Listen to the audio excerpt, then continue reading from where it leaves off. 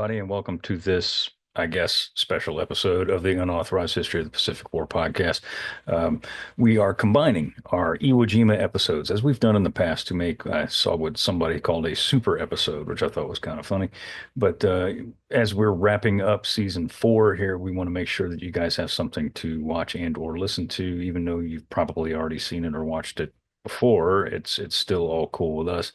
Hopefully that you will enjoy us combining these two Iwo Jima episodes into one and give you something to watch as we prep for season 5 and start doing some of the early bits of recording as we're getting ready. So with that, on with the show.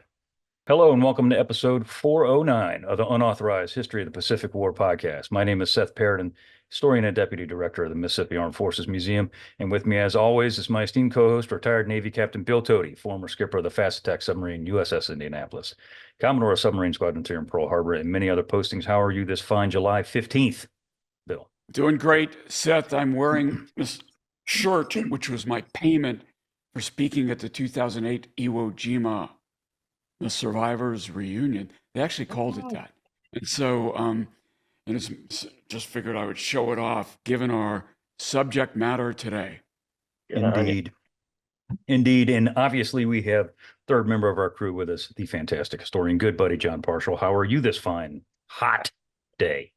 It's actually relatively sedate up here in lovely Minneapolis. And so, yeah, as I said, I'm going for high energy red today. There you go. Yeah. There you go. There you go. We're going to need it because this is going to be a tough subject, but it's a legendary story for sure. 8 square miles. 8 square miles of some of the ugliest place on Earth. Desolate, dry, inhospitable, barren, miserable. These are all adjectives that accurately describe the little speck of Earth in the Volcano Islands, a subgroup of the Bonans. The target island had been on the list of objectives for the Central Pacific Drive as early as June 1944. Admiral Raymond Spruance had pushed for its capture in the autumn of 1944, as we're going to talk about, only to be rejected by his boss in favor of the disaster at Peleliu. The island, covered in black volcanic sand and belching pockets of sulfur, is dominated by a dormant volcano that rises some 550 feet above the only real suitable invasion beaches. More importantly, the ugly little island was home to 3 Japanese airstrips. 2 were already completed, and the third was near completion. And as we all know, airstrips dominated the Pacific War. If the Japanese had them, we wanted them. Lying where it did during the war, the little island theoretically posed a threat to American B-29s as they continued to raid the Japanese home islands at this point in the war, which is to say February 45. More importantly, however, was the fact that lying astride the flight path to and from Japan, the little island could and would provide a haven for damaged American aircraft that would rain growing amounts of destruction on Japan. Capturing it would be no easy task. Everyone knew that, especially the U.S. Navy. And that is precisely why 3 United States Marine divisions were slated to capture it. It would be a tough slog, that much was known, but how tough exactly was anyone's guess. The ugly little island was a place that practically no one who would land on it had ever heard of before, but it was a place they'd never forget. Its name, like so many others, would forever be engraved in Marine Corps legend, and rightfully so. Iwo Jima. Guys, we've all 3 been to Iwo, right? Yeah. I've been there I twice. have not. You've not been? No, I have not. Oh, I thought you had been. Okay. Yeah, John, you've been there twice. Seth, you've been there once? Correct. Yeah. Yeah. Nope. I've been past it, but haven't been on it. Well, it's quite possibly the ugliest place on the face of the planet. I'll be honest with you. It really is. And I'm not trying to be funny. I mean, it's true. I'm glad you carved out some time to just talk about that fact, because thinking about the places in the Pacific that I've been to, there are some actually fairly nice islands. Like Palau is really pretty attractive. Tinian is lovely. Iwo Jima is a clump of mustard-colored volcanic ash tossed out in the middle of the Pacific, and it stinks of sulfur. Nothing lives there, in terms of real fauna. I mean, there these big ass millipedes that are crawling all over the place. Right. is nasty. It is a godforsaken place. There's no fresh water. No. It is one of the most volcanically active islands on Earth. It is being actively uplifted at a rate of between 6 and 8 inches a year, which means that the historic landing beaches now are a good 40 to 50 yards inland of where they used to be and much higher out of the water. So it makes doing things like preparing maps. You can't use Google Earth to come up with an accurate 1945 era map of the island because the island is bigger now than it used to be just because it's being shoved up. And there was an active volcano, a new little volcanolet just started erupting earlier this year off the actual historical landing beaches. So yeah, it's not a garden spot. Not at all. John, there were Yeah, people farming though, Japanese people farming on that island before There the were. war, right? So, and Yeah. they had to bring water down from Chichijima because there's no natural spring water Yes. on the island. Is that right? That is all of that is correct. Nobody lives there now. It's a defense Mhm. installation. And it's funny when we would go. So I've taken 2 tour groups there from the World War II Museum. And when you land in Iwo Jima, the Japanese fly customs agents down from Tokyo and come on the plane and stamp your passport in and stamp you out. Because officially Iwo Jima now is a part of the Tokyo municipal area, even though it's 700 miles south of Tokyo. yeah. So yeah, it's weird. It's a weird place. Yeah. So looking at a map, and I know, Bill, you got it pulled up, so I'm going to hand it over to you in just a second. Iwo appears as it truly is. It is a fly speck in the middle of the Western Pacific. It's small in size, and we're going to get to all this in just a second, yet large in strategic value. It lay, as we said in the intro, right in the flight or right along the flight path of the American B-29 bombers that at that time were just beginning to crank up the offensive. So you got to remember, this is February, let's just say February 19th, 1945. We're about to start bringing the thunder down big time on the home islands here within the next, 3 weeks, something ish. So it's about to get real. Bill, why don't you, yeah, big time. Bill, why don't you orient us here with your map? Yeah. So I got the cursor over Iwo Jima right here, and we're going to be talking a little bit about Chichijima, which is right just to the north of Iwo Jima. But again, you've got Tinian, Saipan down here. Look at that straight line to Tokyo. So you could understand why there's a certain category of American allied military that think it'd be really cool to take this place for wounded B-29s coming back from bombing raids, play an emergency landing facility, or if they run out of fuel, which happened, because sometimes places were clouded over and bombing raids took longer than expected. Now, this is happening in February of 45. A month later, in March 45, is going to have Okinawa. We're not going to talk about Okinawa today, but look at where Okinawa is. Way to the west. It's almost an equilateral triangle. Tokyo, Iwo, Okinawa. And so as this battle's going over here in Iwo, Spruance is the commander. His head's got to be in Okinawa, which is happening a month later. He's got to be thinking about that while engaged here. So that's really important to keep that in mind as we go forward. Now, just a quick review of the map.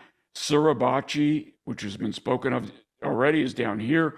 There was this little landing strip here, and we'll bring up the landing beaches later. As John said, these are about 40 feet inland, 10 meters inland now, because of extra land that has been added, kind of like the big island of Hawaii. There's extra territory. The island is growing. So we'll show that in more detail later, Seth. Yeah. So one of the myths that has been around for years and years and years is that Iwo Jima was captured because of the fact that the Japanese fighters that were based there posed a threat to inbound and outbound B-29 raids. And while that kind of sort of, that's not really why it was taken. and this is something I want to get into before we like get into the actual battle, is why was Iwo Jima taken? Because there's a lot of, people say it wasn't necessary. Yeah, it was. It totally was. It totally was. And John and Bill, we were, going back and forth late last week about this. I Yeah. mean, it was taken to be an emergency strip, for lack of a better Yes. term. And then later on, we can get into this later, for a very long range fighter base, P-51 Mustangs that were based there, called VLRs, very long range escorts and fighter interdiction, basically doing the same thing on Japan, and March of 45, June of 45, as the P-47s were doing in Europe, 6 months earlier. So guys, let's shatter that myth real quick. I mean, it wasn't it was a fighter base, but that's not exactly why it was taken. It was taken because, John, you said, I mean, the distance that we're flying from the Marianas is ridiculous. It's ridiculous. Yeah, it's 1,500 miles one way. And the B-29, for all that it's a wondrously awesome plane, it's also at that point in its career notoriously cranky from a mechanical standpoint, and had engine problems, overheating. So this was not seen as necessarily the most reliable airframe at this point in time. And yes, you needed someplace, if you could, to set down in case you had a mechanical or something like that.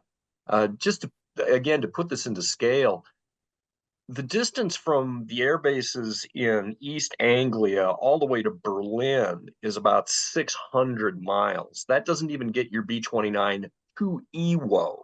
Okay, so Right. the distances that we're flying here to conduct strategic bombing are easily double, anything that we were doing in the European theater. A plane like a B-17 just physically wouldn't be capable of doing these sort of bombing attacks. And so, you're spending 95% of your time on these missions over open water, and having a place right in the midpoint where you can set that plane down if you have an issue is hugely important. Yeah, and when we get to the strategic bombing campaign over Japan, we're going to bring our friend James Scott back in. We're going to talk about that, Yeah. and he postulates in his book that it saved thousands of American, and it did. I mean, there's no question there. It did, and I mean, hell, as the battle is still going on, and because this is a 36-day event, Iwo Jima, Yeah.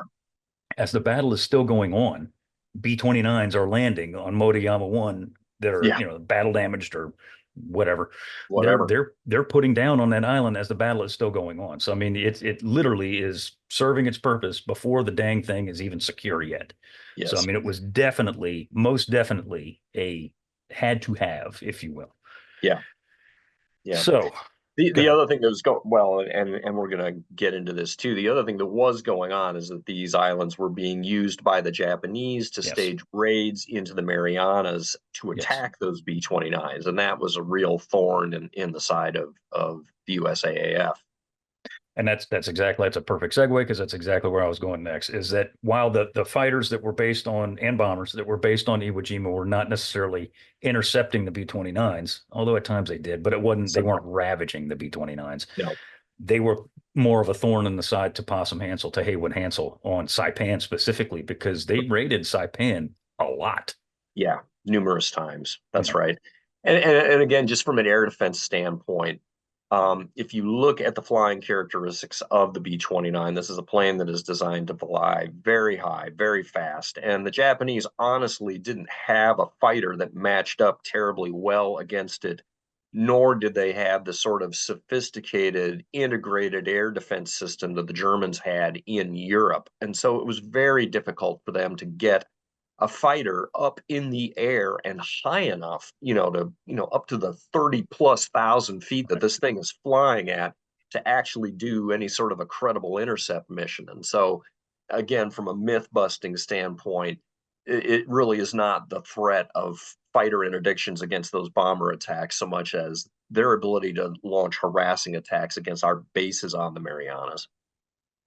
To which the To worst which, of those raids occurred on November 27th, 1944. Now, there were several. They were, what, like a half a dozen or more? yeah, they did this a number of times. Yeah, they did. And the worst was, as I said, on the 27th of November, just hours before the B-29s were about to take off on their second Tokyo raid. And Fighters and bombers from Iwo streaked in on Saipan's Isley Field just after midnight, attracted by the lights of the maintenance tents. So like a moth to a flame, if you will. Yeah. These guys were coming in here and they lit the place up. They were strafing and they were bombing and they set what, I don't know, heck, 4 or 5 B-29s afire, damaged a good, 6 or 8 more. Yeah, Yeah. It was pretty significant. And the fact that we didn't even have a whole lot of B-29s then, anything that's damaged is going to be a big problem. Yeah. Yeah, well, and that speaks to the fact too that the maintenance of these planes is a 24-hour cycle. It's not like there's, everybody's asleep on the Marianas overnight. No, you've got these maintenance crews that are going over these enormous planes 24/7 because they are a nightmare to keep up in the air. Their engine overhauls, I can't even imagine. Anyway. Yeah. Yeah. And then they came after that raid. They came back the next day in broad daylight.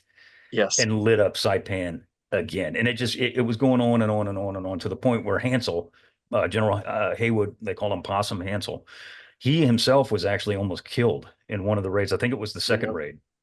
Yeah, he was in a Jeep when Zeros came streaking down Isley Field and were strafing down the middle of the field, and he had to jump out of a rolling Jeep and take cover under like a truck or something like that. And the bullets literally kicked up at him as he was taking cover. So he almost got zapped. Wow. By the Zeros coming in. Yeah, I mean, it was touch and go. And at that point, he's like, this has got to stop. It's enough of this.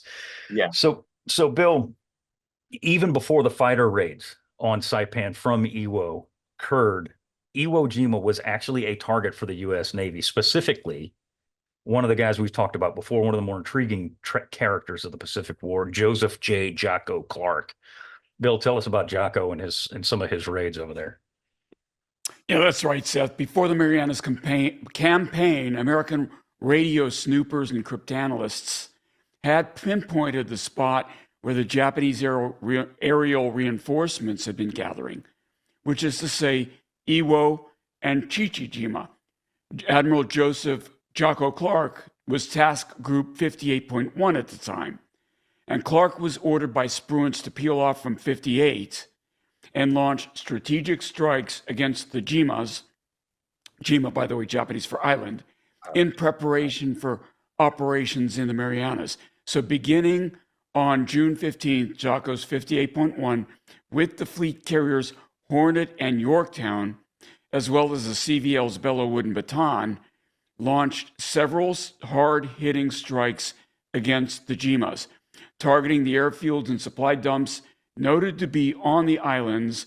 The carriers ravaged the locals for days on end. So this is kind of the big advantage of carrier air groups is short cycle time. They're standing not too far off the beach, launch a strike, fly back, refuel, rearm, have a second strike, short cycle time. And so that's why this is so good.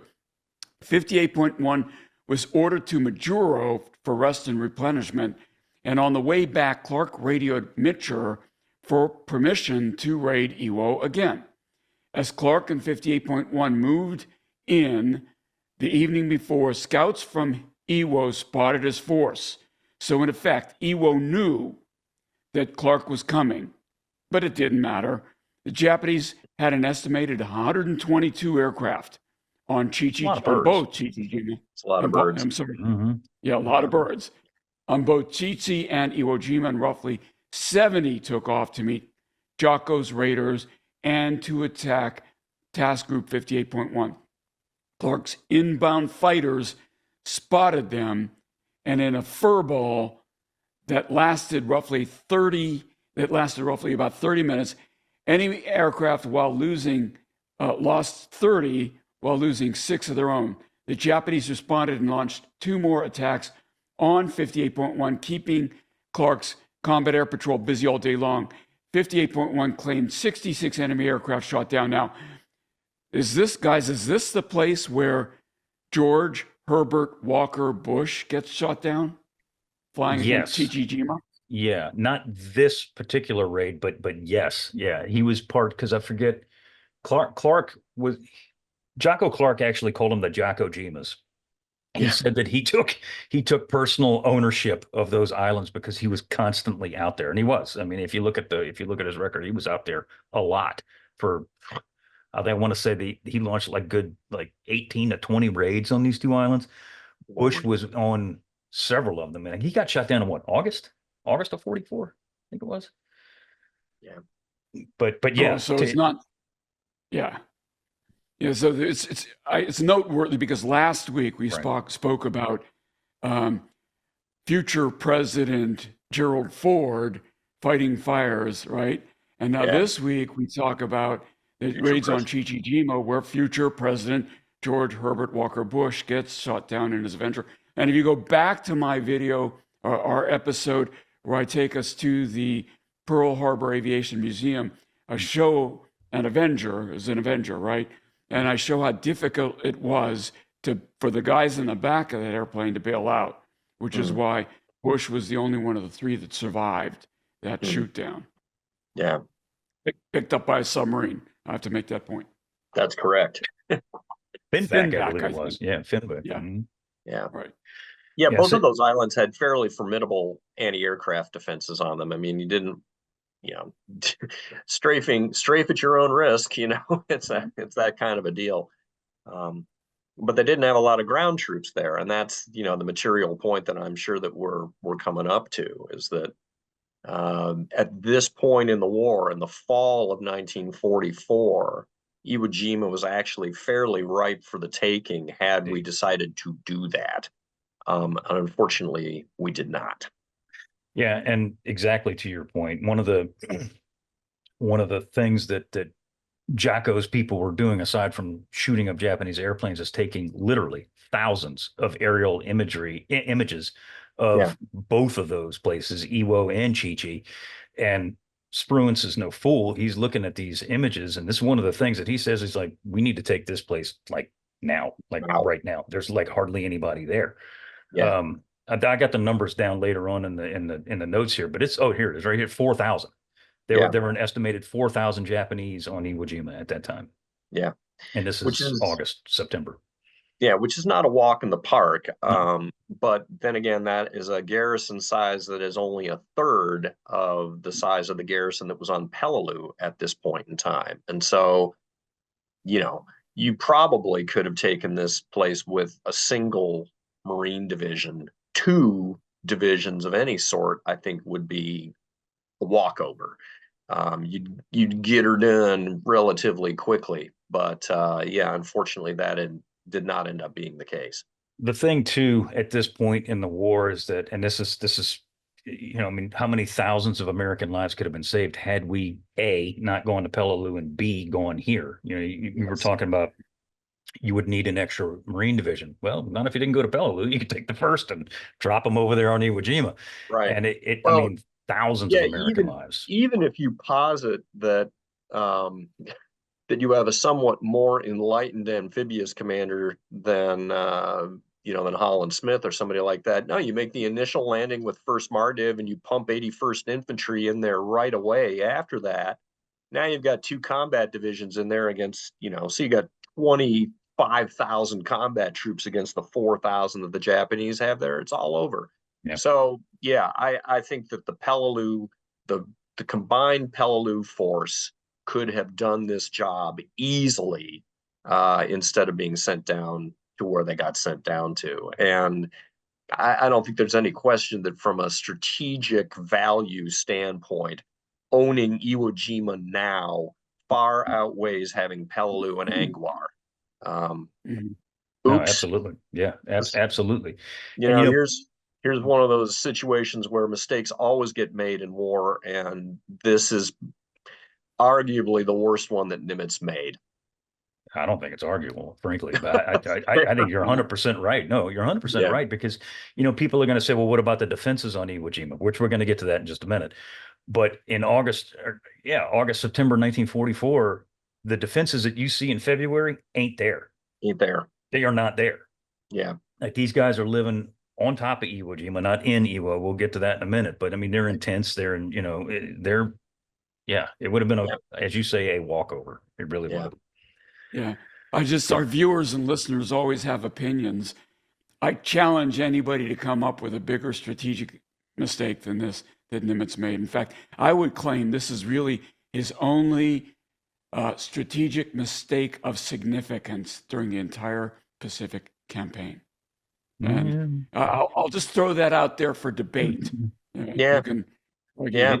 It'd be hard to come up with another one. I'll be honest with you. It really Yeah. would. Yeah. Anyway.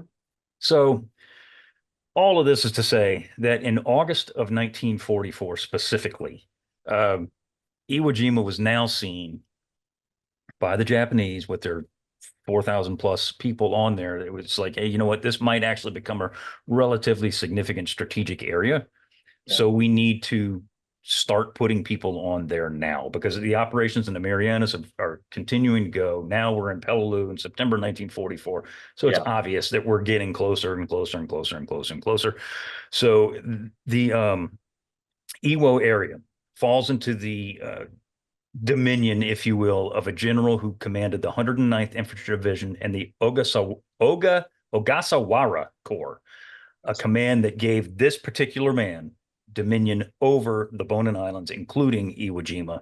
His name, of course, is Kurabayashi Tadamichi. This, of all the Japanese commanders that we've talked about throughout the war, and we'll talk about Ushijima on Okinawa later on, but this cat right here, he's got it up here. I mean, this is one of the more he's sharp. Yeah. I mean, and to use again sort of European analogs here with German generals, when you think about the real offensive specialists in the Wehrmacht, you tend to think of guys like Manstein and Rommel, you know, cats like that. When you think about their defensive specialists, you talk about guys like Model. And it's the same deal here. I mean, if I look at the sort of the early war cadre of Japanese offensive generals, you know, you got cats like Yamashita and Aida in Burma. But when you think about their really good defensive minds, this dude Kurabayashi is the man. He just gets it, and he's been in the United States. He lived there for a number of years. He speaks English. He had lived with a family, I believe, out on the West Coast for a while. So he kind of gets us too as a people and understands the level of industrial moxie that we can bring to this sort of a fight, and really crafts a battle plan around that. I think if you look at sort of the spectrum of Japanese ground operations, you know, the Marianas is this tremendous sea change as far as the Japanese are concerned. It just becomes apparent that this whole business of trying to defeat American amphibious attacks at the waterline is bogus. It just won't work. And so we have to play for time at this point because we know that the home islands are eventually going to be invaded. So that means that you need to have defense in depth. You're going to dig in and you're just going to draw these battles out, you know, as long as you can. And the first real manifestation of that you see is at Peleliu, and it's a brilliant example of, you know, Colonel Nakagawa, I believe that's his name. Yeah, that's it. Yeah, you know, he was really, really good at that, but he only had a garrison of 11,000, you know, troops. Fast forward to Iwo Jima, we're going to be talking about twice as many, and Kurabayashi just throws in some really, you know, devilish twists into that whole ethos of drawing this battle out to the last bloody dribble. It's incredible. And I misspoke earlier. I said he arrived there in August of 44. He did not. He arrived there, ironically enough, on the day of the turkey shoot, June 19th, 1944. Bill, when he gets on Iwo on the 19th of June, he's also another thing about Kurabayashi. He's very hands-on. He's like, he doesn't want to hear he wants to hear what his advisors have to say, but he wants to see it for his own. Bill, what does he do when he gets on Iwo that very first day? Well, before we go there, Seth, I want to stomp my foot on a point you made earlier. This guy was a Harvard grad, right? Harvard grad. Stomp on a foot. Yeah, I mean, he majored in English and political science Yes. excelling in American history. So he's very immersed in American culture and things beyond American military methods, which he also was an expert on, as strong as anybody. But getting back, and the other thing I like about this guy is that I could tell from a movie that he looks exactly like Ken Watanabe, because I met Ken Watanabe while working on a Godzilla movie, and so that's Perfect. I really, Yeah. Sorry. Well, no, to your point. Yeah. So yeah, he's a Harvard grad. He's an English lit. I mean, when you think about the Japanese army just in general, I'm sorry, but a lot of these guys are just meatheads. They're just lunks, and completely unsophisticated in their tactical approach and whatever. Kobayashi is an intellectual. He is, and so that makes him kind of a weirdo for this army. He's got the same streak of no, I'm not going to surrender. I mean, that's all baked into the DNA, but his approach to crafting this defense is much more sophisticated than 99% of his fellow officers would have been capable of doing. He's just a smarter dude. Absolutely. Yeah, good. So June 19th, 1944, Kobayashi walks the entirety of the island. Now, this guy is a descendant of samurai. And I really believed that he thought of himself as a samurai. And that means we're going to do, he's going to die for the emperor. I don't think he had any doubt about that this was going to be his last battle. And as he walked around, it was obvious to him that the defenses, such as they were woefully inadequate. He also knew that even if reinforced, he would never be able to hold Iwo. Yeah. He's not a fool. He's got no illusions about this. So instead of holding, as you said, John, he's building this defense in depth strategy, which is classic, and it's effective, and it was almost never used by the Japanese because they always wanted to meet you at the waterline. Yeah. So contesting any landing on the beach against overwhelming American firepower was a waste of manpower. He knew that. The beaches were wide open. The little cover could be found, and as such, American artillery and air support would ravage any beach defenses. Shortly after arriving on the island, he knew that his men would hold up in the interior of the island, much as they did at Peleliu, and make the Americans have to dig them out and dig his command out. So he decided that even if his people held the rocky high ground 550 feet, dormant volcano that we already showed, Suribachi, and the land north, he would still be exposed to American fire superiority. So here's the deal. He decided then and there that his army would not fight on Iwo Jima. They would fight in Iwo Jima, Seth. So this is the big distinction from prior battles. And I want to stomp my foot on what you said just a minute ago about the landing beaches on Iwo Jima being wide open. They are wide open. I mean, there is virtually no cut. It's not trees or no cover or concealment. Yeah, nothing. Right. I mean, nothing. If you look at footage of the battle, it's like a parking lot. I mean, there's nothing there. Even today, there's nothing there. Yeah, there's a little vegetation now. It's all low, grasses and that kind of stuff. There wasn't even that really then. And yeah, to your point, if you look at a place like Saipan or Tinian, there's plenty of vegetation there, and that meant that you could actually conceal defenses relatively close to the waterline that would have a reasonable chance of avoiding detection. Man, there is nothing like that here on Iwo. It is just, it's just ash. Sand, rock, and ash. Yeah, and scrub brush, and that's it. And that's it. I mean, it's hideous place, just hideous place. So it really is, honest to God. The only redeeming quality Iwo has is the new black sand that we're talking about the island growing. When it gets wet, it's very pretty. Other than that, that's it. Yeah. I mean, that's it. Yeah. So Kobayashi decides he's going to have his army burrow into Iwo Jima, like literally like an army of ants. They're going to be fighting through subterranean bunkers that are interconnected with miles, and we'll get into how many miles Literally of miles. trenches. Yeah, literally miles in this labyrinth that he's going to have constructed. And I say have constructed because I'm going to get to that in a second too.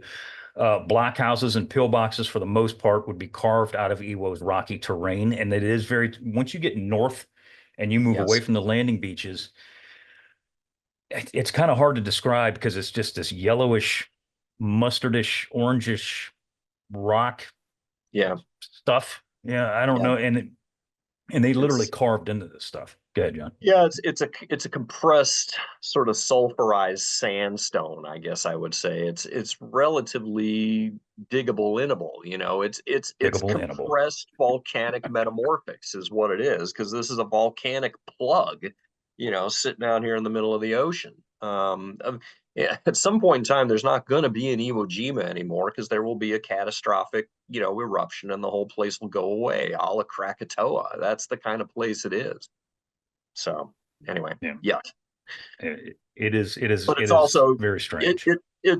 But it's also the mecca for the U.S. Marine Corps, and understandably so. So anyway, so we got to use that diggable-inable in other episodes, Seth. I suddenly we need to trademark that one, diggable-inable. Exactly. I like it. I like it. So, but we'll see how diggable-inable the beach is actually here in a minute. So Kurabayashi's plan is actually, it's relatively simple. Suribachi, with its dominating view of the island, and it is literally, when you get to the top, you can see from one end to the other. It would be his fortress, theoretically. He ordered that the mountain, like the rest of the defenses, be honeycombed with caves for long-term self-supporting defense. Yeah. He was also keenly aware, and again, if you look at the map, and Bill, if you want to pull that map up, you can see the narrowest part of the island is literally right in front of Suribachi. He was not stupid. Kurabayashi knew that the Americans are going to land somewhere on this coast right here, where Bill's highlighting right now. And once they do, they're going to cut this volcano off. And that's exactly what happened. So he gives, I forgot, I cannot believe I didn't put this in the notes, but I cannot remember the colonel's name. He gives him permission, basically, when you get cut off, not if, but when, you just operate on your own, do your own thing, and hold out as long as you can. He digs a tunnel. There's actually a tunnel that goes from Suribachi back up. I forget how long that damn tunnel is, but it's something stupid like half a mile or some damn thing. I mean, it connects back further up on the Moyama Plateau. I don't know that it's ever been discovered, actually, but I was going to ask you, did they actually finish the construction of that particular tunnel, though? I don't know, but I believe that some of the accounts suggest that some of the Japanese actually escaped through that tunnel at least far enough that they were eventually able to bring word back to Kurabayashi of the fall of Suribachi. That happens on like day 4. So anyway, I got you. No, that makes sense. Makes sense. So the majority of his men, of Kurabayashi's men, are going to be deployed to the north of the island in a series of defensive lines, and that's exactly what they are. They're stair-step defensive lines from coast to coast. He would cede the island's airfields, to the most part, to the Americans, but defend the area between what would be called Motoyama 1 and 2, and again, directly behind north of airfield number 2. His plan in place, what he needed now more than anything, was manpower. He needed men. When he landed on Iwo, the garrison amounted to 6,000 men. So it was actually 2,000 more than what Spruance had initially estimated, which is still not bad. Knowing that he had to construct his anthill, literally, like defensive network, he needed the dudes to do it. He imported as many men as physically possible. By the eve of the landings, he had nearly quadrupled Iwo's garrison to some 22,000 defenders, all of which were ready to die at their posts. This is what I found to be fascinating. So aside from having his defenders dig these labyrinth of tunnels, he actually brings in mining experts from Japan who like advise him how to do this and what you should do. I mean, this guy is getting ready. Bill, tell us about the preps that he's doing here. Was his defensive network of subterranean tunnels and positions required men with skills, as you said, Seth.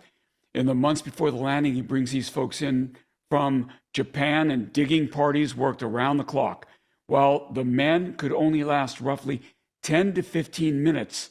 Tunneling due to the island's geothermal heat is not just the sun beating down, it's the heat from the volcano coming up. These guys are working in 130, 140 degrees Fahrenheit temperature here. So this is incredible. So they go in 10 minutes. It's almost like working at, like working in the coal-fired power plants of World War I ships, right? And things like that. Or Chernobyl, the radiation of Chernobyl, where people trying to, they go in for 10 minutes, come out before they don't die of the radiation. So or like cutting your yard in South Louisiana. It's about the same. Or that. Exactly. So Iwo's natural rocky terrain was the perfect place for Kobayashi's network of underground defenses. Natural caves were often huge and could accommodate as many as 500 men. Underground caves were intricately established with plastered walls, electricity, lighting, ventilation, stairs, bunks carved into the rock like bunk beds, rest rooms, mess halls, hospitals, headquarters, and interconnected by a network of underground communication lines. So they built, in essence, a city underground, Seth. Yeah, they really did, honest to God. And we were talking about the miles of tunnels. 11 miles of tunnel. Yeah. That's estimated. That's like what they figured out. And frankly, there was probably more. I've seen estimates upwards of 17 miles of tunnels, which I don't even know how you measure that, honestly. I don't either. Yeah, well, and what a miserable place though to have to fight this out, because we can only tolerate digging these damn things for 10 or 15 minutes at a time, but once the battle actually starts, guess what, my boy, you get to live in this damn thing for weeks at a time. Not a garden spot at all. And of course they've got to bring water in from Chichijima. You can imagine how much water they're sweating out while they're doing this work. This is terrible. It really is. It's absolutely terrible living conditions for anybody on there. And I'll say this: when I went back in 2009, we rode in a bus up Suribachi, and then we were. You're living the life of luxury, me boyo. Hold on now. We loitered on the top of Suribachi long enough that we missed the bus coming down, so we had to hoof it down. So I got half street cred on that. We hoofed it down, and on the way down, naturally, we went into skepticism here. I've hooked it both ways on that bad boy, and it's like 11 miles round trip. So. It's a haul. It is a haul. But we went in, even though we weren't supposed to. We did it. I don't care. Sue me. Come arrest me. We went in some of the caves on the way down. Yeah. And I can tell you now, it's freaking hot in there. Yeah, it is. It was hot. We didn't go terribly deep because we were afraid that things would fall on us, but it was hot, like damn hot. And we went in March, and it was, when the battle would have been going on. Yeah. And I mean, it was hotter than fire inside those caves up there. And the weather when we landed on the island itself, like I had a jacket on. So, I mean, it's, Yeah. Well, and this is one of the reasons, fast forward, we do take this island, and fast forward, a lot of the garrison is killed. There are still more than 10,000 sets of Japanese remains on this island. And part of the reason that they've never been recovered is a lot of them are down in these caves, and the caves are stupid hot, and they're full of volcanic gas. You can't go into them. These caves are deep. No, they will kill you. And so, there's all these bones now. It's a charnel house. So it really is. So the 11 miles ish of tunnels are constructed inside Iwo Jima. That includes Suribachi too. 1,500 underground bunkers. 1,500 underground bunkers with entrances that were either camouflaged or completely hidden from view, with exits obviously above the ground.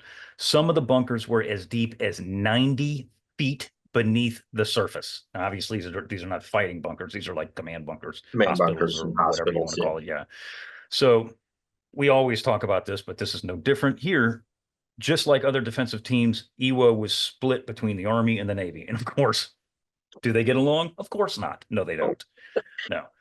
Yeah. The Navy had, well, Kuribayashi's got this intricate plan, literally. The Navy is saying, no, we're going to do what we always do. We're going to fight above ground. And a lot of these bunkers, or what's left of them that you see today that are on top of Iwo Jima, these were occupied by naval troops. So let's talk about some of this stuff. They camouflage their bunkers with the soil, sometimes as much as 4 feet thick piles of sand, and that's all there is, because I mean there's no coconut logs or anything, it's nothing but sand. So I mean these things are impervious to even direct naval gunfire at this point.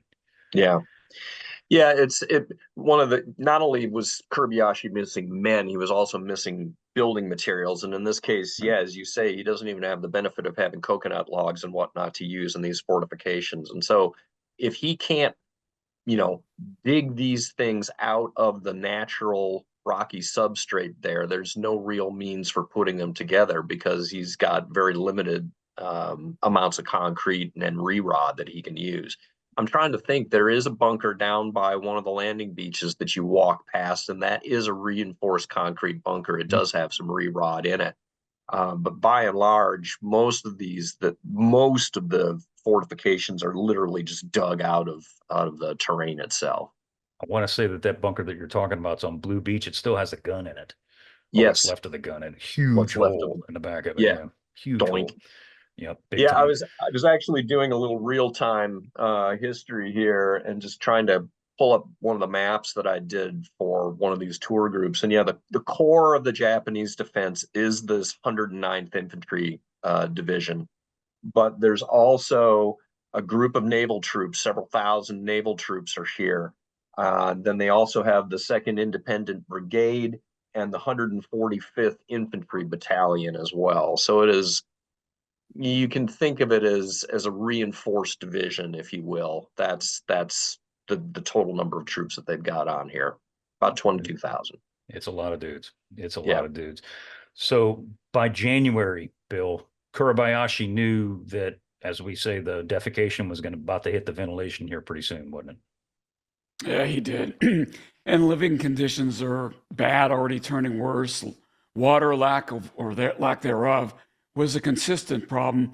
We talked about how hot it is and how much water they needed, but sickness, specifically diarrhea, became a major problem. Insects were rampant. Kuribayashi wrote to his family. He says, there's no spring water here, so we must do with rainwater. I long for a glass of cold water, but nothing can be done. The number of flies and mosquitoes is appalling. There are no newspapers, no radios, no shops. There are a few local farms, but no shelters suitable for anything other than livestock. Our soldiers pitch tents or crawl into caves. The caves are stuffy, and the heat and humidity is intolerable. I, of course, endure similar living conditions. It is a living hell, and I have never experienced anything remotely like it in my entire life. So this is the kind of conditions where, I gotta believe that the troops are saying, let the battle begin. It can't be worse than this. Right. Yeah. Yeah. Well, and again, he's a native of Japan, which is already a relatively hot and stuffy place, during the warmer season there. Certainly in the south, it's very hot in Japan. And so, yeah, if Iwo is a step up from that, it's bad. So anyway. It is nasty. So American B-24s had been bombing Iwo Jima almost daily for 70 days. 70 days. American B-24s have been bombing Iwo Jima. So, I mean, and we'll get to the naval bombardment kerfluffle here in a few minutes, but because of course it's our old friend Holland M. Smith, running his mouth again. But I mean, Iwo Jima had been taking a beating for days, but it didn't matter, as we're going to see. By the end of January, Kuribayashi's army was about as ready as he could possibly make it. The bombing raids, as I said, had stepped up. Even B-29s were now bombing Iwo Jima, as well as more than 12 more carrier raids that were continuing past what Jocko had been doing earlier in the year. This is interesting. Before the Americans arrived, Kurabayashi made it clear to the defenders that there would be no banzai charges. We ain't doing this. This doesn't work. All it does is get us killed, and they being us, Americans can just absolutely annihilate us. We're not going to let that happen. He told his people, by delaying the Americans' eventual advance beyond Iwo Jima for as long as possible, maybe, just maybe, the defenders of Iwo could prevent the homeland from being bombed. So, I mean, again, this dude is, he's highly intelligent. He's playing on their heartstrings is what he's doing. Right. Because he's telling them, if we keep these people bottled up here for a month or two, maybe your wife and children aren't going to get killed by American bombers. So, I mean, he's really laying it down here. John, you wanted to talk about the metamorphosis of Japanese ground tactics. Actually, we already talked about that previously, that you can look at Iwo as kind of Peleliu on steroids. That he really is playing for time here. And Bill summarized it very nicely that, we're not fighting on Iwo, we're fighting in Iwo. There's a quote from later in the battle. An American aviator was flying over the island in the middle of the battle, so a couple of weeks into this thing, and just noted that on the half of the island that the Americans owned, there was movement everywhere. There's trucks moving around, there's guns firing, there's yada, yada, yada. And then on the part of the island that the Japanese are in, nothing. All you can see is smoke. There's no evidence of human movement anywhere on the island, because it really was a subterranean fight as far as the Japanese were concerned. They're all underground. It's almost like fighting ghosts. Yeah. So days before the landings, Kurabayashi issued his 6, quote, courageous battle vows, unquote. Number 1, we shall defend this island with all of our strength to the end. And they do. Number 2, we shall fling ourselves against the enemy tanks clutching explosives to destroy them. And they do. Number 3, we shall slaughter the enemy, dashing in among to kill them. And they do. Number 4, every one of our shots shall be on target and kill the enemy. Number 5, not true, right? No, number 5, we shall not die until we have killed 10 of the enemy. Also not true, but frankly, not that far off. Good. 6, we shall continue to harass the enemy with guerrilla tactics, even if only one of us remains alive. Also true, by the way. So as far as Kurabayashi is concerned, he has got his people as ready as humanly possible. He's dug this labyrinth of tunnels and, anthill-like defense all through this island. He's ready to go. Bill, tell us about the American forces that are coming through. Well, first I want to talk about intel, Seth, because the American intel was massive. Stacks upon stacks of images taken during the daily air raids, compiled an almost rock by rock look at Iwo Jima and all of its defenses that could be seen. Analysts were puzzled when they looked at the photographs that were taken over several weeks, with Japanese defensive emplacements and positions that were visible weeks and months before had disappeared. There we go. For that matter, very few images existed that showed any Japanese on the island at all. Where did they go? Fighting ghosts. Despite the Japanese disappearing act, the Marines were confident that the invasion would be a success. Amassed in the invasion forces were 2 reinforced Marine divisions and one somewhat understrength division, more Marine divisions deployed to any one campaign than any other campaign thus far. Among the units were 2 battle-hardened divisions, the 3rd and 4th Marine divisions, and 1 brand new division, the 5th Marine Division. The 3rd had seen action on Bougainville and Guam just a few months previous, and the 4th had seen action throughout the war, beginning at Roy Namur and continuing through Saipan and Tinian. So this is the 5th Amphibious Corps, which was commanded by General Harry Schmidt, happily not Hullen Smith, former 4th Marine Division CG during the Marshalls, and he was Hullen Smith's replacement on Saipan. Schmidt was tough, intelligent, and well respected by all who knew him. Schmidt's Marines were, as stated, veterans. The assault units would be the veteran 4th Marine Division and the new 5th Marine Division, with the 3rd Division being held back initially, Seth. Yeah. Third's going to be floating reserve, as we all know. They're coming ashore. The 5th Division is one of these interesting units, and I like that you put in the notes. It's comparable to the 1st Marine Division in the beginning of the war, because it is. And I didn't really think about that until you put that, but it's true, because even though it's a new division, and it is stacked with 17, 18, 19, 20-year-old young men, the cadre in this unit is incredible. And I mean, there are guys here that are, either company commanders, platoon sergeants, you name it, whatever, fire team leaders that are hardened combat veterans, guys that were at Guadalcanal, guys that were at Tarawa, former Marine raiders, all combat veterans. So, I mean, it's stacked to the hilt with talent. I would argue that at this stage in the war, after the bloodletting that the 1st Marine Division had suffered in Peleliu, and we all know about that. 1st Marine is wrecked at this point. 5th might be the strongest division in the entire Marine Corps because of the cadre and the people that are in it. Yeah. And it's an interesting connection that you made there, John. Yeah.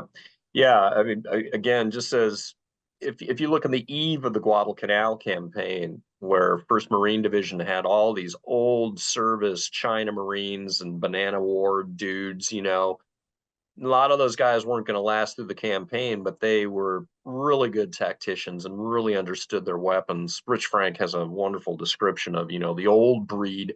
And then you got these really talented, bright-eyed, super physically fit youngsters that these oldsters are going to pour their brains into. And that's really what makes 1st Marine Division the outfit that it is. You got the same phenomenon going on here with the 5th.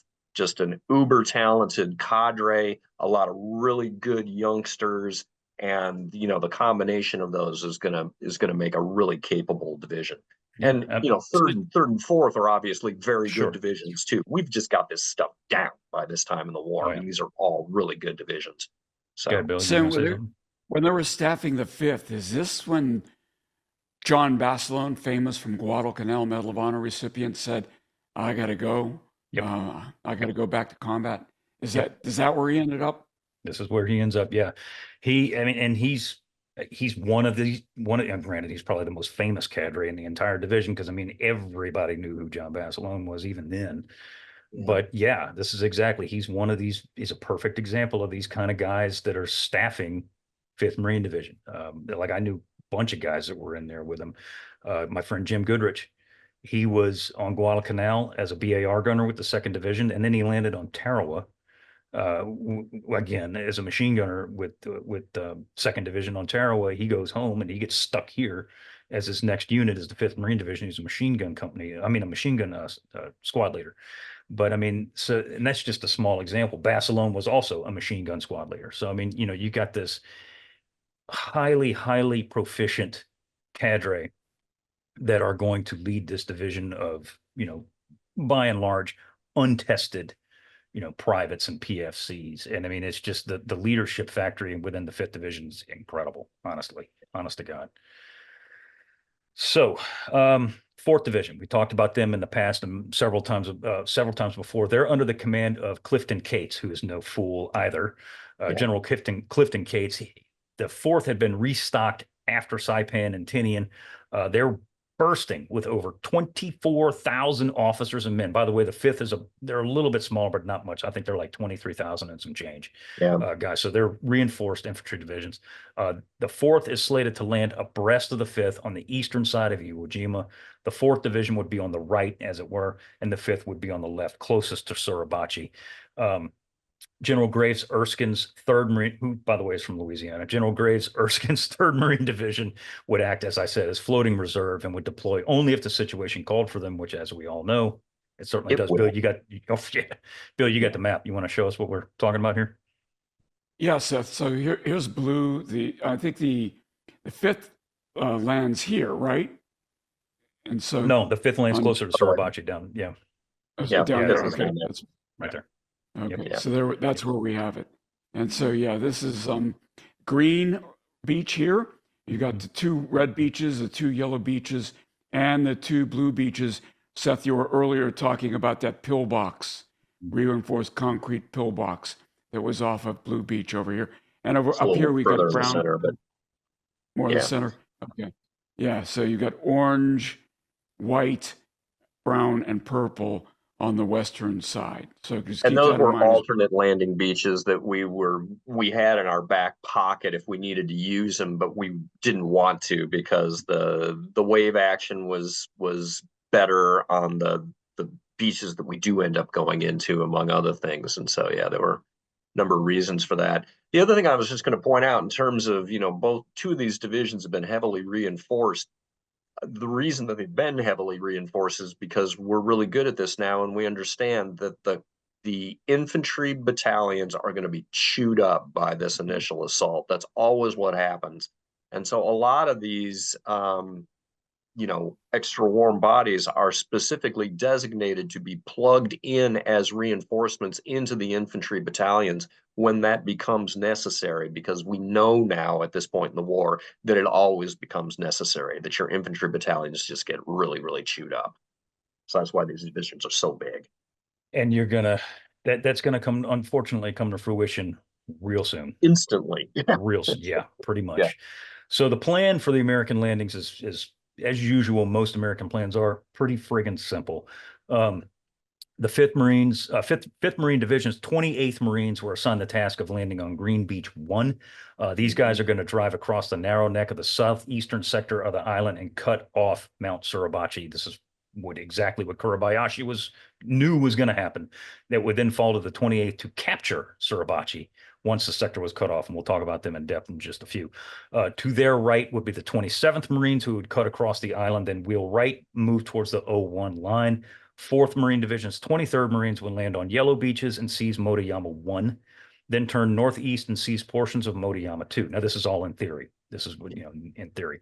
25th Marines would land on Blue Beaches and head to the 01 line. Prior to the landing, here we go. This is fun. Prior to the landing, the Marines were to receive 3 days of preparatory naval bombardment. Originally, General Schmidt had asked for 10 days, as we all know, but was denied such artillery. Rear Admiral William H. Blandy would be in charge of the bombardment force known as Task Force 52. It was Blandy that told Schmidt that 10 days was too much and his bombardment ships would not have enough time to replenish their stocks of ammunition if they were to fire that much for that long. Not surprisingly, the Marines were irritated, highly irritated, to be perfectly clear. And the one with the biggest mouth was our old friend Holland M. Smith. Now, he, as you said when we did Saipan, he got kicked upstairs, John. Yeah. But unfortunately, he got kicked upstairs where he's actually still in charge of the Expeditionary Force here. And he's running his mouth yet again. So it goes. At least he's not going to be, riding herd over army troops. No. But yeah, he does still have an influence on these operations. Yeah.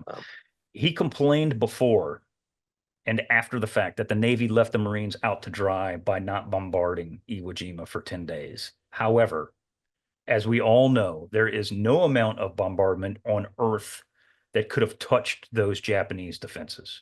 None. Yeah. None. 70 days of aerial bombing isn't going to take something out. And an additional 7 days of naval artillery isn't going to take anything out either. And I think that's a myth that needs to be busted here. Yeah, I mean, the bottom line is that heavy warship guns firing armor-piercing ammunition is certainly something that could have been useful against some of these fortifications. But if you can't see the target, you can't hit it. And until you actually get human bodies onto this island that can do things like gunfire control and forward spotting to bring the ordnance on the target that you need, you're just throwing random golf balls at this thing and hoping it hits something. That's just a waste of ammunition. That's exactly what it is. Yeah, unfortunately, this means that until we get combat troops on the ground here who can act as forward spotters and bring that gunfire to bear, 3 days, 10 days worth of preparatory bombardment, it doesn't matter a tinker's dam. So yeah, but in their defense, Did we know that at this time? That's a really We interesting really, question. No. Maybe no. And I will grant too that a target like Suribachi, which is more vertical in nature, and in many cases the gun enclosures there have things like steel doors, so you can right. actually see these damn things in some cases, though they too were very well camouflaged. Maybe you had the ability to get a little more ordnance on Suribachi than you ended up, but I just I just don't see this as materially significant to the outcome of the battle. I mean, it's not like if they had gotten 10 days worth of battleship gunnery on this thing that suddenly it was going to be transformational and it was going to be a cakewalk. There's nothing that is going to make this fight a cakewalk. Yeah. It's going to Yeah, come down. Yeah, it's an infantry because action. That's really what it is. 100%. 2020 hindsight, we know with certainty that the extra bombardment would not have helped much. Sure. The second thing we know is that they didn't know that Hull and Smith agreed to truncating the bombardment to 3 days. And then after the war was over, he wrote this memoir where he makes it sound like he didn't agree to it and that his Marines were victim to naval, intransigence or something like that, which is nonsense. Good word. And so, Intransigence. good word. I've dedicated myself to using bigger words after we did our flying over the hump episode. So there you go. But that's 100%. You're 100% true, and or 100% right. Is that Smith was in the meetings with Spruance and Blandy and Schmidt and all this jazz, and he knew. He even said it. I mean, there's documentation where he even said, he's like, yeah, I know we can't, your guys, Blandy, can't sit there for 10 days and shell the island. And then, by the way, support us when we land. There's not enough ammunition. There is, but they got to reload. And that doesn't happen, in 10 minutes. It takes some time. Right. So he knew. You got to haul your ships out of line, take them, well offshore. And it's a big pain in the butt. I mean, in any sort of a sea state, you try, 16-inch shells, getting it from ship one to ship two, that ain't trivial. Anyway.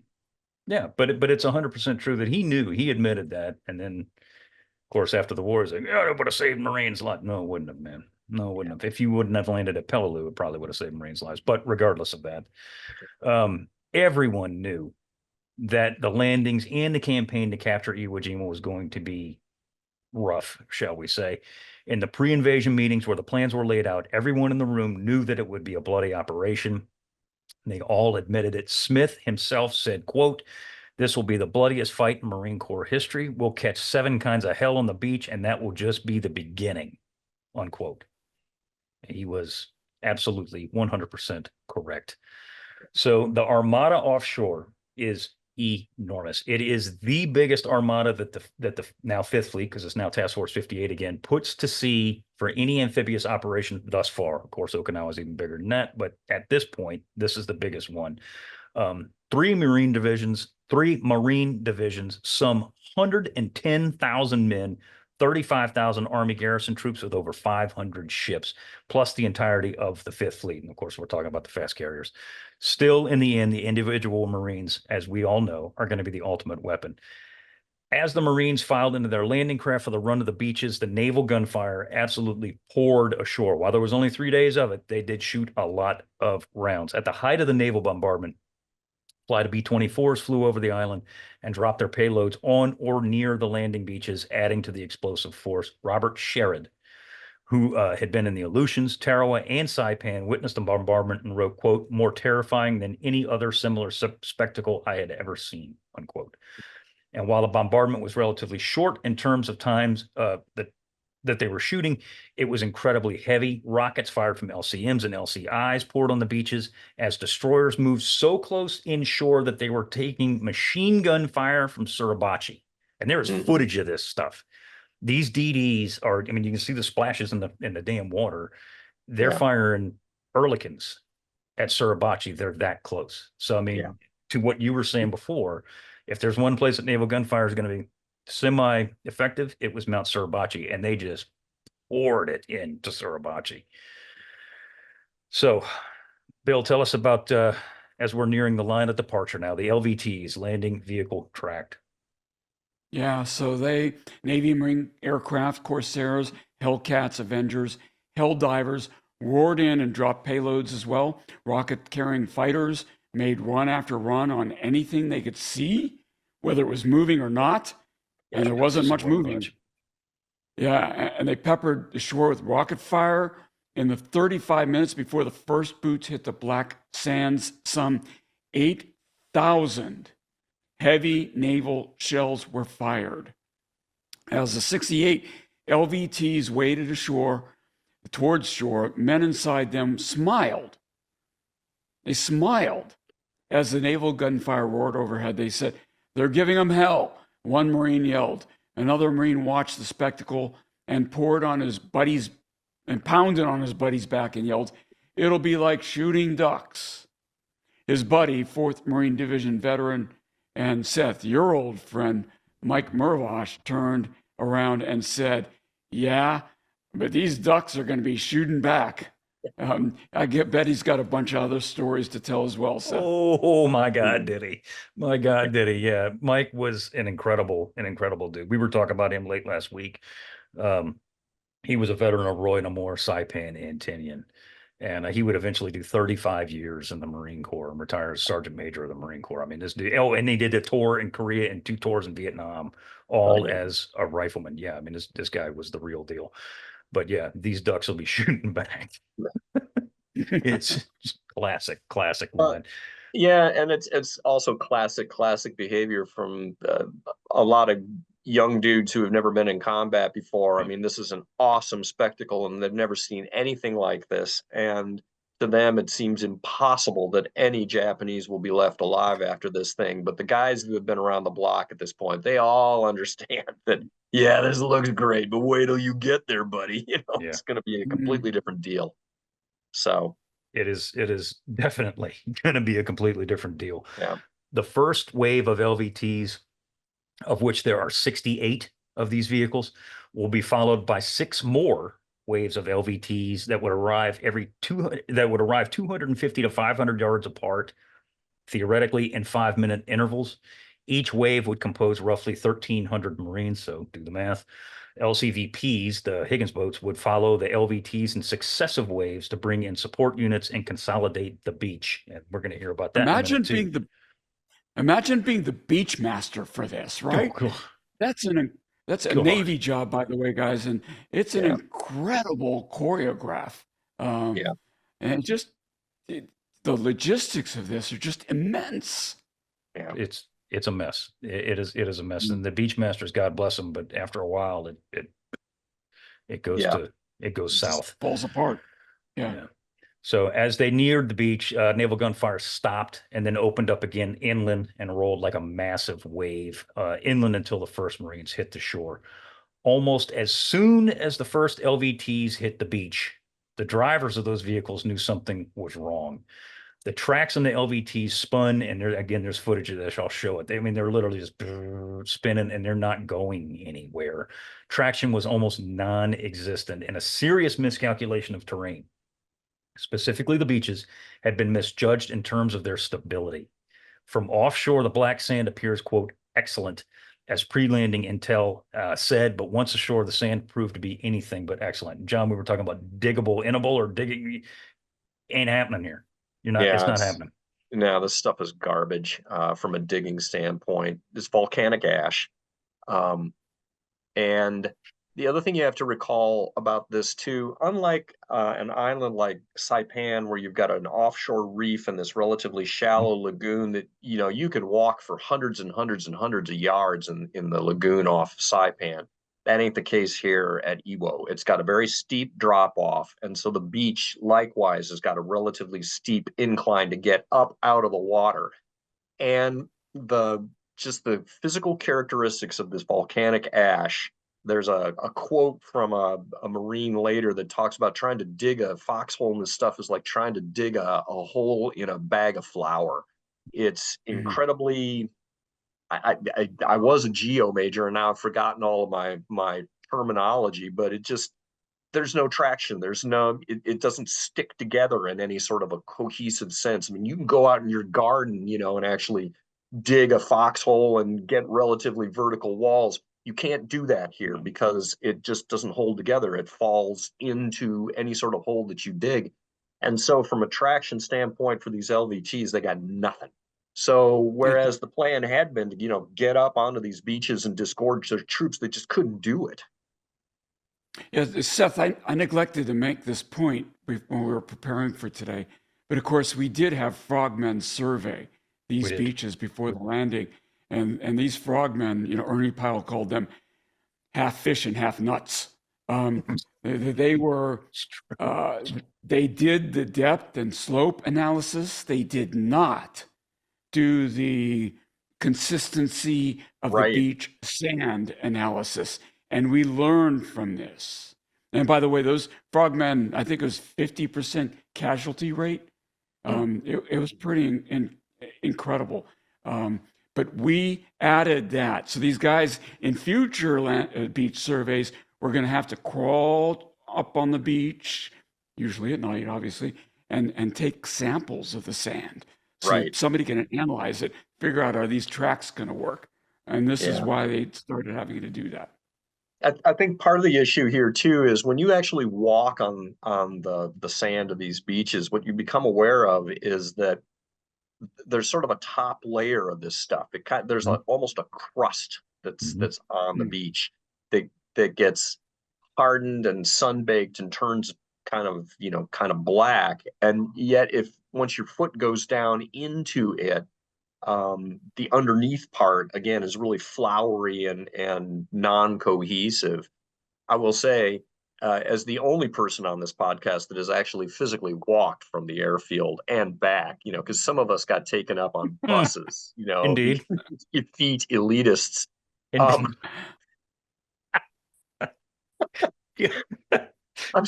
And here we are cackling. My wife refers to us as the click and clack of naval history, the three of us.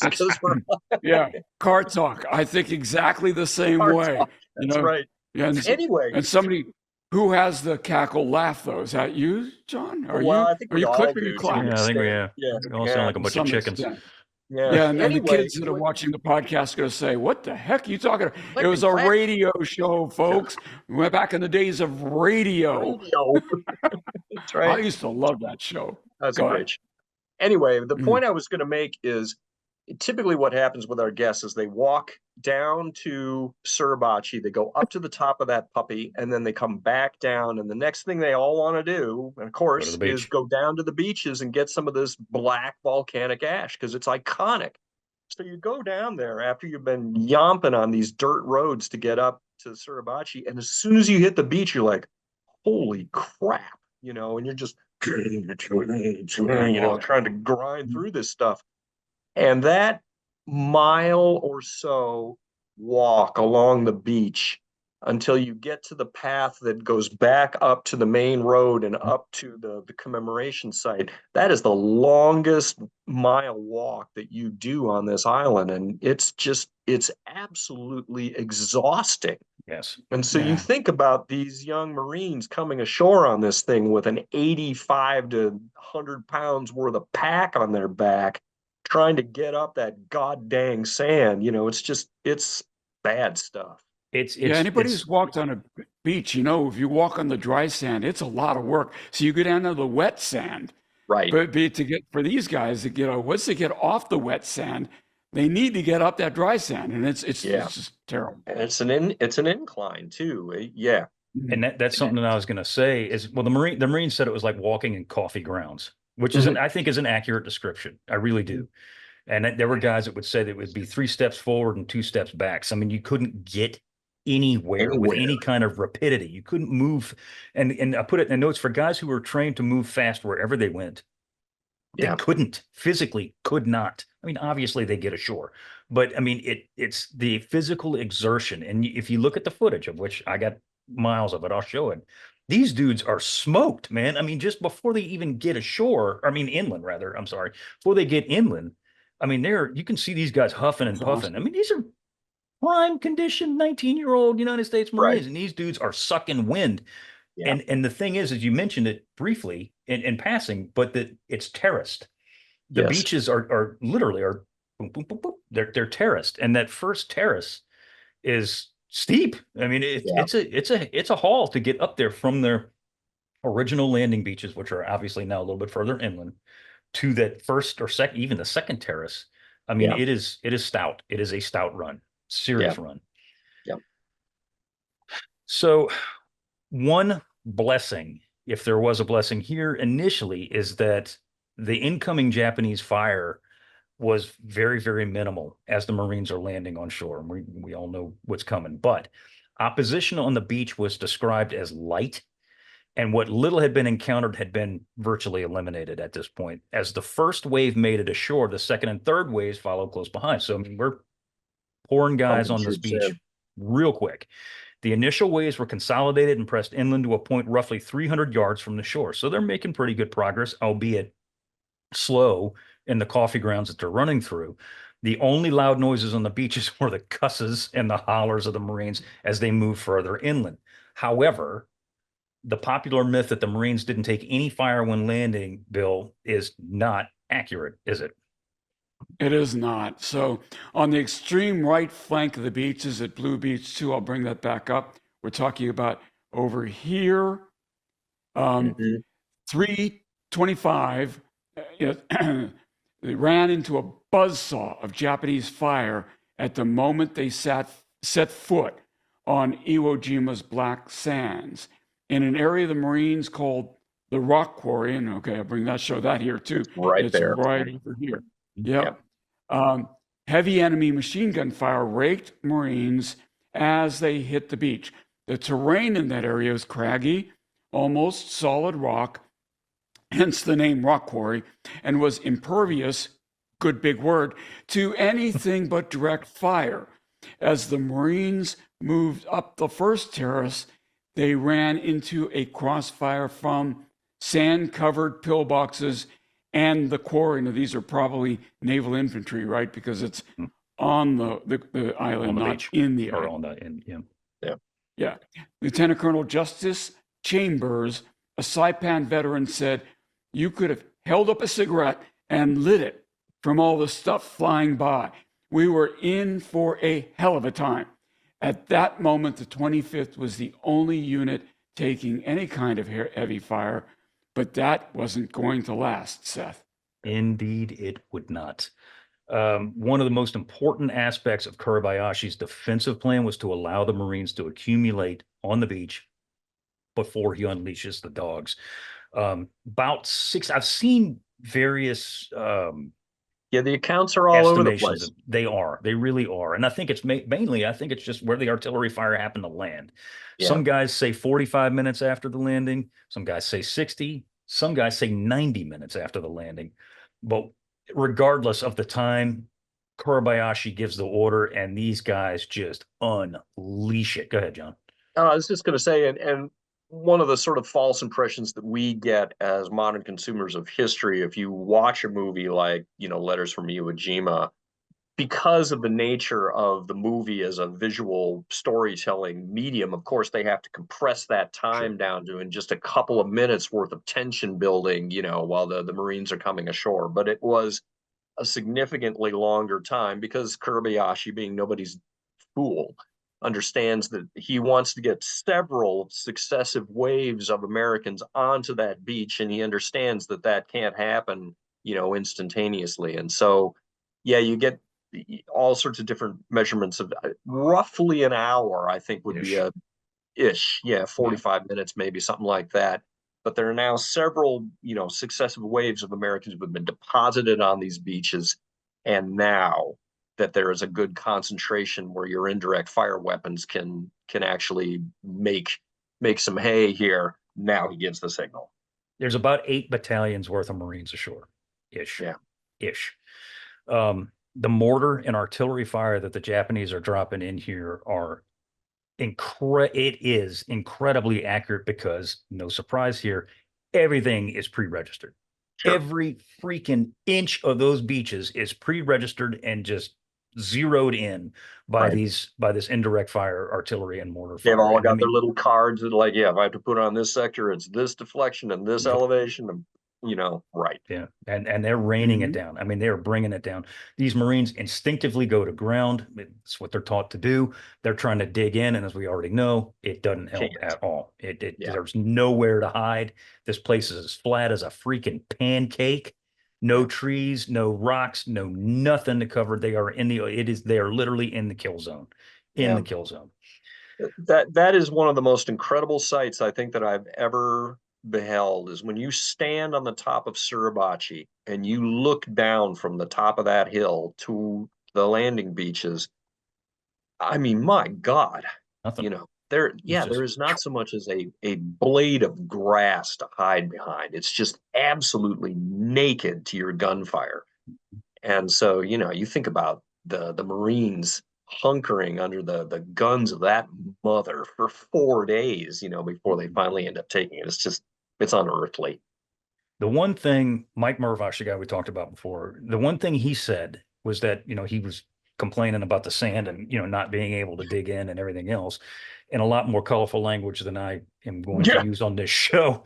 But he said the one advantage to that, and there was an advantage to it, is that the ground was so soft that when the artillery would hit, Mm, it would often, not always, obviously, but often would absorb a lot of the concussion. right. So there were guys that obviously, if you're close to it, you're going to get it regardless. But there Yeah. were guys who maybe, if this was Saipan, they would have gotten it and they didn't get it because the ground sucked up a lot Absorb of a that lot of it. concussion. Yeah, I hadn't thought about that, but Yeah. yeah, that would make sense. So over 6,000 Marines are on the beach at this point. They're obviously stunned by the initial onslaught. They slowly begin to move inland because there's nowhere else to go. There's Yeah. nowhere to hide. You got to get inland. Go. The few LVTAs, and you will remember the LVTA it's an LVT. It's a tank. It's an amphibious tank, not a Sherman, but an LVTA. They were absolutely blasted by Japanese gunfire. The few that had made it inland a little ways were just annihilated. They were just blown to smithereens by the Japanese.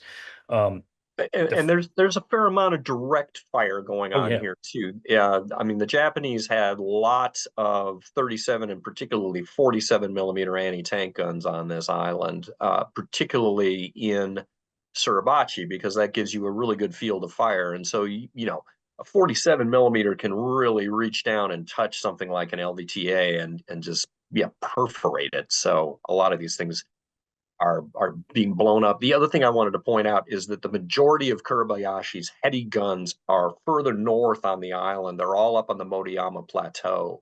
So, they have the ability and will continue to have the ability throughout the campaign to rain this fire down on the more exposed portions of the southern part of the island. And yeah, all that stuff is pre-registered. They've got a number of these really big, I think they're 320 millimeter spigot mortars as well yep, that one of the Marine accounts, says it's like this huge flying trash can, that's right. I that's remember that. Yeah, coming over and it's not a very accurate weapon, but you can really hear it. And it kind of wobbles on down and it's got a big warhead. So those things are very unpleasant as well. Yeah, it's a nightmare here. it's a shooting gallery.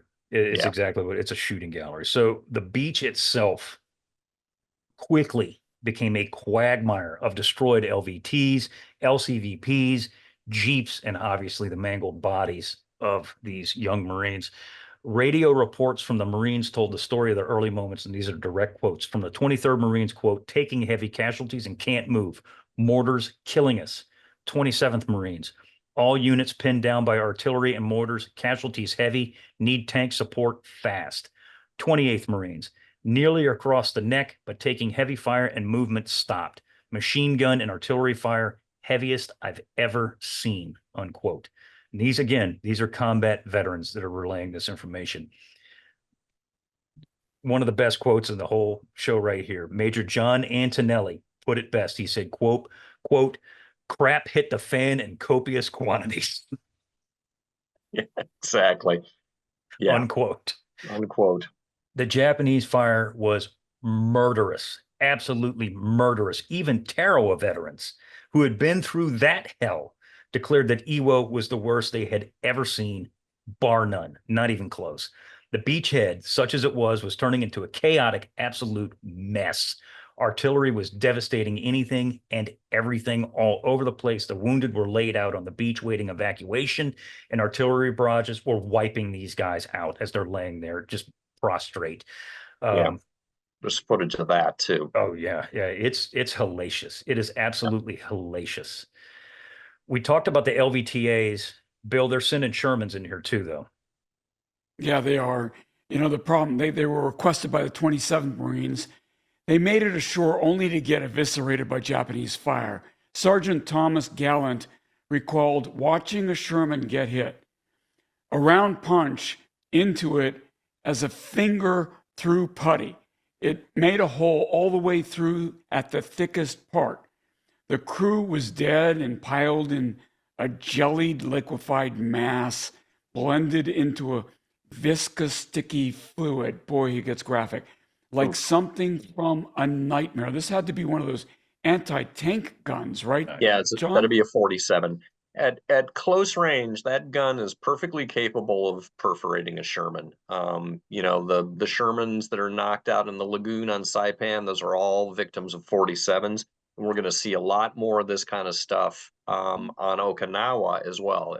At reasonably short ranges up to 500 or 600 meters, yeah, that 47 can absolutely do in a Sherman. Yeah.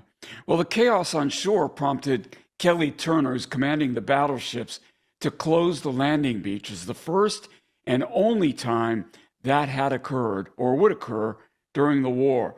So cluttered with wreckage were the beaches that nothing, literally nothing, could get in or out.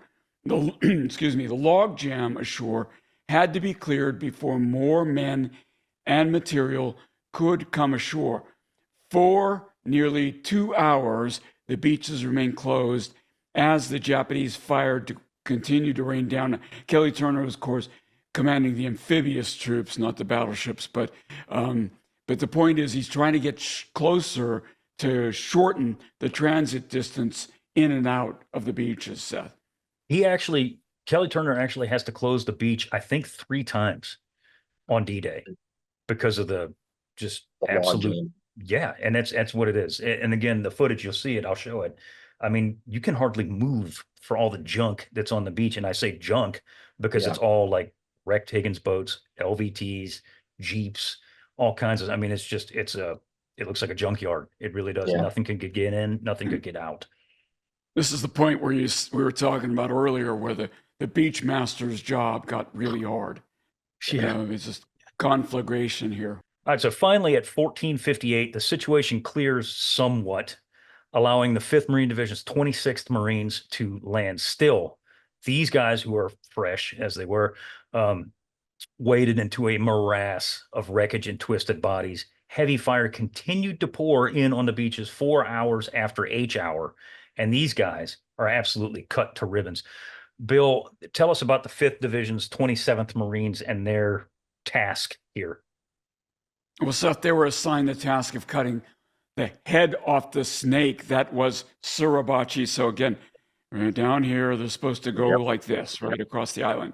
And so specifically, 227, 2nd Battalion 27, 227 was to cut across the narrow neck of the island. One of those Marines was your old buddy, Jim Goodrich, Seth. Jim had been at Guadalcanal with Lima Company 3-6 and had been at Tarawa as well. Now, one of the 5th's battle-hardened cadre, here he was on Iwo Jima, a machine gun squad leader being tasked with running across the island and closing off the volcano from the rest of Kobayashi's defensive network. And here's a quote from him. "Crawling on my belly, it sure seemed like a long way across," he said. "We caught a lot of casualties going through there. We caught a lot of fire. In my squad, we had already lost 3 men out of 12, right? 3 out of 12. So he's 25% down, and they haven't gone across yet. Long way or not, Goodrich was among the first to bring his Marines across that neck. Some of the only Marines to accomplish their D-Day mission. That's pretty incredible, Seth. It is. It really is. Yeah. I remember he was with me on Iwo. That's actually where I met him. Him and his grandson, Kevin Selden, who's probably listening to this. Hey, Kevin, if you are. But I remember we were standing on the top of Suribachi looking down. And he even Where the said, "That's bus where." had brought you, right? Yes. Yeah, with the Yes. bus. Indeed. Indeed. He's looking down, and he even said, he says, "It doesn't look that far now, but it was a damn, it was a long way to go then." Um, and that's key, is that these are among the, literally among the only guys to accomplish their D-Day mission, such as the fire that is being put on these people. And it's not to And they're say a that, you know, squad.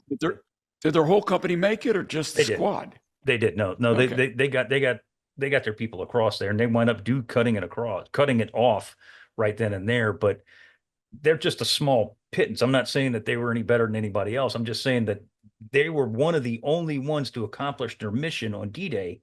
Such was the defensive fire of the Japanese. So, I mean, that'll tell you something. You got two full Marine divisions landing here, and there's only a handful of units that accomplished their mission on D-Day. That's how serious this situation is. John, you wanted to talk about the dominant terrain feature that is Suribachi. Yeah, well, and you know, we kind of already touched on this, that it really does completely command all of these beaches, that any sort of a direct fire weapon on this hill, and a lot of the weapons in Suribachi, again, they're not on Suribachi, it's in Suribachi, really are direct fire weapons. They got a lot of machine guns, they've got anti-tank guns as well. A little bit lower down, there's some artillery pieces as well that are taking pot shots. And some of these emplacements again have steel doors, so they open up the steel door, they yoink this, push the artillery piece up, take a pot shot, bring it back into the cave, close the doors again. So it's really difficult to knock these places out. And again, you and I both have sort of seen what it's like to be on top of this hill, and it really does dominate the entire island at this point. You can see literally everything. Yeah. With the exception maybe of the far end, the far north end. But yeah, every place there is a Marine right now on D-Day, man, you can see that. There's a famous. Good. I was just going to say, there's a famous photograph of a Marine 75 millimeter pack howitzer that has taken pot shots at Suribachi, and that really does give you a sense for. I mean, when you're walking up to this hill, it's like an ogre, just hunkers over this end of the island. And that shot of that Marine 75 shows you just how naked you as a Marine were. The only thing you've got to hide behind is the gun shield on this gun, because, man, there ain't nothing else to hide behind. It's not a dang thing. Really something. Yeah. I mean, there's nothing there. And when you're on, to your point exactly, when you're on top of Suribachi and you're looking down, you can see every single movement that is made. Everything. If some guy scratches his face, you can see it. Right. I mean, it's incredible. It really is. It's absolutely incredible. So shortly after noon, elements of the 23rd Marines had captured a large portion of Motoyama 1. The rest of the 4th Division's progress, however, had been slow. Running into a series of minefields. That's another thing we didn't even talk about, is that the Japanese had mines everywhere on this. We talk about the Germans and the minefields and in Normandy and all that in the Atlantic Wall. I mean, they had them everywhere on Iwo Jima. They were literally everywhere. They ran into a series of these minefields, and I mean series, and concrete blockhouses so camouflaged that the Marines didn't see them until they opened fire on them, which was obviously a problem. Bunkers, caves, pillboxes all lined the quarry. Now we're up here on the quarry section, still giving the 4th Marine Division hell all evening long. From the high ground at the quarry, the Japanese fire still poured onto the beaches that night. One of the scenes from Letters from Iwo Jima that I do think is really effective, again, even with the compressed time frame, before they start putting fire on the beaches, there's this one scene where you're inside a Japanese bunker, and they slowly, they ratchet up the little firing slit, thing that's hiding the firing slit, and you as the Japanese machine gunner are looking out through the sort of the camouflage netting, and all you can see is the ankles of the Marines that are advancing on you. And that's why a lot of these Marines in many cases couldn't see these defensive fortifications. They were really well camouflaged and they're really down low in the ground. And yeah, when they open up on you, they just murder the Yeah. front rank of these guys. And you don't know where the fire is coming from, because in a lot of cases, yeah, it's coming down from the level of your ankles at you. It's just it's bad. It's a horrible, horrible place. It's a bad place. Casualties, no surprise to your point exactly, had been absolutely horrendous. 325 suffered an 83% casualty rate on D-Day alone. Of the 900 Marines from 325 that landed, only 150 were combat effective by nightfall the first day. That's just one unit, too. That's just one. Yeah. Don't even know what to say about that. Right. In most of the first few waves, company commanders, platoon leaders, and NCOs were wiped out. No surprise, because they're leading from the front. They are wiped out. In far too common sites on Iwo Jima, PFCs and corporals are leading companies in some states and some units. 2,312 Marines and Navy corpsmen were killed in the first 18 hours. And I just want to stop right there, because I had not seen that statistic before. I don't know where you dredged that up, but these are not casualties. These are KIA, is what you're saying. Correct. The total butcher's bill for this battle, fast forward, is going to be 6,921 Americans are going to be KIA as a result of this thing, KIA, MIA. So that means that the first third of that butcher's bill is experienced in the first 18 hours of this campaign. Correct. That just blew me away. I had no idea that the casualty rate on D-Day was as bad as it was. But that gives you a real sense for just how devastating the initial fires that Suribachi fired, brings down on these landing waves is. Holy Moses! Yeah, I mean it was an absolute bloodbath. There's some radio snippets, like radio broadcasts that were broadcast from the beach. I'm sure we probably all heard them. I'm going to see if I can dig some up and put them in here. Mm-hmm. When the radio commentators, for lack of a better term, are talking, and they're talking on the beach or near the beach, you can hear in the background, you can hear this. I mean, it sounds like hail hitting a metal roof, and it's gunfire. And I mean, God knows who cares. But I mean, it's just the amount of noise behind these guys who are trying to, broadcast their, up to the minute report, if you will. It's unreal. And that's just a small little window in time right there. It's unbelievable, the amount of fire that's going on through here. Yeah. So, Bill, there is a unit specifically, Easy Company, 2nd Battalion, 28th Marines. And we got to talk about these guys because they play a huge role in what we're going to finish talking about this day. Tell us about these guys and the 28th Marines specifically. Well, Seth, these are the guys who are tasked with conquering the heights of Mount Suribachi, a daunting task to be sure. The dormant volcano was honeycombed with caves and hidden gun positions. Pre-landing and post-landing naval gunfire and marine artillery had been hammering Suribachi, so there's all these divots that now become obstacles as you're trying to get up the mountain. And as you might know, Seth, if you had walked up the mountain instead of taking a bus, getting up there not under fire is difficult. Getting up there under fire is darn near impossible. So it's up to Lieutenant Colonel Harry Liversedge's Marines to capture what they called hot rocks. Before his Marines lay 70 camouflage bunkers at the volcano's base, and these positions would have to be knocked out one by one before the looming mass could ever be assaulted. That started on D+1. Torrents of marine artillery and naval gunfire fell on the base of Suribachi as Liversedge mounted his first assault against the estimated 2,000 Japanese inside the volcano. 2,000 inside the volcano. So at 0830, Seth, it begins. Colonel Chandler Johnson, who's a name you're going to hear for the rest of this episode, his men are the guys that are at the tip of the spear. Almost as soon as these guys take off, they come under withering fire. Withering fire. Johnson, who's one book, I forget which one, it's in my bag back here, described him as pudgy, almost fat. Which is You don't see a lot of those. no, you Yeah. don't. You You don't. don't. But this guy had a set of cojones on him. He in the middle of all this fire, as a lot of we've talked about it before, these fiery leaders, no pun intended, are. He gets up, walks in plain view of the Japanese in the middle of all this fire, and he yells, quote, "It's a hell of a day and a hell of a place to fight this goddamn war. Let's go," unquote.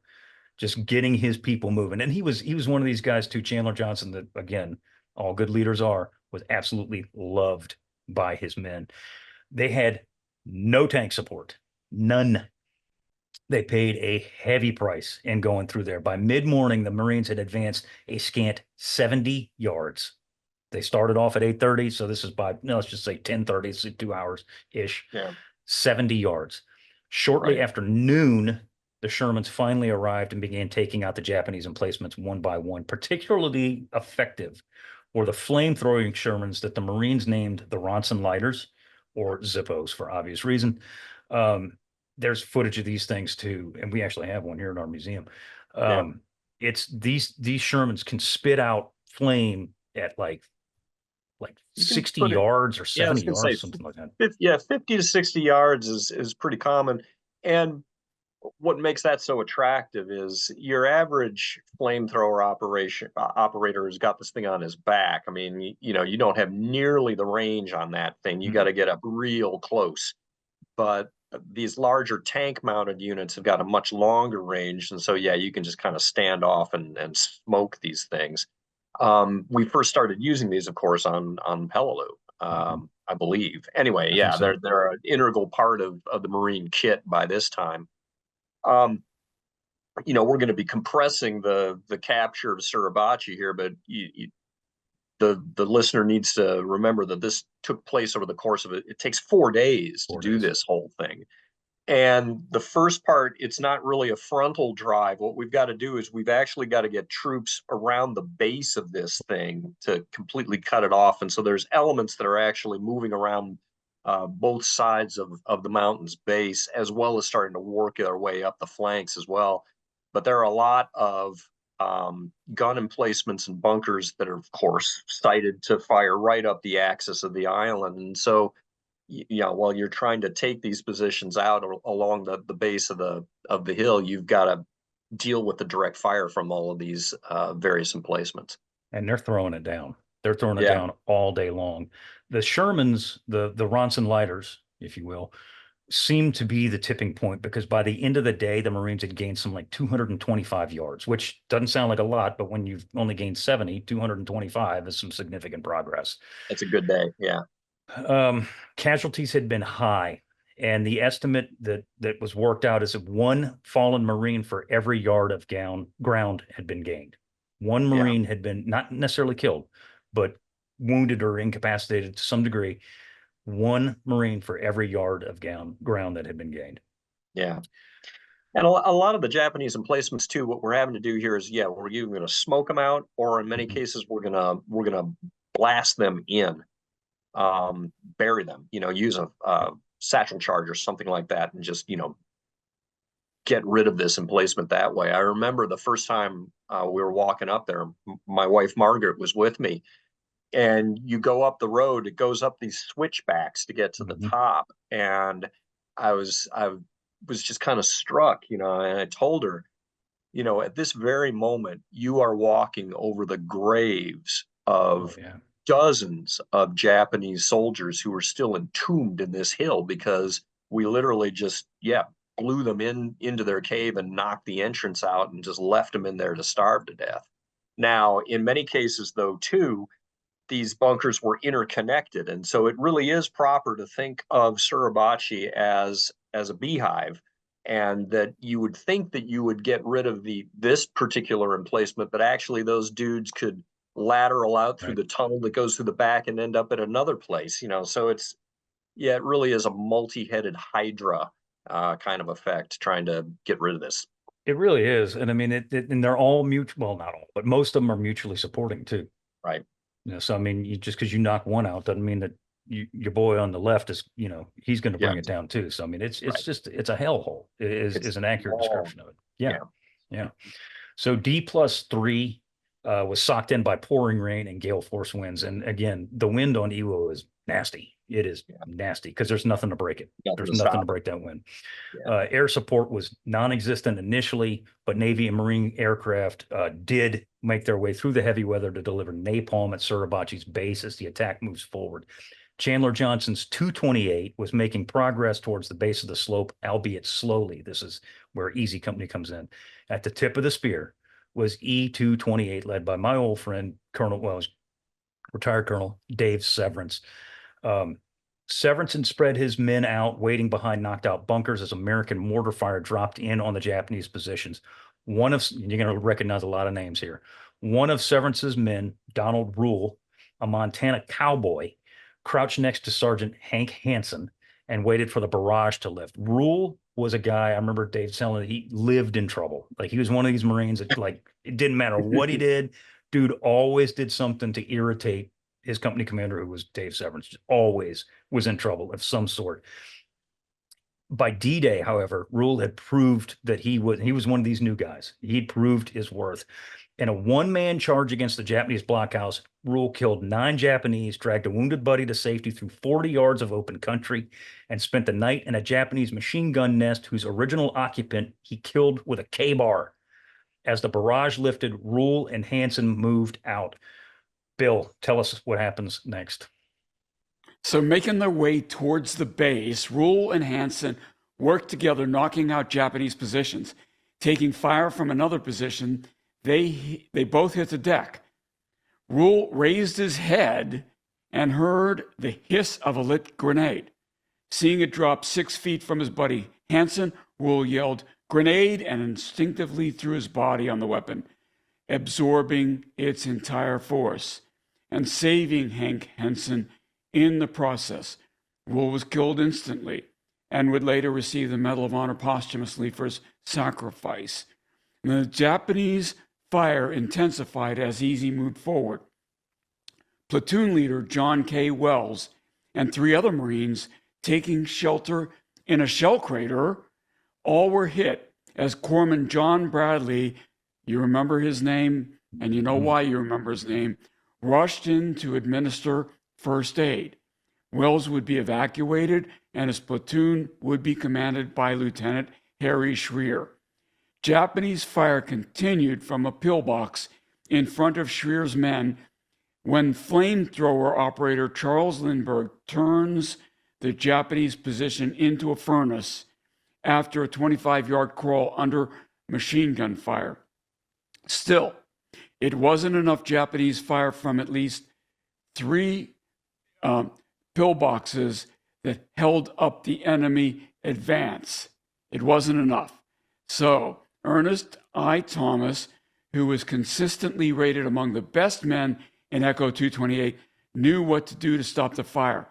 Locating 3 Shermans, he led them to the Japanese position and, along with Lindbergh and the tanks, knocked out the remaining pillboxes that allowed the rest of the battalion the freedom to break through and surround the base of Suribachi. Thomas was awarded the Navy Cross and Lindbergh the Silver Star, Seth. So there's a lot of heroism going on here. Big time in one company. I mean, all over, but this specific company in particular. For the remainder of the day, the fighting is absolutely fierce, but progress is being made. Machine gun fire and mortar still rained down from Suribachi's heights as the Marines dug in on the night, having gained 1,000 yards on that day alone. That is a significant advance. This is why Ernest I. Thomas gets the Navy Cross, because he blew that area open so the battalion could make that advance. That day, the Marines and Dave Severance's E-228 became the most decorated company in Marine Corps history for a single dawn to dusk action. 1 Medal of Honor, 2 Navy Crosses, 1 Silver Star, 7 Bronze Stars with V for Valor, and 17 Purple Hearts. Yikes. My goodness. One company in 1 day. Right. One day. Mhm. So typically of the Japanese, that night they hit E-228 and the rest of Chandler Johnson's unit in a well-planned night raid. Remember we said there's no banzai charges? There are no banzai charges. This was apparently a very well-planned, and they tried to execute a well-planned attack, as they weren't just running out pell-mell to go hit the American positions. They were actually trying to make their way to the American positions when they were backlit by the moon and flares. And as soon as that happens, it's all Yeah. over with. The Marines rain mortar fire down. They kill 60 Japanese in the initial barrage. 28 make it through the mortar fire, and they're cut down by rifle and machine gun fire in hand-to-hand combat in about a 10-minute fight. The following day, in a cold driving rain, Johnson's men worked their way around the volcano, destroying any positions they ran into. No artillery fire or tank support or air support was provided because of the weather and the muck. And at the base of Suribachi, it does get, or it can get, kind of yucky in terms of terrain. Because there is, I mean, it is a mountain. It's a volcano, albeit, but it is a mountain. And there is some sort of actual dirt, if you will, at the bottom of this thing. And it can get kind of gross. And there was nothing could really make their way up around to that part of the mountain. Have you been down around the section of the Yeah. base? It's very jumbled. You have a Yeah. lot of, there's a lot of boulders and also dirt, as you say. Basically, what's going to happen once you get to the actual part where the hill starts going up, your tank support is going to be gone. The tanks can't get up there. There was no road there at the time. And so it's going to be a pure infantry fight from that point forward. You may get some direct fire support from tanks at the base of the hill, but you ain't going to have them with you there. So, yeah. And you can imagine on all this water, it's not very, I guess maybe it is absorptive, but that water is running down the hill in this heavy rainfall, isn't it? Yeah. Although a lot of them, I'm sure, would have been just delighted to have had access to some water too. Water, The yeah. Japanese That's true. included. So, for sure. By the end of the third day, the Marines held the base of Suribachi and had cleared a section of the lower portion of the slopes. The next day, which would be day 4, Johnson would send his Marines up the slopes to clear what was left. The price had been high since D-Day. The 5th Marine Division alone had lost some 2,057 men from the beaches to the slopes of Suribachi. These are not killed, these are casualties all as a whole. And the rush up Hot Rocks was feared that it would actually be the worst yet. Which suggests that if your figures for KIA for D plus 18 hours or 2,300, that says that it's our other division. It's fourth. Yeah, that has really taken the heavier casualties on D-Day than 5th. Because if you look, because the quarry is right there, and that's what I was going to say, exactly. Because if you look at the landing beaches, the 5th has taken rifle and machine gun fire, no doubt. I mean, they're getting it from Suribachi, they're getting it from some of the pillboxes that they run into on that area, but that quarry is hanging there and just pouring it in to the 4th Division on that side. Yeah, you've got enfilading fire going right down from the quarry down their section of the beaches, and then all the indirect fire. Sorry, I was just thinking off the top of my head there. Yeah, anyway. No, but that's a good observation though, because I mean, again, if you've been there, or even if you see the dang pictures of it, I mean, that is a formidable nest of Japanese defensive positions, such as they were right there. Yeah, it's a beast. All right. So Johnson on day 4 is determined that his Marines are going to make it to the top of Hot Rocks no matter what by sundown. Like, he's going to get his people up there. He's had enough of this. They need to get this over with. Well, they need to get it over. They got other jobs they got to do. Yeah. Not long after daybreak, he sent out his first patrols. The first few patrols made it about halfway up Suribachi and found surprisingly light resistance. A small patrol had actually made their way up to the top, but when they get up there, they see all these Japanese machine guns that are unmanned, by the way, but the machine guns are there with ammunition stacked up all around them, and they're like, nope, and they turn around and they haul behind, back down to the back end of the mountain. Around 0800, Johnson calls for Dave Severance again. He orders Severance's E-228 to send a patrol up the mountain, and at this time, make it to the top and stay there, no matter what.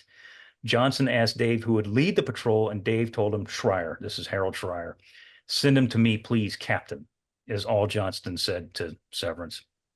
Schreier walks into Johnson's CP And before he could say anything, Johnson handed him a folded American flag the battalion adjutant, Lieutenant Greeley Wells, had swiped from their transport to USS Missoula before the landing and simply said, quote, "If you get to the top, put this up," unquote. And I want to visit that quote for a second. If you get to the top, put this up. Yeah. Oh my goodness. Is by no means assured. No, not at all. Not at all. Bill, tell us about Schreier here. Okay, so he assumed company XO duties due to the amount of the wounded.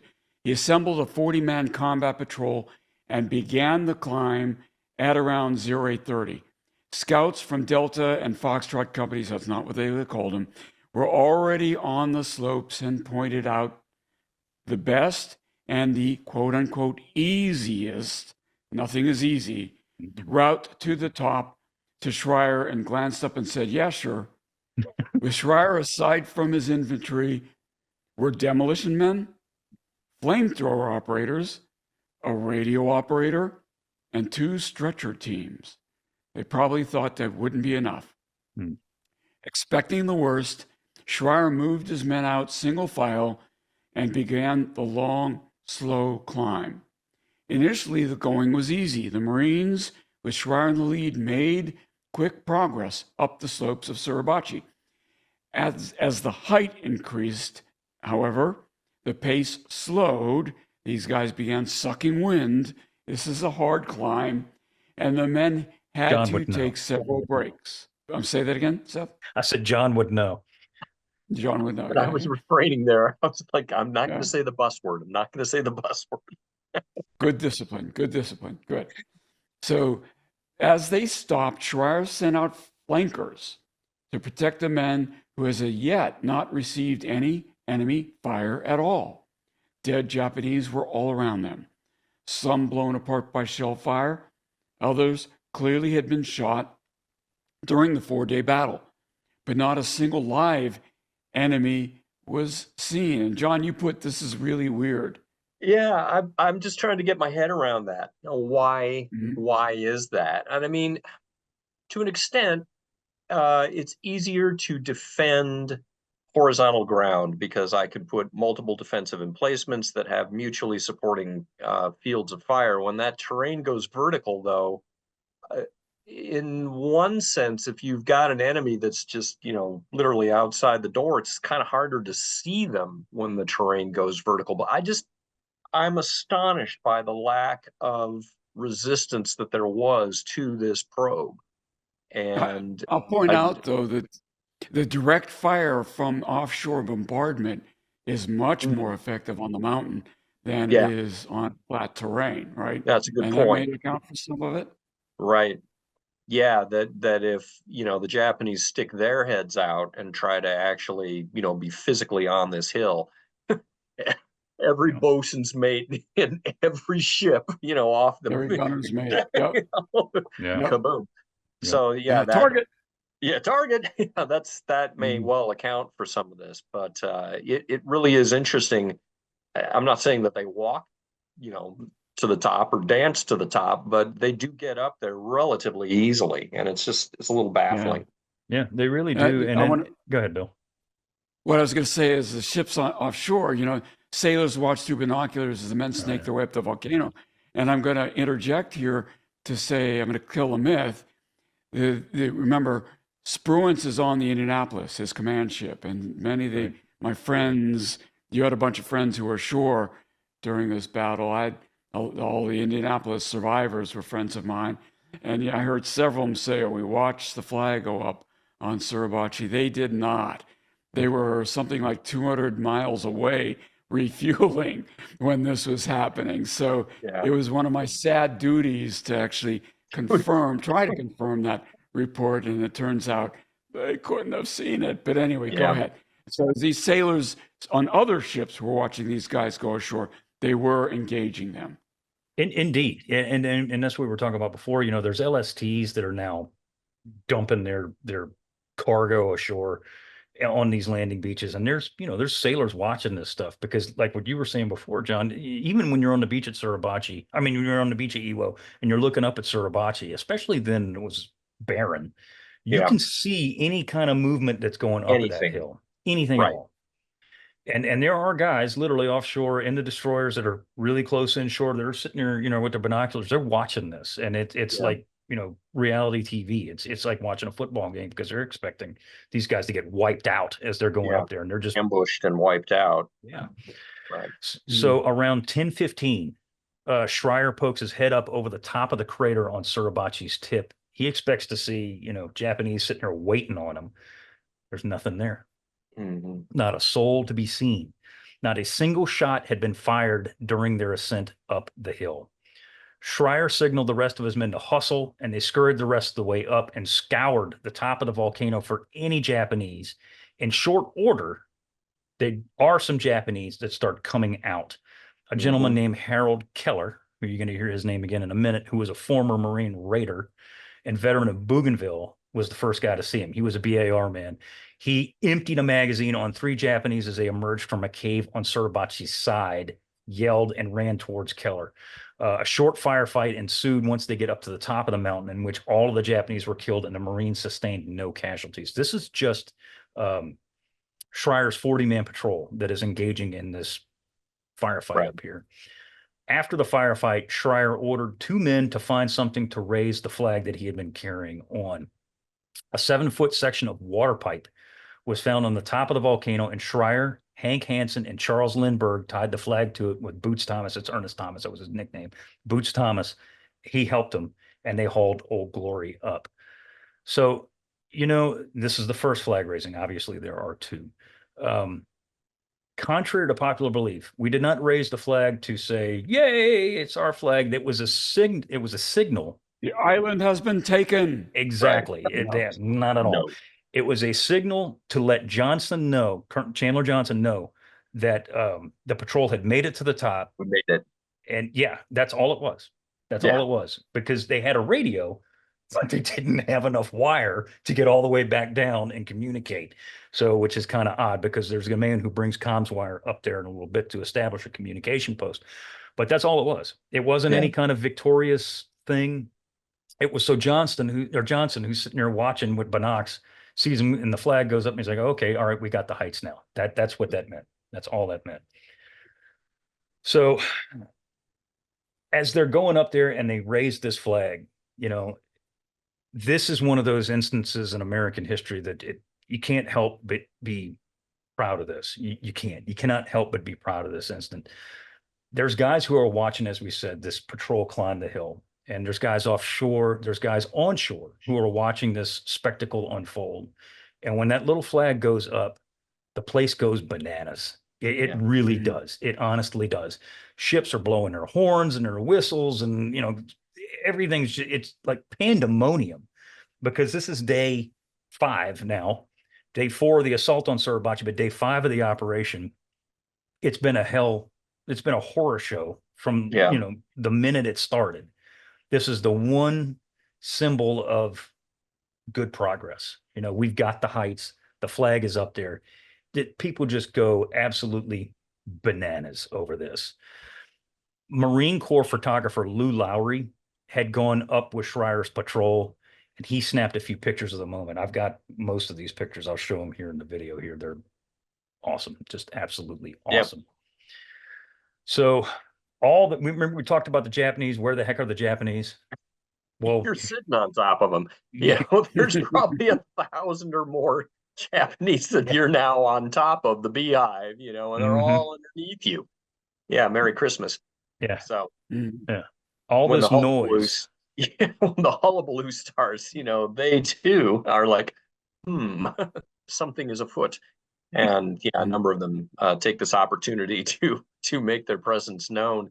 I was just going to say that the top of Suribachi is not a very big place, and I'm trying to just sort of mentally measure it in my mind. I would say it is no more than 30 yards across, maybe something like that. From like the beach side to the back side, I'd say 30, maybe 40 at most. At most, and probably about as wide-ish. Yeah. Yeah, Was it it's a longer little than your longer. bus, Seth? No. I didn't go there, man. I did not go there. Didn't go there. But yeah, it is not a big place at Mm-mm. all, and so it's not as if Schreier's patrol has a lot of tactical depth to fall back on. They If got you nothing. get kicked Yeah. off the top of this hill, you get kicked off the top of this hill, and now the Japanese have got the high ground, and they're going to rain fire down on you while you're trying to retreat. So yeah, not a But happy. you just beat the anthill though. And the Right. ants are coming out. Here they come. Interestingly enough, though, is that, well, I guess it's not interesting. I mean, it makes sense, but the Japanese, when they do come out of their holes and attack, they go right up to the top and they're trying to get rid of Schreier's 40-man patrol. They're almost all of their fire is directed towards these guys. And I put in the notes that it was a short firefight, and I guess by firefight standards, it was short, but it was actually multiple firefights. It wasn't just once. It was like 5, 6 times. The Japanese came out and they would direct fire because there's film footage of this stuff caught on film by Bill Janoust. And we're going to talk about Janoust here in just a second. And Janoust, of course, went up with the second patrol. So it's 2 hours later when this, or actually about 2.5 hours later when all this stuff goes down. So to that end, 2 hours after raising the first flag, Chandler Johnson decided that a larger flag should be put up. Again, he taps Dave Severance for the job because this is his company up at the top. By the way, Dave Severance never went to the top of Suribachi. It was his company, never went to the top. Huh. He ordered one of his squad leaders, a gentleman named Mike Strank, to pick some men and go up and replace the flag and also establish communications with the crest. As I said, there was no communication with the crest. Apparently, the radio was not working because there was never any kind of radio communication up there until this time. Strank picked Harlan Block, Ira Hayes, and Franklin Sousley, who grabbed a spool of communications wire. Rennie Gagnon was ordered to bring the second flag up and bring the first flag back down to Chandler Johnson for safekeeping. Yeah. And Seth, quick question though. Didn't Secretary Forrestal have something to do with this? Wasn't he here? He was. Yes, he was. He was here. Mm-hmm. He was here. Yeah. And I can't remember if it was the first flag or the second flag where he said that with that flag raising, there'll be a Marine Corps for 500 years. There's that famous quote by Forrestal. I can't remember if it was the first or second flag. Yeah. It was the second flag, yeah. Either way, but you're 100% right. Yeah, he was. And Forrestal said that he wanted that flag. And Johnson's like, not on your life. You're not getting this flag. Not a chance. Mr. Secretary. Yeah, but imagine today, Secretary of the Navy going into an active battle like this. Combat zone, it right? would never happen. Yeah. It would never happen. Mm-hmm. So Strank's patrol, now pretty much devoid of Japanese gunfire, makes it up the slopes quickly.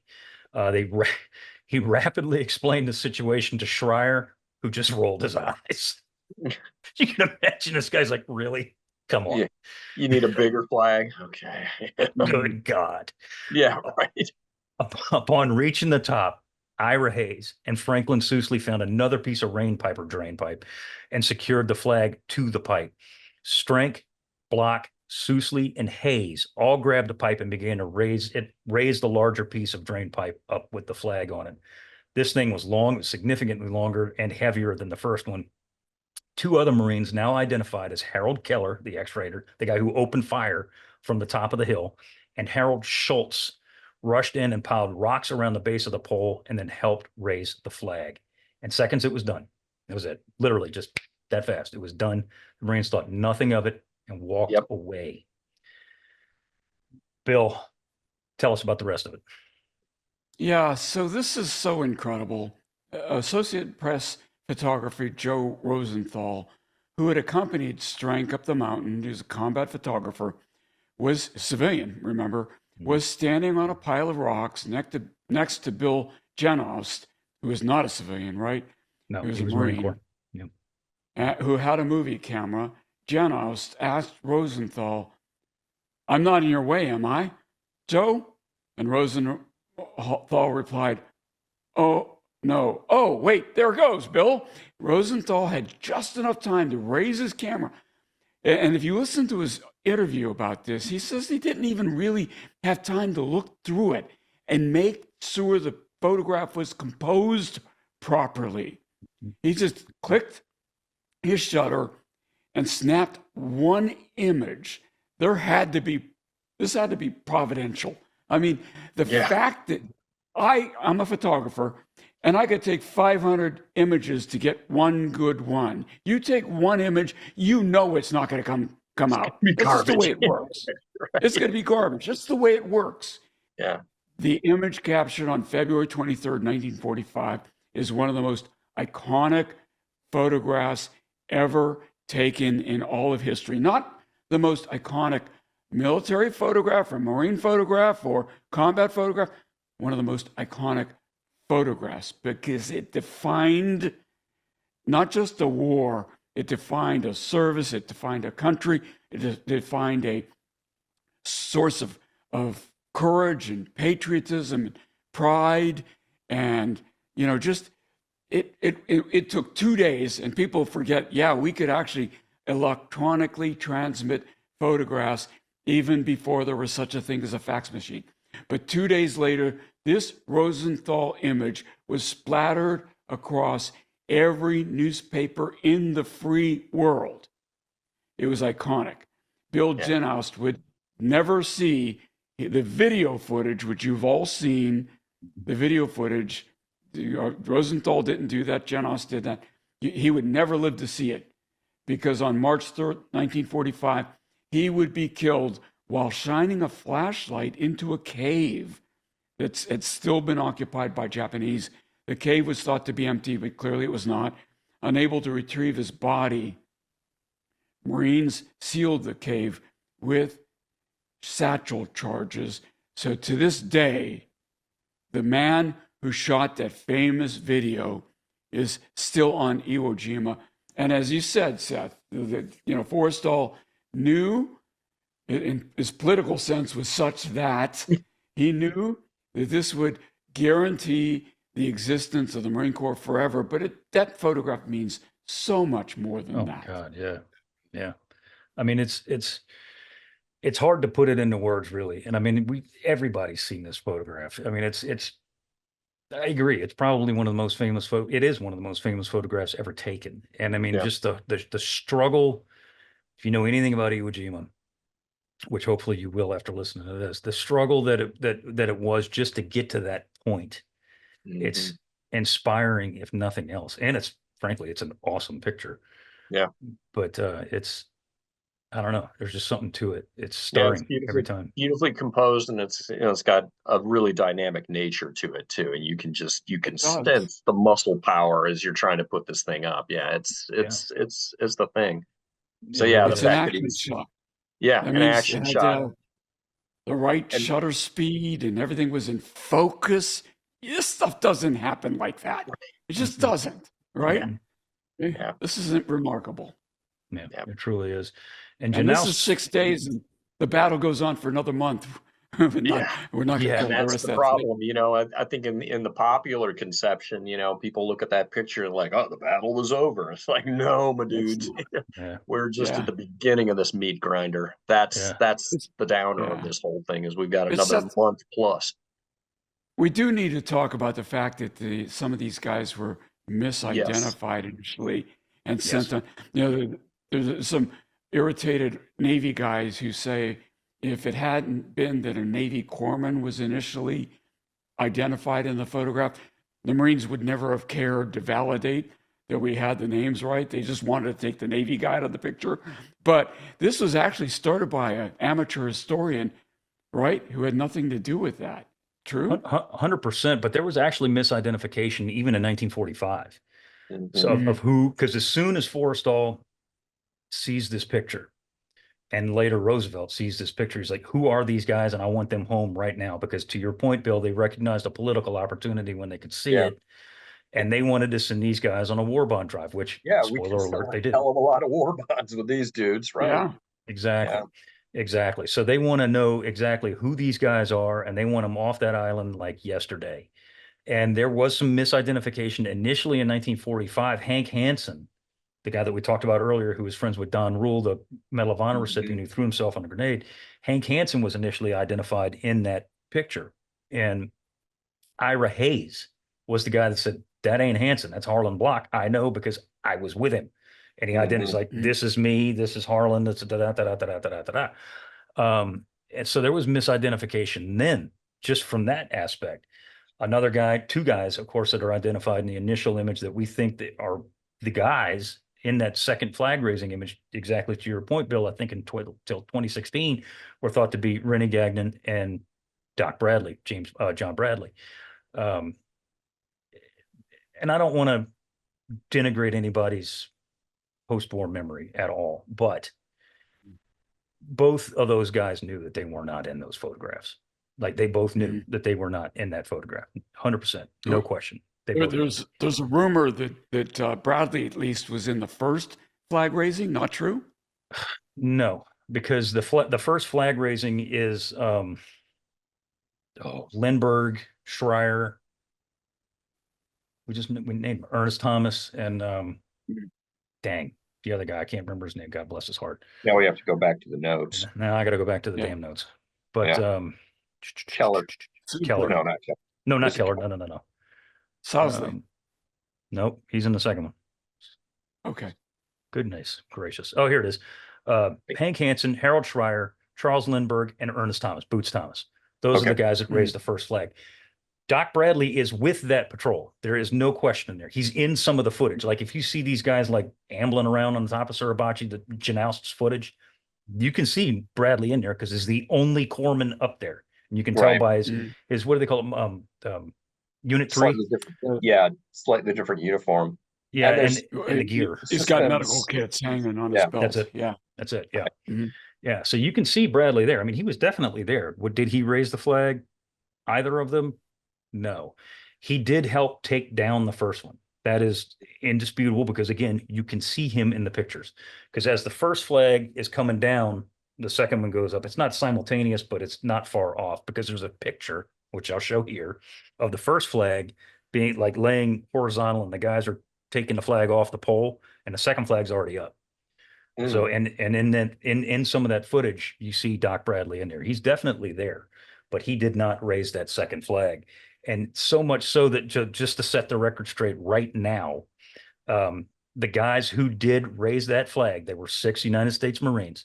They were Mike Strank, Harlan Block, Franklin Sousley, Ira Hayes, Harold Schultz, and Harold Keller. And in 2016, amateur historians were able to basically forensically identify the other two guys through their uniforms, like through their gear. Like one of them had a helmet strap hanging loose and all this other kind of stuff. One of them had a wedding ring. I think it was Keller. Helmet. Right. Helmet liner. Something like that. Yeah. And some of that, of course, is in response to Bradley's book, Flag of Our Fathers, which came out in 2000. That was, Jim Hornfisher was his agent back then. Anyway, the amount of forensic brain power that has been thrown at trying to figure out who these 6 dudes were is really pretty interesting. Yeah, it's impressive too. It really is. And finally, the Corps did admit twice, mind you, that they had misidentified, or actually 3 times technically, that they had misidentified the flag raisers. And I believe 2016 was the last time. And they correctly identified all the men who did raise the flag. Ironically enough, neither Schultz nor Keller ever received until now recognition for their roles in the famous image until after their deaths. However, there is evidence in forms of letters that Keller tried to say after the war. He's like, yo, that's me. Right. That's not, he didn't even say that's not Bradley or Gagnon or whatever. He said, that's me. And there's evidence that the United States Marine Corps basically said, shut up. So anyway. Sit down and shut not up. A good look. No, not a good look, but we know who they are now, and that's the most important part. Right. Well, gentlemen, I think we're going to wrap this meat grinder up for part 1 here on Iwo. We're going to have to cover this sucker in good gravy, 2.5 hours. We're going to have to we're going to have to cover the rest of this thing in another episode. Is there anything you guys want to leave off or leave with before we wrap this essentially first 5 days up? Other than the fact, that this is the teaser, right? That we've now been fighting on Iwo Jima for a grand total of 5 days, and there are still, more than a month's worth of combat here that has to take place to secure this godforsaken island. So, And I know how much you love the movie Flags of Our Fathers, Seth, because it's so incredibly accurate. Um, I'm saying cynically here. I know. But the one line I do remember Ira Hayes that I think it probably correctly reflects his attitude. I'm not sure he actually said it, was the point of where he says, yeah, that was on day 6. We were there for another month, dude. Yeah. Where were Right. you? Yeah. Yeah. Right. And yeah, he was right about that. Yeah. Ira Hayes was a bad dude too. There were post-war, there was a lot of racism going through, just put it Yes. mildly, when talking about Ira Hayes, who was obviously a Pima Indian. He was Native American. He did have trouble with alcohol. He did have some massive post-traumatic stress issues, big time, even during the war, because he himself was a combat veteran. He's a paramarine. So Ira Hayes is one of the badder Marines that you will ever hear about. He was the real deal. He was legit. And anybody who slanders Ira Hayes is a jackass. I'm just going to say that right now. Anybody, but I mean, Hayes was the real deal. He was a great man. Indeed, Yeah. indeed. He had demons, unfortunately. Right. There's a lot of these guys did. Oh yeah. Yeah. All right, gang. I guess we should wrap up this bad boy because there's 32 more days. Not that we're going to do 32 more episodes, but there's 32 more days of the indescribable violence on Iwo Jima. 2020 hindsight after action report. We should have split this Iwo Jima battle up into 3 episodes, not 2. So with that, we want to thank you for listening in on our conversation. Please subscribe to the Unauthorized History of the Pacific War podcast wherever you receive your podcast. Give us a rating and review. We do appreciate it. If you want to look at the video version of this, if you're not already doing so, look at our YouTube channel called the Unauthorized History of the Pacific War Podcast. If you have a question or comment, send us an email at unauthorizedpacificpodcast@gmail.com. Once again, my name is Seth Paradon. I want to thank you very much for listening and or watching. John, my buddy, as always. It's a pleasure. Thanks for having me. Bill, bring us home. And we'll see you again for the 2nd episode on Iwo Jima next week. Hello and welcome to episode 410 of the Unauthorized History of the Pacific War podcast. My name is Seth Paradon, historian and deputy director of the Mississippi Armed Forces Museum here at Camp Shelby. And with me, as always, is my co-host, retired Navy Captain Bill Tody, former skipper of the fast attack submarine USS Indianapolis, Commodore of Submarine Squadron 3 in Pearl Harbor, and many other postings. How are you this fine? What the heck day is it? July 24th, Bill. Yeah, I'm doing fine. Ready for Iwo Jima again, Seth. We got a lot to talk about. And with us, as you can possibly and probably hopefully see, is our good buddy, fantastic historian, Jon Parshall. How are you, John? Very well. I'm about to start packing up myself. It's time to go to Guadalcanal at the When do you leave? DJ. Monday? I leave on Monday, so I leave in 5 days. Got to go get a raincoat. My old one is no longer waterproof and kind of need that on Guadalcanal. I bet you do. To say that I'm envious would be an understatement. I would love to hitch a ride in your suitcase to go to the canal. Maybe one day. It's a garden spot. I bet it is. I head to Ohio tomorrow to my high school union going through Cleveland. I will be visiting the USS Cod. Cool. World War II submarines. That should be fun. Yep. Yeah. It should be fun. Last week, my son and I went and saw the Showboat, the USS North Carolina in Wilmington. And I'm just going to say to Gene and all the other volunteers that are there at the Showboat, thank you for your hospitality. You guys were absolutely fantastic. Those of you who've never seen this thing, make the trip. She is gorgeous. Absolutely gorgeous. Most beautiful museum ship I've ever seen. And that, I'm not just saying this seriously. Yeah. Better than Missouri? Oh, wow. Yes. Yeah. Honest to God. You get down in her engines? We did. We went we were there. So the average tour is 2.5 hours. And I was like, oh yeah, we'll do 3. We were there 4.5, almost 5 hours. Right on. Yeah. I mean, we saw every rivet in that bad girl. Right. But it is awesome. It is awesome. We're going to release a little special little, tour of the ship here. And I don't know, on a weekend or something, let people check it out. But yeah, it's good stuff. Anyway. All right, here we go. Before we get started, we want to ask you to like and subscribe to our channel as it helps other people find our stuff. If you have done so, thank you. If you haven't, please do so. So, contrary to popular myth, the battle for Iwo Jima, also known as Operation Detachment, was not over when those 6 Marines raised Old Glory on top of Suribachi. Quite the opposite, actually. Flag raising took place on day 5 of a 36-day bloodletting the Marine Corps and the Japanese had never seen before. And while the fighting in the first 5 days was terrible, and it was, especially on D-Day, the remaining 31 days were just as bad, if not worse. The casualties on D-Day had been absolutely horrific, so much so that Marine General Harry Schmidt committed his floating reserve, that being the 3rd Marine Division, on D+4. Actually, he did it on D1, but they arrived on D+4, with 3 Marine divisions ashore on Iwo Jima and Suribachi cut off and captured.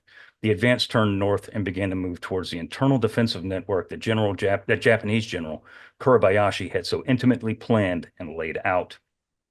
Lying in wait for the Marines were the bulk of Kurabayashi's defenders, some 18,000 plus of them, entrenched underground in reinforced defensive positions nearly untouched and untouchable from naval artillery and airstrikes. From blockhouses, caves, bunkers, buried tanks, and buried aircraft, these same Japanese would stand and fight to the bitter end. Surrender, as always, was never an option. Kurabayashi's men would have to be dug out one by one. Frontal assault was the only way that these men could be eliminated, and the Marines would have no other choice but to oblige that tactic. Some 7,000 Marine infantrymen moved north and would soon be joined by their brothers in the 28th Marines for the inevitable steamroller-like sludge northwards. The moon-like jagged terrain of Iwo Jima would lay claim to an astonishing amount of Japanese in the remainder of the battle, and that same unforgiving terrain would soak up the blood of an unprecedented amount of American Marines before the island was finally captured in March. In that span of time, the Marines and Navy corpsmen alike would fight inch by inch, foot by foot, for every square yard of Iwo Jima, and would display what Nimitz would later call uncommon valor at every turn. John, before we dig into the core, you said you wanted to talk about the Japanese, and rightly so. Let's talk about the situation. Let's just call it day 6 or 7 or something like that, and just give a broad outlook of what we're looking at here. Yeah. So what's happened, obviously, in the big event in the first week of the invasion here is the fall of Suribachi, and that happens day 4, and that is even somewhat nebulous too, because even after this flag goes up on the top of this mountain, there's still probably 300 or 400 Japanese left alive in that mountain, because it's carved out like a beehive. But their combat power at this point is essentially nil. A lot of them are trapped in there. A lot of the heavy weapons have all been knocked out. They don't really have any ability to, kick the Marines off the top of the hill at this point. But this is a really stunning sort of event for the Japanese. The original Japanese plan had called for Suribachi to hold out for about 2 weeks, and it's gone after 4 days. And so when the handful of survivors that make it back finally drift into Japanese lines and relay that news, it's a real shock to Kurabayashi and some of his staffers. One of those staffers is so enraged, apparently, that when some of these survivors come in, he threatens to execute them, for not having stood their ground and absolutely, fought to the very last dribble on that hill. The other thing I would just, comment on is that the physical conditions for the Japanese at this point are just every bit as awful, and in many ways sort of more awful than the Americans are facing. I mean, we have this sort of mental image of these guys sitting smugly and snugly inside these impervious concrete and earth formations, but fortifications, I should say. But just being inside these things is torture. They're hot, 130, 140 degrees. There's not nearly enough water. So, in many cases, these guys are trapped during the day, so they're having to relieve themselves inside these, stinking caves and bunkers and whatnot. The flies and insects are just torturing them the entire time. And of course, with all of the bodies to feed on at this point, the fly population just goes berserk. So it's just, it's just absolutely hell on earth for these defenders when they're fighting during the day and are confined to these fortifications. At night, they're more active. They're out, in many cases, trying to infiltrate. The Marines often will push forward during the day and then pull back a little bit to consolidate their lines during the evening. And you see a lot of Japanese foragers out at this point in time, just trying to find some food, trying to find some water. So yeah, the situation already for the Japanese is incredibly bleak. I think that's something we should hit. I mean, you've obviously hit on it, but we need to pound on that, or as Bill likes to say, stomp our foot on that, because we talked about this in the previous episode. Is that, I mean, the place, the actual island is a godforsaken fly It's fine. speck. Yeah, It's it's it's vile. terrible. Yeah, Yeah, it's terrible in all shape and form and environmental quality or lack thereof, if you want to call it that. It's absolutely terrible. It's a hellhole. yeah, And Iwo Jima in, let's call it late February now, and through March can be pretty dang cool and chilly for that matter, especially in the mornings and at night. So the Marines on top of Iwo Jima, they're going to be hot during the day at some point and then cool at night. Whereas, just like you said, the Japanese living inside Iwo Jima in these caves, bunkers, whatever you want to call them, multitude, are living in a geothermal microwave or bingo. oven, actually, is a better way to put it. Yeah, And these guys are literally freaking cooking down there. yeah, And I agree with you. They're definitely coming out there foraging mostly, I think, for water, even more so than food, and probably just to catch a freaking breath of air. yeah, And I mean, it's like I told you last time, coming down Suribachi, I went into a couple of those, admittedly not very far because I didn't want to, remain there. But yeah, I did go in there. It's hotter than fire in there. It's yeah, stupid hot in there. yeah. So I mean, it's And only worse the further you go north. stinks of sulfur, and you got all these millipedes running around in there. Yeah, it's just it's bad. Mhm. The other thing I was going to point out too, in terms of um, Kobayashi's existing artillery park, I mean, that was the thing that was really extracting such heavy Yes. casualties at the beginning of this battle. A lot of those guns are gone at this point because once we get our artillery onshore and set up, nobody does counter battery fire the way we do. And whereas the majority of the Japanese, of course, are dug in and invisible, if you're going to fire an artillery piece that's on a doing indirect fire, it's got to be at least out in the open somewhat. You may draw it back into a cave, but the bottom line is a lot of these guns have been counterfired and they're gone at this point. So the quantity and quality of Japanese artillery fire, it's still there. It's still a factor, but it is not nearly as lethal as it was early on in the battle. Which is going to be a blessing for a lot of these Yeah. Marines that are coming ashore. So Bill, we talked about it in the opening very, very briefly, literally just mentioned it, but we got to talk about it here. 3rd Marine Division. So as we all know, 4th and 5th land on D-Day, and they fight for the first couple of days alone, well, essentially alone. And then the 3rd Marine Division is brought ashore by Harry Schmidt. Let's talk about the 3rd, Bill. Tell us what's going on here. Yeah, these guys know that it's going to be brutal before they land because they're already getting radio reports from the other two divisions.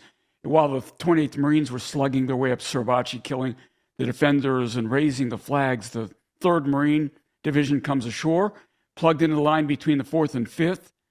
The veteran 3rd, smaller in number than their flanking divisions, was assigned the mission of securing the center portion of the island. I should have brought my map. I didn't bring it today. Sorry about that. The 5th Marine Division would move up the western coast of Iwo, while the 4th would move up the eastern coast after having finally reduced and captured the quarry we talked about last week that were held by some Japanese sailors but they'd given so much trouble during the landing from that quarry. Unfortunately for the 3rd, the center section to which they were assigned was the most heavily defended portion of Iwo's formidable defense network. Now, the names given to locales in which the 3rd fought give some view as to the fighting's ferocity, with names like the Meat Grinder, doesn't sound pleasant, Turkey Knob, the Amphitheater. Fighting experienced by the 3rd was horrendous. Ultimately, their goal was to capture the entirety of Iwo's Moriyama number 2. It's the airfield number 2. As part of this area featured the higher point of Hill 382, which would earn the more well-known nickname, the Turkey Knob. Seth, so Turkey Knob, that doesn't sound too frightening, but this place was absolutely a hellhole, wasn't it? It was absolutely a hellhole, and it dominated not only the 3rd Marine Division's combat area, AOR, also the 4th too. So the 4th Marine Division they're going to move in there alongside the third, and this Turkey Knob amphitheater area is going to occupy a ridiculous amount of American Marines for a long time. I mean, this thing holds them up for a heck of a long period of time. And when you go there today, John, did you guys go through that area? Yeah, well, and it's interesting too because a lot of that area has been bulldozed. Right. Yeah, What I exactly. yeah, when you're walking down the road from the existing airfield now, you go right past a lot of this stuff, but it ain't there anymore because we got rid of it to actually put the modern airfield in place. But yeah, go ahead. I was just going to say that, but even in that during the time during the war, it was craggy, but it didn't look it didn't look Yeah, very formidable from the from the Marine point of view. It didn't look like the quarry did. The quarry looked like hell on earth, but wall. the Yeah. Turkey Knob area did not really look that formidable until you started to get into it. And then when Hmm. they get into it, that's when it really starts to get nasty. So the knob it was actually the highest portion of Hill 382. These are some of these positions of which we've talked about that were few and far between, but they're all right around, well, most of them are right around here that have been reinforced with concrete and rebar. These things are like straight up concrete pillboxes. They're not sitting out Yeah. in the open like you would imagine in a movie or anything like that, but they're reinforced and they're piled on with From the sand and rock. inside. And exactly. Yeah. I mean, these things are like trying to bust open a refrigerator from the outside. It's just, it's Right. difficult to do. Yeah. Um, Go ahead. I was just going to say that the Japanese are really, you see a lot of the same sort of approach on Saipan too, that the Japanese will take a natural rock formation, they'll hollow it out from the inside, they'll reinforce the walls from the inside, but the exterior is still very well naturally camouflaged. It just looks like, a normal rock cliff or something like that. It's when you get inside it that you're like, holy crap, there's rebar and stuff in here. And that's exactly what's going on in a lot of these fortifications too. Precisely. The amphitheater is exactly that. It is a natural, well, amphitheater Hole. looking place. Yeah, it's a hole that actually has natural caves that the Japanese reinforced with concrete and stone and all kinds of stuff. And then it just became, a Yeah. fortress, an absolute Yeah. fortress. So So waiting for, go ahead. Go I ahead. was just going to reinforce for those of our listeners who don't necessarily have a map. If you're on the American side of the lines from left to right, what you've got is Fifth Marine Division on the left Yes. flank, Third Marines in the center, Fourth Marines on the right flank. All three line abreast, driving north along the island at this point. Like a great big slow moving steamroller. Yeah. And So, we're done with operational level maneuver and that kind of oh, yeah. stuff. There's none of that for the rest Yeah. of the battle. It is all just Yeah. frontal head bashing. The Marines world has been reduced to the level of completely local tactics. And for a lot of these guys, they don't know what's going on in the big picture. All they know is I got that bunker and that goddamn bunker, and that's today's problem I got to get rid of. And that's all it Yeah, is. the, That's the all. word at this point is going to be synchronizing, right? So that's it. You don't want the flanks to get too far ahead of Right. the third in the middle. So it's going to be one of these deals where push forward and synchronize operations, and that's it. That's the That's it. operational maneuver plan. Yeah. Phase lines have been drawn, but it's going to be trouble getting to each consecutive phase line. Right. Believe me, Jack, ain't nobody gonna outrun anybody right now. No doubt. Nobody. Because waiting for these Marines was the better part of 8 Japanese infantry battalions, an entire tank regiment, 3 artillery battalions, and an additional 3 heavy mortar battalions. The mortars really wreak some really nasty havoc coming up Yeah. here in the very near future. All of these men and their equipment, plus the 5,000 or so assorted naval units, equaled about what we said ish 18,000 plus or minus Japanese that were waiting Yeah. for these Marines waiting on this island. Now, before the third moved into the meat grinder and the turkey knob, they were thrown directly into the fire upon landing on the black sands of Iwo.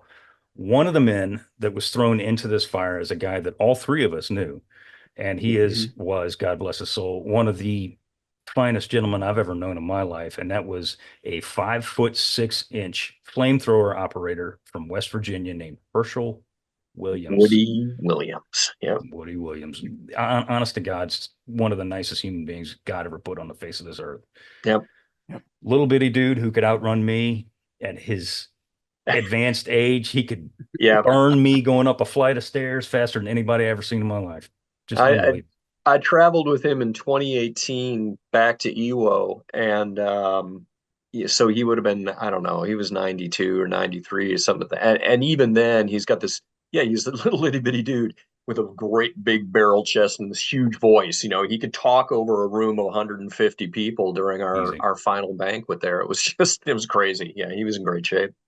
Yeah, he was. I Yeah, and always said he I was like the Energizer Bunny. He Yeah, yeah, just he go. was. I got to meet him in 2008 when I was asked to speak at the Iwo Jima survivors. That's what they called it, reunion. And yeah. like I said before, I was asked to tell the Navy story, and little did I know the guy who was going to be telling the Marine Corps story was a Medal of Honor recipient from the Battle of Iwo Right, Jima, and he could not have been more gracious. You right, know, Yeah, instead of saying, "Who is right. this dude who thinks he knows something about Iwo Jima?"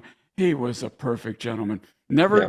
I never saw him without his scarlet blazer, though, guys. Never. Mm. yeah, I saw yeah. him in many different attires actually. He was Yeah, rocking some aloha action there sometimes, and yeah, was he? yeah, It's a great yeah, guy. Just yeah. great guy. So Herschel Woodrow Williams, better known as Woody, he joined the Corps in '43. He tried to join the Marine Corps earlier, but was turned away due to lack of height. And when I say little bitty dude, I'm 6'1", pushing 6'2", and he's a little bitty dude, man. Or he was, God bless his soul, he was just a little bitty guy, Yeah. He but built was like a he was fire plug though. yeah, he was driving a taxi in West Virginia because he couldn't get into the Marines, and so but towards the end of the war, the physical requirements came down a notch, and yeah, that's how he ended up getting into the Corps later on during the war. And better for the Corps because of that. Yeah. So he did not. I remember him telling me this. He did not want to join the United States Army because he hated their uniforms, and he wanted that dress blue uniform more than anything in the world. And that's why he wanted to join the Corps. He didn't know anything about the Marine. Didn't know Right. anything about him whatsoever. All he saw was that that famous painting, like a recruiting poster, the famous of the Marine in the dress blues. He saw that and he's like, I want that. That. That's what I want, and I want to do Yeah. that. So he was the youngest of 11 children, and he was, after he does join the Marine Corps, he goes to San Diego and becomes what they called then a Hollywood Marine. And he would always say that with a smile on his face, even though he said, I never went to Hollywood. I don't know why they call us that, but that's what they called us. They called us Hollywood Marines. He received his advanced infantry training at Camp Elliott, which is what most guys did at that time. They were sent up there, and it was there after initially being trained in armor that he was put in the demolitions training, and he was given the flamethrower. Um, which is something we've talked about flamethrowers before, but it's important to note this because we're going to talk about flamethrowers a lot in this episode, specifically here with Woody, is that the life expectancy of a flamethrower operator on Iwo Jima was, what was it, less than 5 minutes once they entered combat? Like once they It entered the fray. it wasn't long. Yeah, Yeah, I don't even know how you can quantify that, honestly. I look at that figure as one of those sort of, okay, whatever, but yeah, it is certainly true that once you had that thing on your back, every you were a target. Japanese who, yeah, they wanted, because the Japanese were terrified of flamethrowers, terrified. It was one of the few weapons that really would put the fear of God into them, and where you would actually see the Japanese run away from something because they just didn't want to be on the receiving end of that sucker. So flamethrower operators were like the most hated people in their pantheon. And anytime they would catch a glimpse of a guy with a flamethrower, they're trying their absolute level best to kill him as quickly as possible. Totally understandable too. Yeah. Totally understandable because you know what they're coming to do.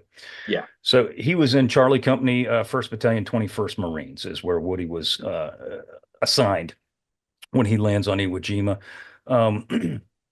Bill, one of the instances that happens all too often, really anywhere, but especially here on Iwo, through its network of what we say 11 miles ish of tunnels underneath, is that once the Marines would knock out a pillbox or an emplacement, thinking it was dead, it would come back to life. And one of the only ways to render it really dead completely is to light it up and then blow it up, right? Yeah, your satchel charge will be used to reduce the complex, but before you can do that, so the satchel charge guy doesn't get shot, the flamethrower is the best weapon to eliminate the enemy presence at the mouth of that cave Right. to begin with, and that was Woody's job. On February 23rd, Williams' Charlie Company had become pinned down by intense Japanese fire coming from some of the aforementioned buried pillboxes. Sherman tanks were called to blast the pillboxes. Those work if the tank can get close enough, and while demolition teams move forward with explosives to completely destroy the enemy position, Williams' company commander asked the West Virginian, "Do you think you can knock out some of those positions with a flamethrower?" All Woody said was, "I'll try." And he ends up saying this a whole bunch of times today. Woody was initially part of a 6-man demo team that was assigned the task of knocking the emplacements out. As Woody and the other Marines crawled forward, every one of the Marines, save Woody, became casualties, leaving Williams all alone.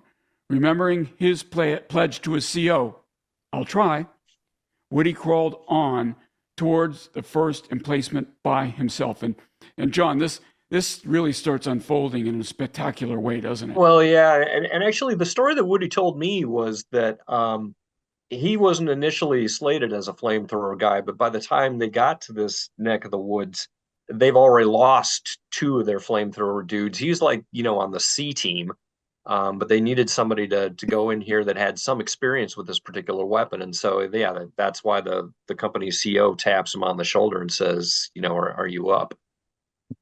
He told me the same story. He said he was he didn't come in a battle with the flamethrower. Right. He was a backup. He was a rifleman. Yep. And then and then the flamethrower operators, as you were saying, Seth, they get taken out and boom, suddenly a CO says, "Okay, you've been trained on this thing, right? Pick it up. Can you think you can do it? I'll try." So as he neared the first pillbox, he could hear and feel the Japanese machine gun fire ricocheting probably off of the stones and gravel around him, and that's flicking up and hitting his flamethrower tank. He didn't know if bullets were glazing off his tank, and if they are, they probably would have been punctuated and he would have been killed. But all he knew was this is a hot situation. He says, "I was smart enough to realize that if I kept crawling, he could get me. But if I went backwards, he would get me." So he kept going around. Could is better than would. And he circles around a bit, finally reaching a pillbox position below the pillbox. From a distance of about 15 to 20 feet, he didn't stand up. He just kind of raised it up a bit and opened up with that flamethrower, spewing napalm into the pillbox's firing slit. All Woody could hear were muffled screams as the Japanese inside that position were roasted to death, Seth. And another thing that's important to note, we talked briefly last week about what we call the Ronson lighters or the Zippos, the Sherman flamethrower tanks that had a significantly longer range, breath of fire and range. I mean, they could spit fire a heck of a lot longer. These flamethrowers, if the flamethrower operator just squished the triggers down and just held them down, they had less than 30 seconds worth of juice. Yep. And then that's it. And they're done. And you can't just turn around and stick a magazine, stick an end block in your magazine and rock and roll again. Don't work like that. Yeah. You got to turn around and go get another one. And you can't just stop by the Chevron and fill it up. You literally have to drop it off, pick up another one and go back. And that's exactly what the dude does. That's exactly what Woody does. I want to say, if I remember correctly, he told me 5 times at least. He told me 4. Yeah. And to be fair here, his accounts to me, at least, were like, I honestly can't remember all of the details of what it is that I did. Yep. And, from a rational standpoint, why would you want to? Because he spent the whole day roasting other people alive, and it was a literal hot mess. He's going back over repeated instances to get more flamethrower tanks, more satchel charges, doing whatever, and so he's got to crawl back under fire and then crawl back up again. I mean, good Lord. Yep. Exactly. If I could relate a personal story here, because he told me the same thing. He didn't remember much of what happened that day, and he learned a lot about what he did from other people's testimony. Correct. Same thing happened to me on 9/11 in the Pentagon. I was out there, and that day was complete. That morning was a complete blur to me. I learned about some of the things I did from ABC News video they had captured me doing running around looking Right. like a lunatic, and I don't remember most of that, and Right. so I can completely understand where he's coming from here, and different people told him different stories, and it's different points he wasn't sure who to believe. Right. Yeah, I can believe that. There were two instances that he did vividly remember, though, and there were ones that if you ever heard him tell his Medal of Honor story, which he would do, he was not one of those guys. He wouldn't mind talking about it. There were certain things he did not like talking about, but he wouldn't mind telling that story. And he always told these same two instances. And one of them was is that he got so on his second or third trip, he goes with four other Marines to go Yep. and knock out another pillbox. Yep. And they're coming under heavy, heavy fire. And every time he tried to crawl closer to this thing, the fire, obviously, for obvious reasons, intensified even more every single time. And he's like, I can't get this damn thing. I can't get close enough to get it because the flamethrower only had a limit. It had a very limited range. I mean, he couldn't Right. reach out 100 yards with this thing like you can with an M1. It just doesn't work like that. Yeah. So every time he got close enough to light it up or tried to get close enough to light it up, they'd light him up. So he kept backing away. And then what he did is he went up crawling around this thing. And when he crawled his way around it, he wound up eventually, what he didn't realize is working his way on top of Mm. the same pillbox that he was going after. And the only reason he knew that he was on top of the pillbox is because he could hear the Japanese underneath him Right. talking and yelling and screaming and shooting because they're still shooting at the four Other. Marines that were there to protect him. Right. So he's laying on top of this thing, trying to figure out now how the hell am I going to get my flame down in there when these people are literally directly beneath me, and he sees a little wisp of smoke or exhaust or something coming from 3, 4, 5 feet away from him, and he realized pretty quickly that that was like an exhaust vent or something that was Yeah. coming, though what he assumed to Mhm. be that pillbox. So he took his flame nozzle, stuck it in there, and just and hit it from the top. And there were witnesses. We have the testimony, some of the testimony here from the eyewitnesses that were there that said the flames shot out from Oh. from the pillbox because it Mm. came from down on top of them. Right. So I mean that absolute hell on earth. They later counted 17 dead Japanese Mm. inside that pillbox alone. And to your point, Bill, this came from directly from his oral history that I did with him. He said, "I don't know how many I killed that day. Much of that afternoon I do not remember, and I'm positive that fear wiped that memory out. However, one vivid memory I do have is that they must have been out of ammunition or something because, well, they came charging." And what he's talking about is one of the last pillboxes that he attacked.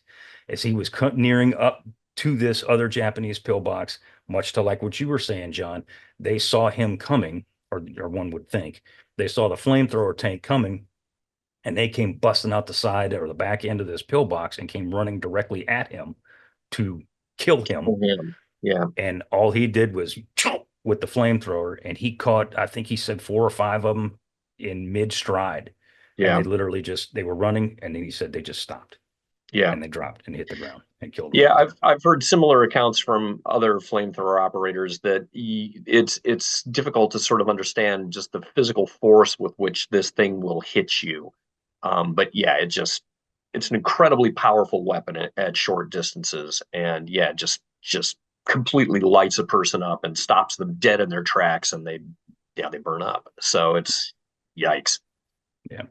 He's credited with knocking out 7 pillboxes. Woody Williams was credited officially by the Marine Corps with knocking out 7 pillboxes. There is no estimate on how many people he eliminated. It's not important, frankly. It Yeah. doesn't matter. I mean, it does to the Japanese, but it's not the overall theme here. He later said, you've got a job to do in which you're trained, and you have to do it for the people around you, for the other Marines. And 2 of them got killed protecting my life. Yeah. This medal belongs to them. It does not belong to me. And obviously, we're referring to the Medal of Honor. Woody Williams was the last surviving Medal of Honor recipient from Yes. Iwo Jima and World War II. And he just passed away, less 2 than 2 years years ago? ago? Yeah, Yeah. less than 2 years ago. Yeah. Yeah, God it bless was his- interesting when we were in the airport on Guam, ready to fly up there. We take some Marines up on the aircraft with us, and they all found out, these 20, 21-year-old Marines, men and women, and they were like, "My God, you know, Woody is here in the terminal." And yeah, I've got shots of the group shot with all of those young Marines because, of course, you know, Yeah, if you're a Marine, we have no God other than Woody, you know. it's So true. yeah, that was really interesting to see. Yeah. Incredible human being. Gotta Yeah, love him. Miss him. Good dude. And there is, Seth, there is a USS Woody Williams. There is It's an indeed. expeditionary combat ship, yeah. And it was commissioned while he was still alive, so we got to see it. yeah, that's Indeed. right. Indeed. I remember that. Indeed.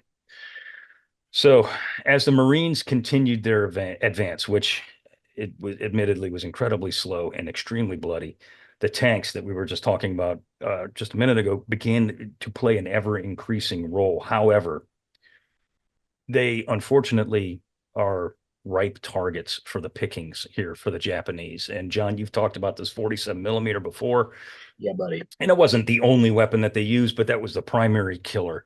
And these tanks, I mean, tanks are incredibly vulnerable if they don't have infantry protection with them Right. every inch of their advance. And the whole reason for the Marines bringing up the tanks is to knock out those pillboxes and or whatever the case may be. And if the infantry can't advance with them step by step, those No tanks are problem. easy pickings, and that's exactly what begins to happen. Um, their support is important, especially these Ronson lighters that we were talking about, but you know, they were incredibly vulnerable. And if I remember correctly, there's still several Sherman tanks on Iwo Jima. I remember one specifically that was there when I was there in '09. That was Yeah, still there. I can't remember seeing that, but I do remember seeing one of those 47s. Um, Mhm. so yeah, I mean, you know, by any stretch of the imagination, a 47 millimeter anti-tank gun is no great shake, certainly in the European theater, but against, you know, a sort of a stock Sherman hull at short range, yeah, that weapon will absolutely perforate a tank. And you're right too that if that Sherman does not have infantry support, the Japanese would come out with limpet mines or satchel charges or anything and do a close infantry assault on it. A lot of people sort of, it's hard to get yourself into the mindset of what it's like to be inside a tank, but it, the reason you're so vulnerable is because your visibility is so bad. You got nothing out either flank, and so if enemy infantry comes up from the side, they can get up on top of you without you even knowing it, and then things get really bad in a hurry. So, yeah, you've got to have constant infantry support along with these vehicles, or they're in deep weeds. Yeah. And even then, even if the 47s don't take them out, the minefields on Iwo Jima, Right, of which there were a lot. thousands of mines all over the damn place. You know, there's accounts of these Shermans almost always hitting these mines, and the force of the explosion literally flips these big things up, ass over tea kettle, and they land on their back. So you Yeah, can imagine that anybody, pretty much anybody that's in that is a goner, yeah. you know. So I mean, these minefields are vicious. Yeah, and a lot of those would have been probably improvised devices using, you know, a 250 kilogram bomb or something like that. There's a tank very much like that on Peleliu today, and that's absolutely what happened. It was a remotely detonated mine, a 250 kilogram bomb, and it does exactly that. It just yoinks this, you know, 35-ton vehicle up in the air. The crew is dead before it even hits the ground. Um, even something as small as an anti-track mine that takes the track off of this vehicle. Now all of a sudden you're stuck out in the middle of no man's Mhm. land, and if you don't have infantry support, you know, Your meat on the you're table. meat. Yeah, Yeah. Yeah. So Hill 382, as we mentioned earlier, had become a thorn in the 3rd Marine Division's side, as well as Hill 362, which we're going to talk about later on. And now, like I said in the beginning, the 4th Division had become embroiled in the defenses of the Turkey Knob as well. For days, the 3rd had pushed its way across Motoyama 2 with 382 in the distance, serving as the goal. It's kind of like, you know, the carrot at the end of the race there. You got to get at it. Some 250 yards away. Now think about this, 250 yards away. That's not that close. far. I mean, Well, that's yeah, that's depends close. on how I mean, you it's look it's at it's it. far on Iwo Jima for sure, Yeah, but I mean that's rifle range, easy right. rifle range, 250 yards. The target is right there, but it's so dang formidable they can't get at it. Yeah, What was left of a Japanese radar station lay crumpled behind the Turkey Knob, all of which was surrounded by these underground machine gun emplacements, artillery, and anti-tank weapons. I mean, this is a veritable fortress and a natural fortress, if you will, that's staring at these guys. Post-battle surveys, I found this thought to be absolutely fascinating, concluded that the area of the Turkey Knob was honeycombed with caves and tunnels, nearly 1,000 yards of caves for ammunition supplies, troops, and their reinforcements and positions of escape should their emplacements be overrun. So these things were in-depth planned all the way through. Light and medium tanks were dug in up to their turrets among the labyrinth of escarpments, chasms, and ridges that was the natural terrain of the area. This is an absolute beast, beast. So deep within the system was a 30 by 40 foot communication center with concrete walls 4 feet thick. 200 yards west of the Turkey Knob, the ground fell sharply to the natural bowl of the amphitheater that we talked about earlier. So initial Marine attacks in this area fail completely. Like they cannot make any headway. Can't go. No, they can't make any headway whatsoever.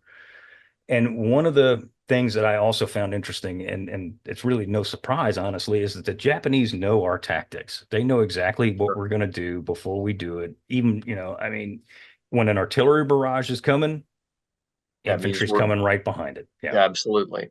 Yeah. Yeah, but this point in the war, I think this is a point that Rich Frank has made too. I mean, by the time you get into late 1944 or early 1945, the Japanese realize that when you're talking about defending yourself against the Americans, it really comes down, can you defend yourself against their tanks? Because everything we do is built around, can I get direct fire or a direct flamethrower of some sort up here and do my thing. So they're always looking out for tanks to get rid of those things, hence all of the mines and the IEDs that are out there. And we're going to start running out of armor support fairly quickly, and it's going to get reduced to the level of, unfortunately, now the Marines have got to be able to do this on a squad-sized basis. Mano a mano, man. Yeah. To that exact point, the initial assault is led off by 6 M4 Sherman tanks. 4 of them are immediately knocked out, and the other 2 get stuck in the sand, and they too get knocked out. So these 6 tanks that are leading this initial assault into the Turkey Knob area get blasted within minutes of them leaving. Yeah. Bill, tell us about what happens to one platoon. One platoon actually does make it up there, but reminiscent of Peleliu, they don't stay there very long. Mm-hmm. Yeah. They actually get to the top of the knob, probably because they were unnoticed by the Japanese. Once at the summit, the platoon was cut off, and Japanese counterattack as enemy mortar and artillery made it impossible for the rest of the company to either retrieve the platoon or reinforce it. 2 hours of hand-to-hand combat ensued as darkness fell. And after several hours more, the platoon was able to, advance? No, retreat from the summit. Over the first 48 hours of attacks on the Turkey Knob defensive network, the Marines had lost nearly 500 men. All they gained was a scant 100 yards of territory. We talked last week about how many men were lost per yard advanced up Suribachi. We're talking about 500 men lost to gain 100 yards of territory here by Turkey Knob. Jim Lucas, a Marine correspondent who had been at Tarawa, said it was bad at Tarawa, but that was all over in about 76 hours. Right. This battle just goes on and on and on and on from one ridge to another. When will it end? And when it ends, will anybody be left alive? That's incredible, guys. Yeah. So I was just going to point out that one of the things that the Japanese are really getting good at this point in the war, too, is putting a lot of their defenses on the reverse slopes of hills. And this is a feature that we're going to see in the combat in Okinawa as well. Okinawa becomes infamous for this. But what you're doing is you're putting automatic weapons and, in many cases, mortars on the reverse slopes of these hills so they can't be hit by direct fire from the Americans that are approaching from the front of the fortification. But then what happens is if you have a situation like this where the Americans do manage to make it to the top of one of these hills, they find themselves coming under direct fire then from these emplacements that are on the backside of this hill. And you can either get cut off or in most cases, it's just absolutely impossible to stay on the top of this thing and hold your ground. You get driven back off. And again, we'll see that on Okinawa, places like Sugarloaf Field, that they get to the top of that damn thing and get pushed off, I think something like 6 times. And that's happening at a tactical level here on Iwo Jima all the time too. Up, down, up, down. Yeah. Constantly. Folks will remember there was some of that at Saipan too. But go ahead, Seth. I was going to say it's second verse, same as the first. I mean, you get up, you get down, you get up, you get down, you get up, you get down. And it's infuriating to the Marines who are doing this attacking, because it's like, good God, we just lost, I don't know, 5 guys going up this damn thing. And now we're coming back down. It's can't hold infuriating. No, it's infuriating. So one of the guys that's in charge down on the ground level here is 3rd Marine Division Commander Graves Erskine, which, by the way, I don't know if I'd want to be leading infantry if my first name was Graves, but I'm just saying. I'm sorry. Just put that out levity there here, but yeah. That's what he's doing. He's producing graves. Go ahead. Indeed. So what he decides he's going to try and do, and this is interesting because it hasn't happened much. The 11th Airborne did it in their race to Manila several times, but as far as the Marine Corps is concerned, it did not happen very often. Erskine decides he wants to launch a night assault. He figures that if he does this, and rightfully so, that if he does this, he might just very well catch the Japanese off guard, because we aren't infamous for doing this as the Japanese are. And, it's almost unheard of that the Marines, specifically United States Marines, are going to do this in the Pacific theater. So he tabs a guy, one of his battalion commanders named Red Kenyon. It's one of his battalion COs. He's going to launch this night assault.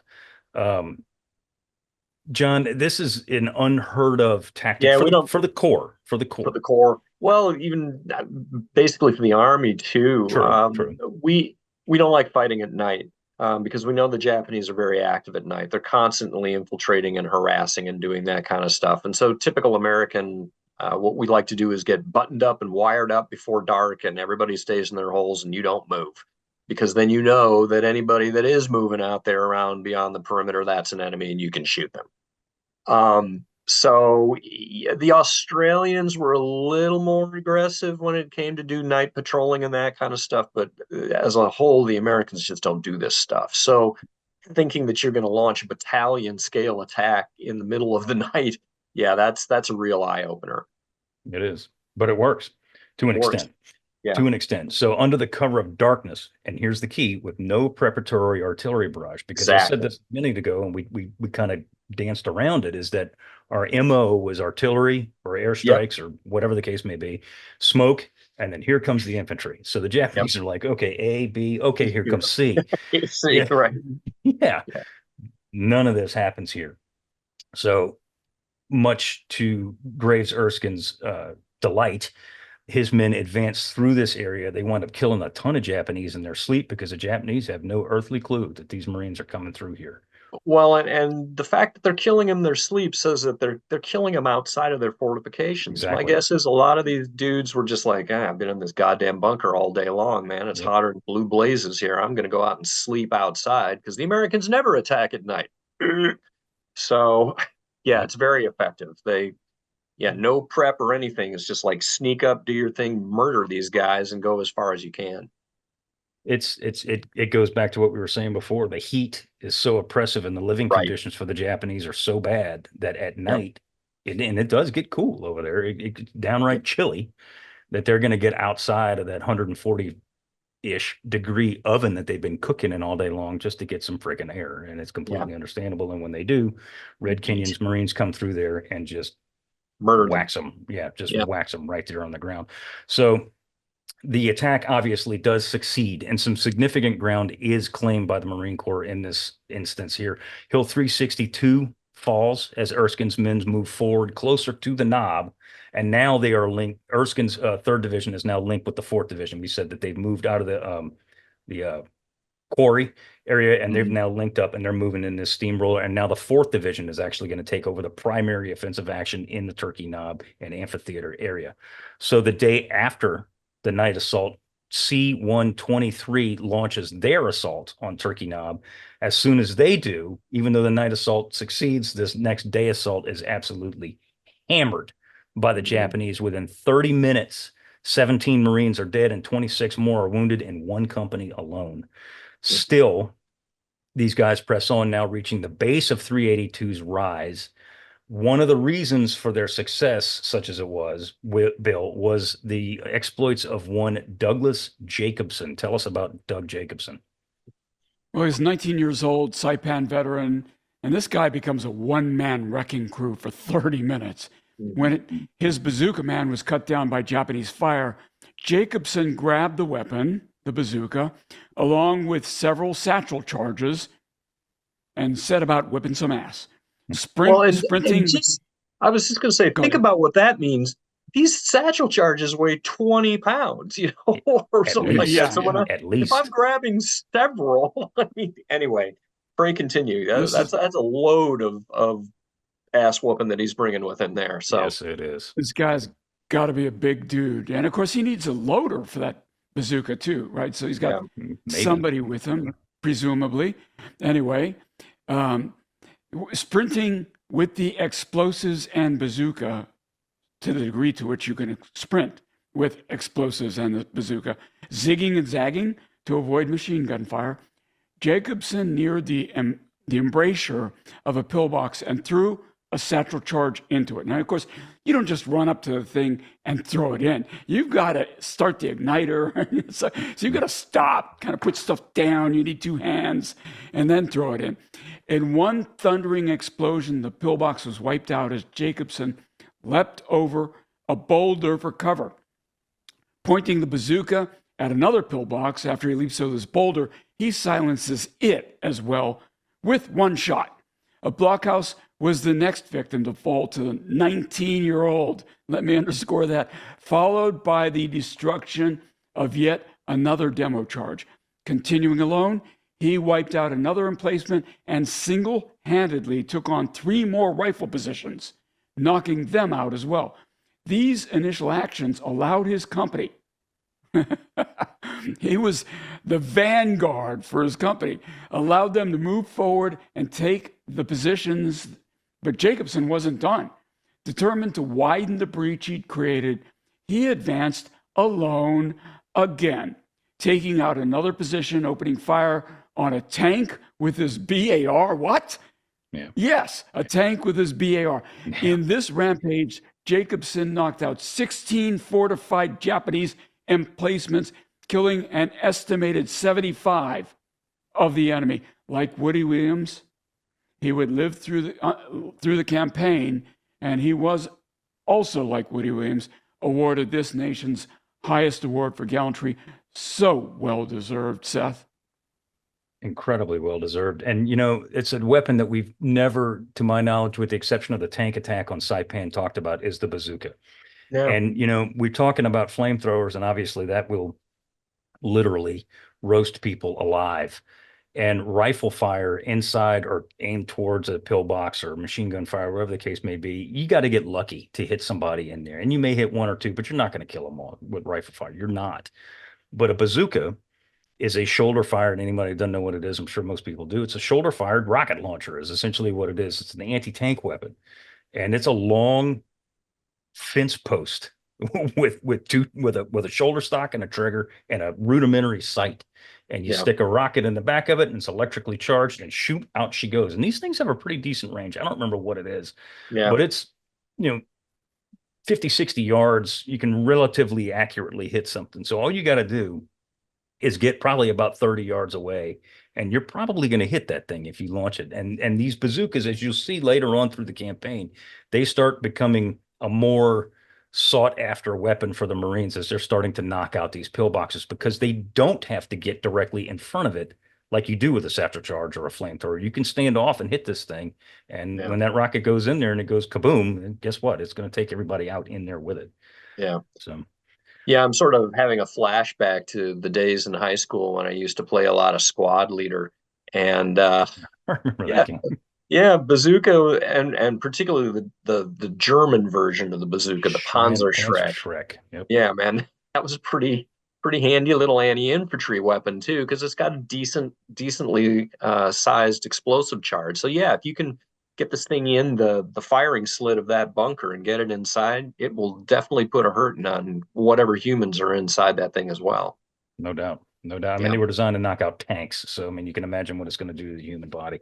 Yeah. So, much like we were saying before, Jacobson, even though he does get to the top or near the top of the turkey knob and expands the breach that he creates and his company advances, guess what? They can't hold the area because they come under tremendous Japanese counterfire. And the gains made by he and his company are erased almost as soon as they make them, Yeah. unfortunately. They did wind up gaining 200 plus yards of territory, but at a ghastly price. 512 Marines had fallen in 2 days' action, 119 of which would be buried in the 4th Marine Division's growing cemetery. This is the 4th Marine Division sector right Yeah. now. So it's like we said before, it's eerily reminiscent of Peleliu. Go ahead, John.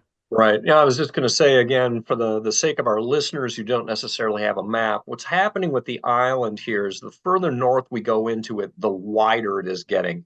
Iwo Jima looks kind of like a pork chop, and Yep. Suribachi is the slim end of that pork chop. And now, as we're going north, that island is widening out, which means that the divisional frontages for each of our 3 divisions Bigger. likewise are getting larger at the same time that the number of infantrymen that we have in the front ranks are getting smaller. So that's not necessarily a good thing when you're trying to put concentrated attacks in. At this point in the war, we know how these operations go, and we already have substantial groups of reinforcements that are pre-slated to be fed into these infantry battalions. But even those are being used up relatively quickly because it's just such a sausage grinder that, yeah, a lot of these divisions are going to go through, 100% casualties in some cases in some of these infantry companies. It's And absurd.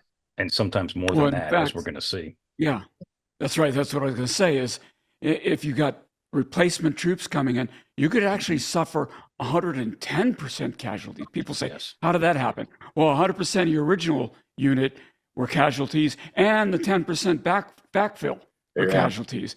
It makes no sense until you understand the backfill. Yeah. Yeah, you're going to see that a lot, especially with the 5th Marine Division, and we'll get to them in just a few minutes. So the assaults against the Turkey Knob area, like I said before, were very reminiscent of Peleliu, in that there's these basically indestructible natural fortress pillbox like things, and any kind of advance that we do make up there, we have to retreat. 3rd Battalion, 23rd Marines specifically are the ones that are smashing themselves, literally just smashing themselves like a wave on a shoreline against these Japanese defensive networks. Colonel Shelton Scales of 323 was a perfect example of this. His battalion was embroiled in the slaughter 2 days after Jacobson performs his amazing feats of heroism that gets him the Medal of Honor. Moving out in a cross-island push with another 4,000 Marines, to your point, John, were spread out and spreading out Yep. even thinner. Scales' men moved up the slopes of the Turkey Knob, this time with Sherman tank support. As the attack progresses, 2 Shermans had been knocked out by AT fire, a 3rd had been damaged, and a 4th was stuck in the volcanic sand. Again, literally happens every single time. Yep.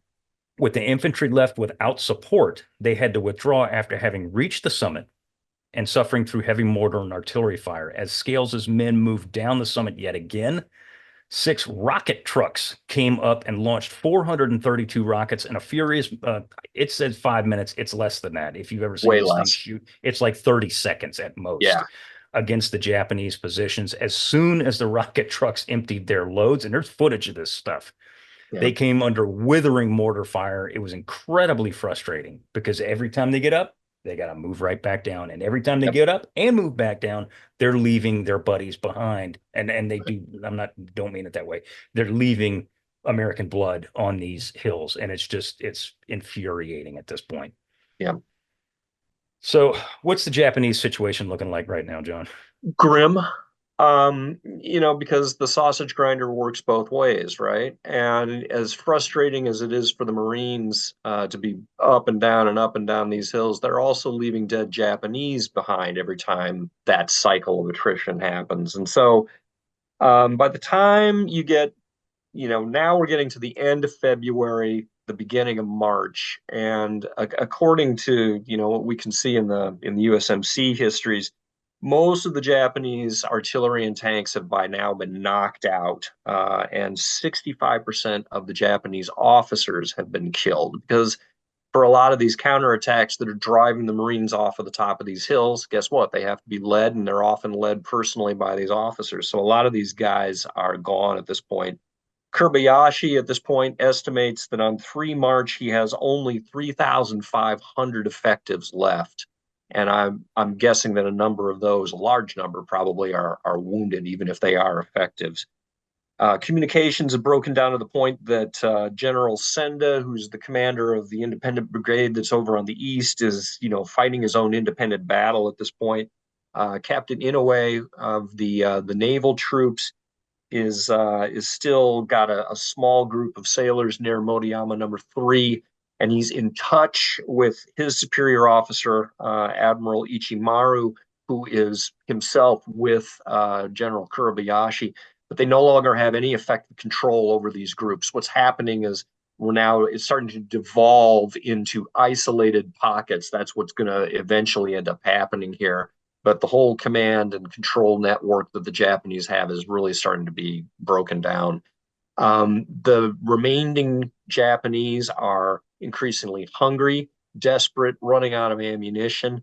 There's, again, a lot of activity going on at night, and there are personal accounts from the Japanese. They're like, yeah, every night I'm going out and trying to find something to eat and something to drink, because in many cases, when the Americans would pull back at night, they would leave rations behind, and that's how a lot of these dudes are feeding themselves. The Japanese, too, from the limited number of personal accounts that we have left from them, also remark on the fact that they are being affected by the awful carnage here. And one of them remembers that men didn't just die on Iwo Jima, they were ripped apart, torn to shreds, and scattered. I saw torsos with no limbs, dismembered legs, arms and hands, and internal organs splashed onto the rocks. Another remembered and simply mirrored the Marines' accounts of this, that it was a living hell for us. Just going to say is, as a result now of the fact that to external appearances, the Marines can't really detect any perceptible weakening in Japanese resistance. To them, it just looks as fanatic and obdurate as it has been throughout the entire time. But the Japanese are beginning to fall apart at this point, and that ends up creating an opportunity now for 3rd Marine Division to finally, make a bit of a breakthrough into these defenses. And that is precisely what happens here. Bill, tell us what Erskine's 3rd does here at this point in the fight. Well, he's received orders to keep up the pressure and drive to the northern shoreline. All 3 divisions, in fact, Sure. have received those orders. Sure. Yeah. Hopeful orders, I'm sure, but orders nonetheless. Red Canyon's Night Stalkers prepare to move out, along with Colonel Withers' 21st Marines. A furious artillery barrage. Wow, what a change in tactics provided by ships offshore, and Marine artillery poured fire on the Japanese for 30 minutes. The shelling did temporarily stun the enemy, as over 400 yards of ground was gained in just over an hour. However, as expected, the Japanese responded with mortars and artillery, as well as infantry attacks. Yet this time, the Marines held and launched their own counterattack to the counterattack. Springing from their positions, Marines made a wild charge through what had at one time been the largest and only civilian inhabited area of Iwo, Motoyama village. And we talked about that last week, that there were actual Japanese civilians farming on Iwo Jima, even though they had to bring the water from Chichijima. Made no sense, but it's true. Hand-to-hand fighting ensured in what was left of the village, and the Marines got the better of the enemy. And so blowing through the village and seizing the high ground, overlooking what was going to be Motoyama number 3, if it had been completed, but it wasn't yet. The division report issued later that evening was the most cheerful yet seen throughout the campaign. And it read simply, it appeared that the 3rd Division had finally burned and blasted through the enemy's main line. So that sounds a little promising, Seth. Yeah, an inch is as good as a mile, as they say. And at this point, any kind of significant gain of territory is seen as a major, major success here in this operation. John, you look like you're about to say something. Oh, I don't know if I had remembered to say this last time that again, just because of the nature of the fighting is so underground. I remember there was this wonderful quote from the Marine Corps histories that, a guy was flying over the battlefield in his observer aircraft. And on the American side of the lines, everything is moving, right? There's trucks moving around and jeeps and, artillery and doing its thing. And the half of the island that is still under Japanese control, you see nothing. Occasional smoke, but not a single human being to be seen. And so, again, just the sort of the contrast between the two modes of warfare that we've got going here, that, the Japanese, for the most part, are completely invisible during this entire thing. There were guys that I knew that were on Iwo, and I knew a lot of guys that had served on Iwo Jima, and they, like unprompted, would say that it was like fighting a spirit or a phantom or a ghost or whatever the case may be, because they rarely saw them. Yeah. And I'm not talking about like they rarely saw them, in mano-a-mano combat. It did happen occasionally. That did happen. But we get these little counterattacks, sure. But by and large, when they'd knock out a position or whatever and advance past it, and they never even saw the guys that they killed. Yeah. Because they're in this damn thing. They're not, obviously there are some laying around for sure, but the vast majority of them are inside. So it was spooky. I remember Jim Goodrich telling me, he was 5th Marine Division. He told me, he's like, it was spooky. He says, you'd take all this fire, you'd fire back, you'd eliminate what you think would be the position. You'd go by there. There wasn't anybody there. There wasn't anybody laying on the ground, but right. You knew you'd probably killed them, but they were not there. You might see a blood trail, and that was it. Maybe. Right. Spooky place. Spooky. Yeah. So one of the men that's involved in this attack that we're talking about specifically here was a guy from Alabama named Wilson Douglas Watson. He was a BAR man with G Company, 2nd Battalion, 9th Marines. His squad is being held up by a string of pillboxes. And it sounds similar because that's the way the battle was fought here. It's pinning his unit down with withering fire. He eliminates 2 emplacements as his squad moves up the hill behind him and takes cover for the night. The following morning, Doug Watson resumes his one-man lone advance. He runs up a hill alone in the face of Japanese machine gun fire, reaching the crest, firing from the hip with his BAR, which is just bad to the bone, at anything that emerges, which is obviously little, but he's killing something. As he reaches the top of the hill, he looks below to see Japanese running up towards him. This is from the reverse side of the slope that you were talking about earlier, John. Yep. Standing in full view, skylined on the hill crest, Watson dumped magazines from his BAR into the charging Japanese. He killed all of them who were coming at him. He held the top of the hill alone for 15 minutes with his fire until the rest of his squad, and then later his entire company, which was only seconds behind, joins him. Official reports credited Watson with eliminating 4 Japanese positions and killing 60 of the Japanese as they charged up the top of that hill. He too would be awarded the Medal of Honor for his deeds on Iwo Jima. And it's over and over and over and over again. And the figure that we're going to talk about later, and we don't have to get into every one, is 27, because there were 27 Medals of Honor awarded for actions performed on Iwo Jima. Yeah. 27 Medals of Honor. And this ain't that big an island. No, it is not. No, it is not. So one of the guys that we've talked about a lot in the past is Robert Sherrod, who was an amazing writer. He would not quite Ernie Pyle level, but not far off, frankly. He said of deeds like Watson's, quote, "Such deeds as these taken by themselves might indicate, as hero stories often indicated, that we swept the Japanese before us in a series of mighty blows. Such was not the case, of course.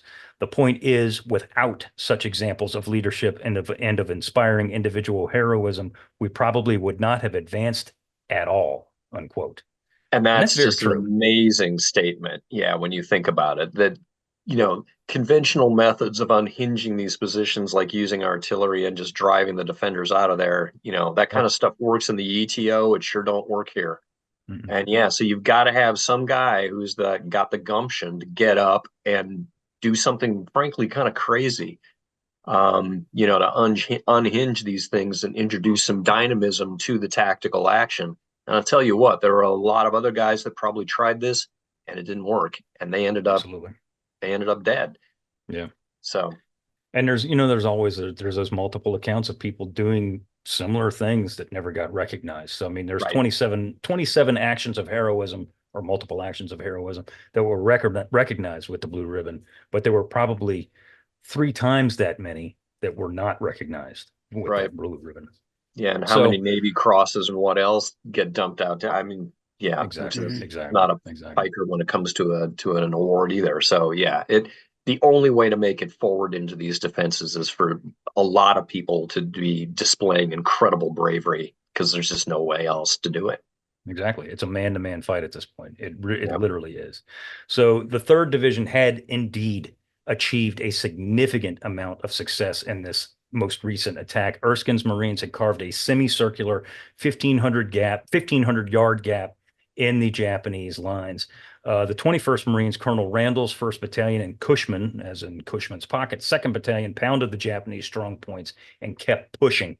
Nearly 3,000 Marines are involved in this push that was brutal, hand-to-hand, bloody, violent infantry, man-to-man fight. In the evening, Withers reported to Erskine and asked, "Shall we keep going?" Why would you stop? But shall we Right. keep going? The general replied, quote, "Hell yes, I'll have Higgins boats on the shore waiting for you, so you won't have to walk back," unquote. Optimistic. Yeah, Yeah, I was somewhat. about to say that. Thanks for the optimism, Graves, but it Yeah. ain't going to work Mhm. quite that Yeah. well. So Erskine's Marines had met and beaten the strongest defensive positions on the island in the center portion of the island. They seized Motoyama number 2, blew through Motoyama village at this point, and overran part of Motoyama 3. Again, Motoyama 3 was not completed at this point. It wasn't even less than 50% completed at Yeah, this it's point. just a sketch of an airfield more than a real thing at this point. Barely, yeah, barely that. So now sitting less than 1,500 yards from the northern shore, the division was close to splitting Iwo in two, but that's not to be, is it, Bill? Not yet, anyway. No, it's not. So over in the 4th Division sector, the Turkey Knob still refused to be beaten. Marine attacks slowly gained ground, but still the Japanese counterattacked over and over again. The hill crest and surrounding territory received a massive naval gunfire pummeling before yet another attack was launched. As the Marines launched their assault, they came under withering small arms fire, along with mortars, and so it goes.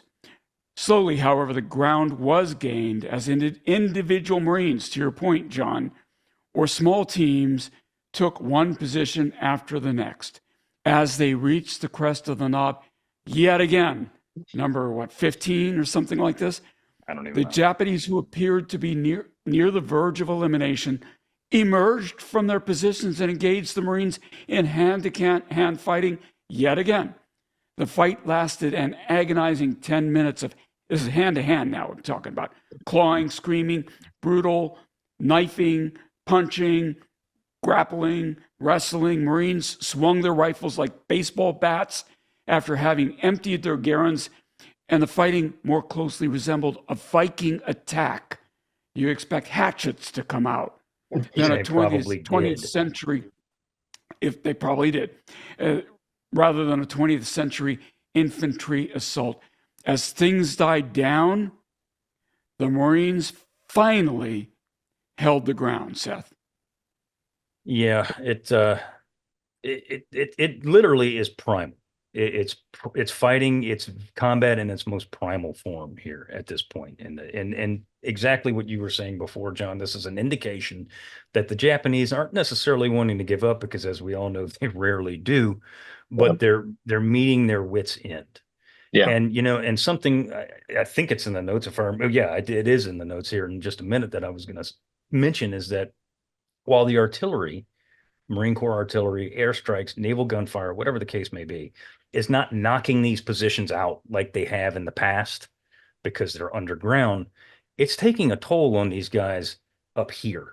Yeah. And they're starting to lose it. You can't, I don't care who you are, you can't withstand that much pounding Yeah. and not start to kind of lose your mind where your eye starts to twitch and you want to just get the hell out of there.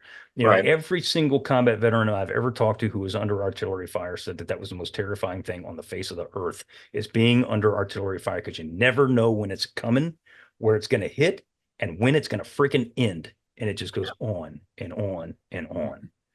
Yeah.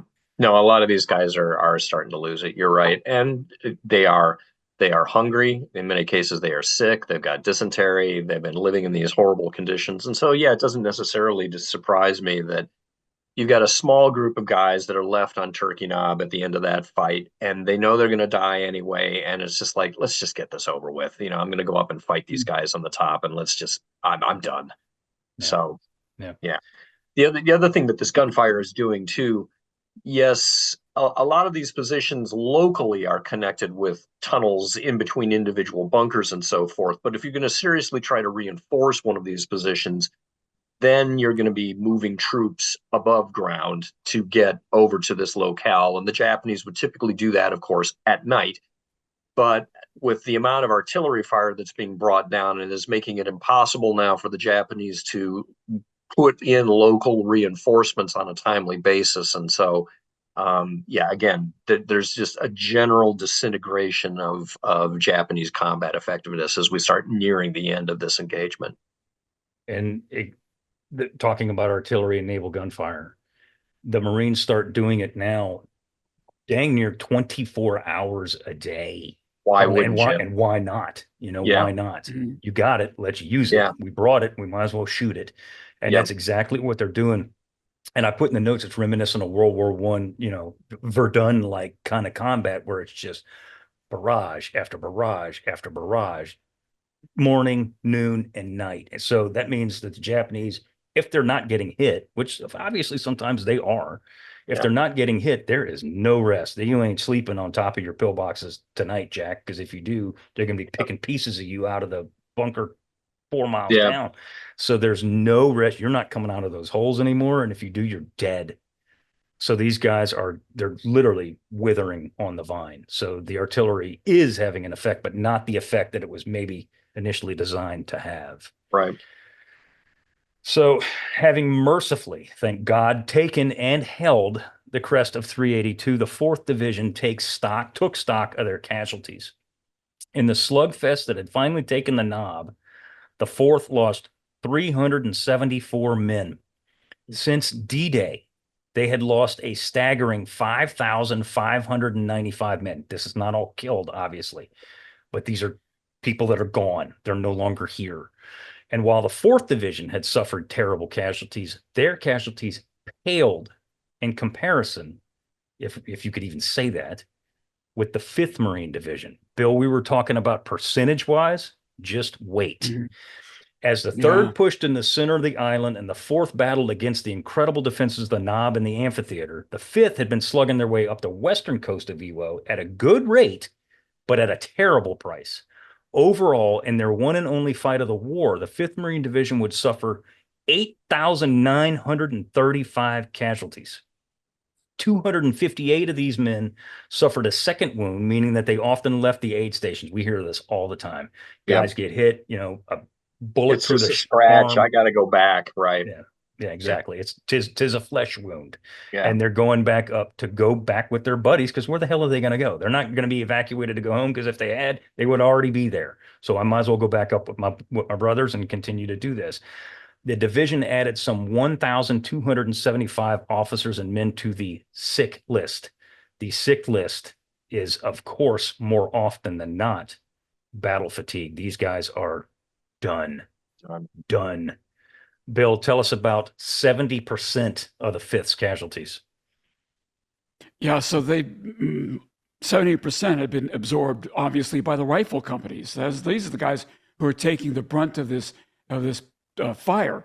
Casualties in the first 4 days of Iwo for the 5th averaged 602 casualties a day. After the first week, casualties dropped to an average of only about 250 per day. What? Only? But that figure ticked back up to 444 a day as the 5th slammed against Hill 362 on the 3rd's left flank. 2 days before the campaign ended, the 5th lost 327 men. That's 2 days before the campaign's over. They're still losing 327 men in a single day. Yeah. Hardest hit among the 5th Battalion was 226, 2nd Battalion, 26th Regiment. The 2nd Battalion landed on Iwo with 37 officers and 917 men. During the campaign, 40 officers were lost. That's 108%. Remember, that's because they had replacements coming up and replacing.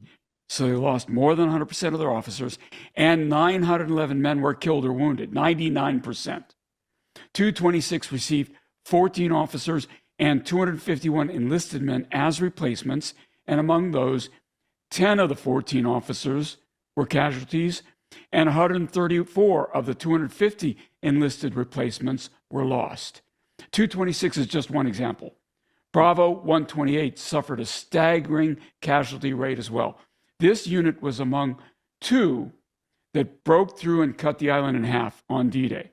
Then, under the command of Captain Dwayne Mears, the company would go through a mind-blowing assortment of, this is one company, 8 company commanders during their time ashore. Jesus. Bravo 128's 2nd Platoon changed leaders due to casualties 11 times, which included 5 lieutenants, 1 gunnery sergeant, 2 corporals as company commander, 1 PFC, and 1 private. Private as a company commander because nobody's left. That private, Dale Castle Jr., had only been ashore 3 days when he took command of the company and was killed on March 14th, Seth. 3 days before the end. Yeah. That's absurd. Yeah. Privates in charge of companies. I mean, it's just, what can you say? You can't even say anything about that. You can't. I don't want to come up with some pithy remark and degrade that statistic because that's ungodly. That's ungodly. Yeah, so in the post 9/11 wars in Iraq and Afghanistan, the Marine Corps came up with this term, the strategic corporal, and what they meant by that is they were corporal level people making operationally strategic decisions, right? Whether to attack a village or not, which would have cascading effects. Here we have private company commanders. That's even more incredible than a strategic corporal. Yeah. And a dude who'd been there 3 days, so he was a replacement. Right. So this is a boot. This is a guy with maybe 6 or 8 weeks of training. And he doesn't know anything from anything. He gets ashore on Iwo Jima in literally the most brutal fight of the war to this date. Yeah. And he becomes a company commander because everybody else is dead. Yeah. And then his unfortunate soul gets also killed 3 days later. That's absurd. Hard to wrap your head around that. It really is. It's hard to wrap your head. Yeah.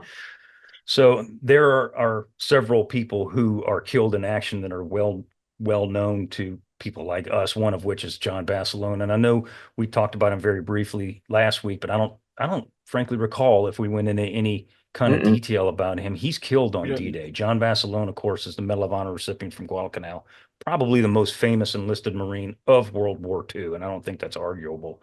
So, and even when he got into the 5th as cadre, and he volunteered to go, by the way, he was a well-known dude. Like, everybody knew who he was, and he's a machine gun section leader, and he gets killed on D-Day, and he's not the only one. The guy that we talked about a lot last week, Chandler Johnson is also a casualty here on Iwo Jima. There's a lot of people that get hurt bad on Iwo, and Chandler Johnson specifically, his group of Marines, you'll remember we talked, these are the people that took Mount Suribachi and raised the flag. They're pushing against a nice little garden spot on Iwo Jima called Nishi Ridge, which is just a pleasant little place to be. On February 29th, when several Marines in that famous image would fall, Mike Strank was leading Dave Severance's ordered attack at the spear point when he was hit.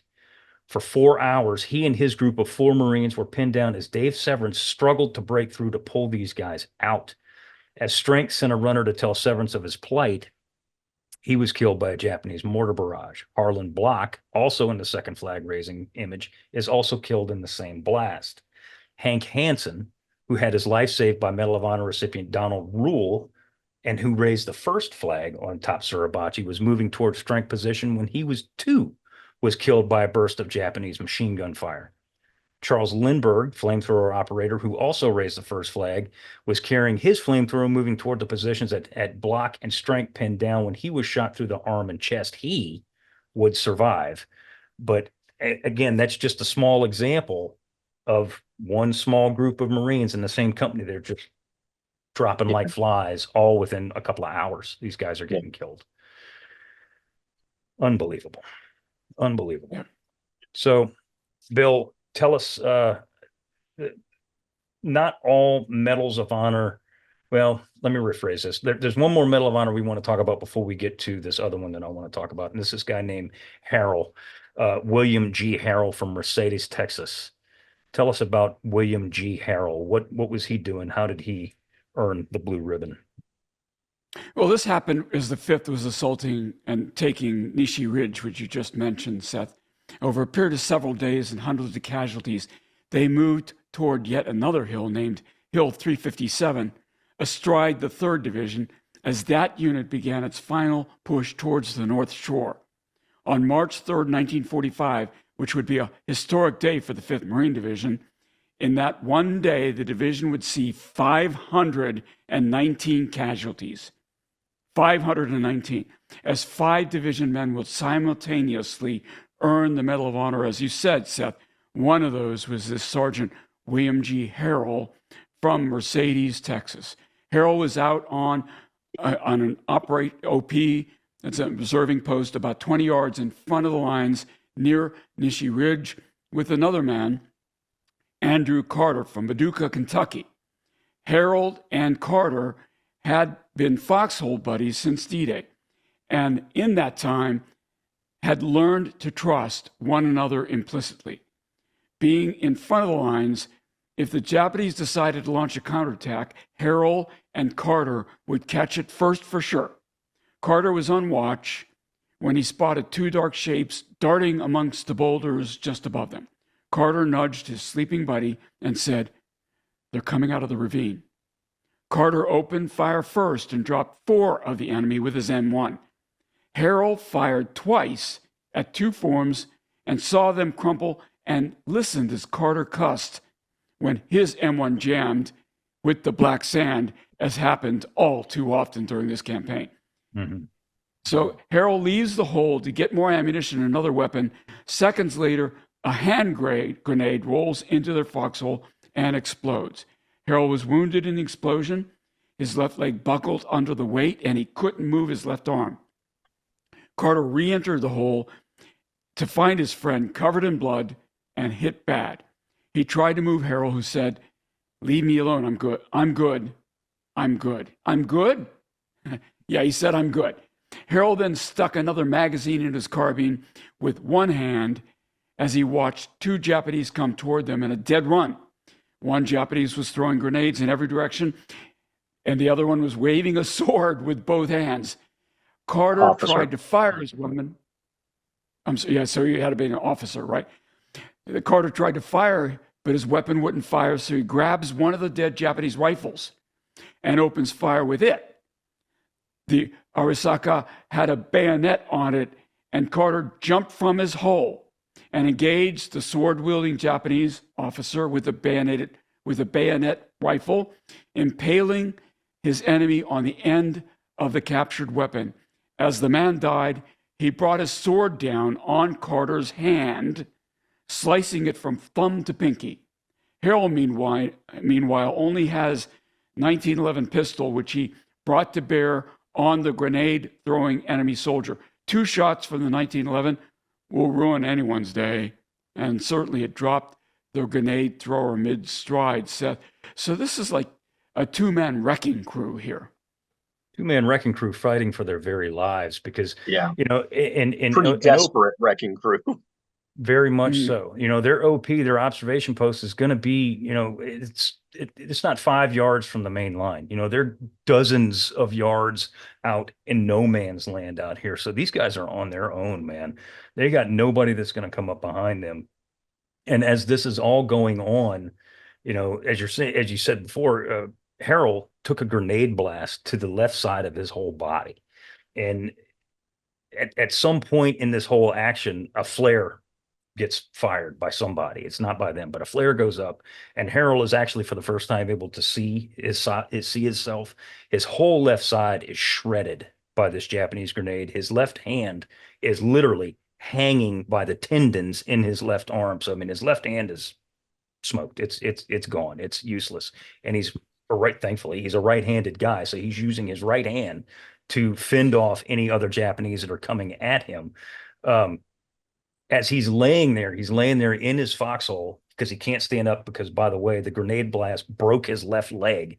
So he's literally leaning up against in his foxhole on his bloody left side with only the 1911 in his right hand. Japanese are still coming at them. They're still coming into this foxhole, into this fighting position to eliminate these two Marines here. Actually, one, because Carter went back again to go get more help. Harold winds up telling him, "Get out of here. I'm going to die. There's no sense in both of us dying. Get out. Go. I got this. Just go." And Carter does. He leaves. But what Harold doesn't know is Carter goes back to go get stretcher bearers and bring up some help to get Harold out of here, regardless of this. The Japanese are coming. Harold drops another couple of guys. One of these guys rolls a grenade into the hole. Harold goes to grab the grenade. The grenade explodes. It blows off his right hand. So now he has Handless. nothing. Yeah, he's handless. He cannot defend himself in any way, shape, or form. Thankfully, no more Japanese come at that point. These two guys that assaulted him, obviously, they are dead too. Carter does return the following morning with the stretcher team to retrieve Harold, who was absolutely clinging to life. I mean, he's got no hands, essentially. His entire left side of his body is completely shredded, and he is bleeding out. 12 dead Japanese surround the man from Mercedes, Texas, who has no hands. And he would, honest to God, survive to receive, no surprise here, the Medal of Honor. Carter would get the Navy Cross for these actions here. Just unbelievable heroism. Unbelievable heroism. So this is the one last guy that I want to talk about, Medal of Honor recipient, and you got to, because his story is, if it wasn't true, you would think it was fiction, and that is George Wallen. So not every Medal of Honor recipient was given the nation's highest award for taking lives. He's saving lives. He's from Ogden, Utah. In 1943, he was a civilian, and it's funny, but it's not. He was an airplane mechanic in civilian life. That's what he did. He worked on airplanes. And so he decides when the war starts in 43, or when he's able to join the Navy in 1943, he's going to join the United States Navy because he wants to work on airplanes, because that's what he did in civilian life. And he's like, it's a reasonable assumption. Yeah. I'm a civilian airplane mechanic. The Navy has airplanes. They're probably going to put me on a carrier, and I'm going to be an airplane mechanic, and everything's going to be fine. Right. Wrong, Jack. So nobody who's ever been in the Navy is going to be surprised by what happens here. The Navy says, you're a qualified, certified airplane mechanic. We're going to make you a corpsman. And that's exactly what they do. It's the Navy way. It just happens, right? That's exactly what happens. Because, I mean, truth be told, hospital corpsmen were much more needed than airplane mechanics were in the Navy at that point. They needed people. And for those who don't know, the hospital corpsmen, Navy corpsmen are basically they're not basically, they're the exact same thing as the Army medics. They're going to do the exact same thing. They're there to perform, basic first aid and triage to the wounded men who are up on the front line. So I just have to wonder, what happens if he ended up, joining the Army. He might have ended up with 8th Air Force and, been having a jolly old time in England repairing B-17s and never had to go to a hellhole like Iwo Jima. But yeah, lucky him. You're a corpsman. Yeah, you're a Navy corpsman. Yeah. And by the way, you're in the 5th Division and you're going to Iwo Jima. Right. So, and this story is going to sound an awful lot like one we'll talk about when we cover Okinawa, but this is still Iwo Jima. Yes, yes, yes, it does Good actually. point. So he lands with the assault waves on D-Day. He was one of the lucky few corpsmen to actually make it through those first few days without being hit. However, on February 26th, he's seriously wounded by shrapnel from either a grenade or mortar. Who knows? It doesn't matter. While he's tending to a wounded Marine, he refuses evacuation. This is a common theme here, but he refuses evacuation, finishes the job, and tends to another guy before he walks himself off the field to receive brief treatment. He returns to his unit that afternoon, just in time to join the fight at Nishi Ridge. On March the 2nd, he's wounded again, hit by shrapnel, and again refuses evacuation to tend to the wounded. He drags two wounded men back to safety. Only then did he seek treatment. When he was at the battalion aid station, the battalion surgeon told him, "Was like, okay, look, you've been hit twice now, and this one's pretty bad. We're getting you out of here. We're going to evacuate you." And all he said was, "Hell no, doc, I'm okay. And besides, we only have 3 corpsmen left in the whole battalion. I'm going back up." And he did. Mm. You got a ticket home, and Dude, you're like, nah, nah, I'm good. got to stick with my buddies. Jesus God in heaven. So the following day, the day that Bill was talking about, March 3rd, 1945, in which the 5th Division was awarded 5 Medals of Honor. This is the same day that Harrell and Carter performed their heroics. Wallen is right back at the front. Continuous cries of corpsmen, no surprise, prompted Wallen to aid and rescue several Marines. Taking a breather in the rear for a moment, a wounded Marine approaches Wallen and says, quote, "Doc, we've been hit up hard up front. We need you now." Immediately, he stands up, grabs his Unit 3, and runs towards the fire, tending to 2 men before crawling towards another. As he does so, a mortar shell explodes right beside him, filling him with shrapnel. Trying to get up, he falls down, then began to crawl forward to another Marine. Besides the shrapnel, Wallen's leg had been broken by the blast. He grabbed one of his own bandages, wrapped his shredded leg, gave himself a shot of morphine, and continued to crawl towards the wounded Marine ahead of him. As he neared what he thought was only one man, he quickly realized that there were 5 wounded Marines lying in a heap. Despite his wounds, he tried to treat every single one of them. As he did so, he heard another cry for corpsmen, crawled a further 50 yards ahead to treat this guy. As he arrives at this Marine, he finally passes out. Stretcher bearers found him, and they thought he was dead. Stretcher bearers found him, brought him back to the field hospital, where he obviously does miraculously survive. He was finally evacuated after this wound, as he said, "Only because I couldn't walk." He allowed him to take him off the island. Right. He too would receive the Medal of Honor on the White House lawn from Harry Truman. Just God dang. I was doing a little real time history here because one of the photographs that always impressed me when I would go down to the Nimitz Museum, they had a photo there of a woman named Jane Kende. I mean, now that we're sort of talking about medics and corpsmen and just how valuable they were, and she was one of the first air nurses. So we're flying casualties out of this island now that we have the airfield in operation, and there's this famous photograph of her. Um, tending to a wounded Marine whose face is completely bandaged, and she's bending over. Yep. Yeah, right. I know. And there's 3 other Marines in the background, just kind of looking at her, because I'm sure in the middle of this combat to have a nurse coming in the middle of this thing is like, this must be the angel of the Lord, But the medical people here were incredibly valuable and were really revered by these combat men, because they were incredibly brave, would come out under just these horrific conditions, under horrible fire. And even a woman like, Nurse Kende, you're flying in under fire. These airfields are under fire as well. So shout out to the medical profession here, because they deserve all of the good vibes from the combat troops that they get. So segue right. into what you were saying before. As the fighting is still raging, Motoyama number 1 became a beehive of activity. The Army's 7th Fighter Command, complete with P-51s and one of the coolest aircraft of the war, the P-61 Black Widow, which is just a bad machine, arrive on Iwo Jima as the fight is still going on, by the way.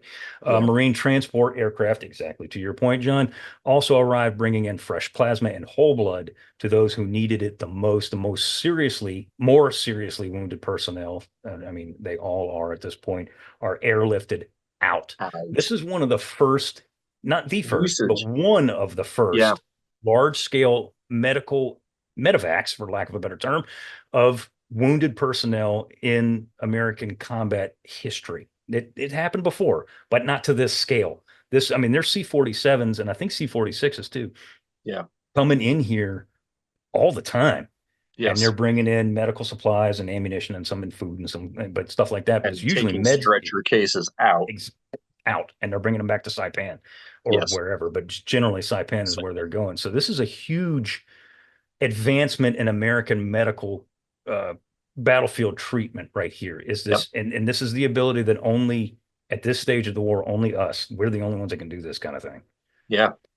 The other thing I was going to mention too, B-29s are landing here now as well. It's already being used as a divert field, and I've seen accounts from several of those planes that they would land and a Marine would come up to them and say, stay in the plane overnight, because there are Japanese infiltrators wandering around here, and if you're wandering around, we might think you're one of them. You could get fire from them, you could get fire from us. Just stay in the plane until tomorrow. We'll service it. We'll get you on out of here. But yeah, you don't want to be wandering around this island at night. So close to the end, General Graves Erskine, we've talked about a lot in this episode, wanted to launch the final assault to cut the island in two. Calling on his previous successes in the earlier night assault, which worked like a charm, he wanted to play the same trick twice, but this time with the entirety of 3-9. So this is a lot of dudes that are coming through here. Early in the pre-dawn darkness, around 0350 in a driving rain, the Marine artillery dropped smoke shells, which probably wasn't necessary in the driving rain. And over the next hour, Marines moved forward and took large chunks of land to minimal resistance. At this point, the Japanese they're crumbling. They're not starting to crumble. They are crumbling like a cookie. Progress was fantastic, however, until the Japanese woke up, literally woke up. Right. And when they woke up and gained their senses, Lieutenant Colonel Robert Cushman's two companies of 2nd Battalion became cut off in what would be called Cushman's Pocket. For 6 days, Bob Cushman and his Marines held out, completely cut off, as they were eliminated, as he and his Marines eliminated positions on their own, one by one. And I put in the notes, nobody freed Cushman. Cushman freed himself, and that is the God's honest truth.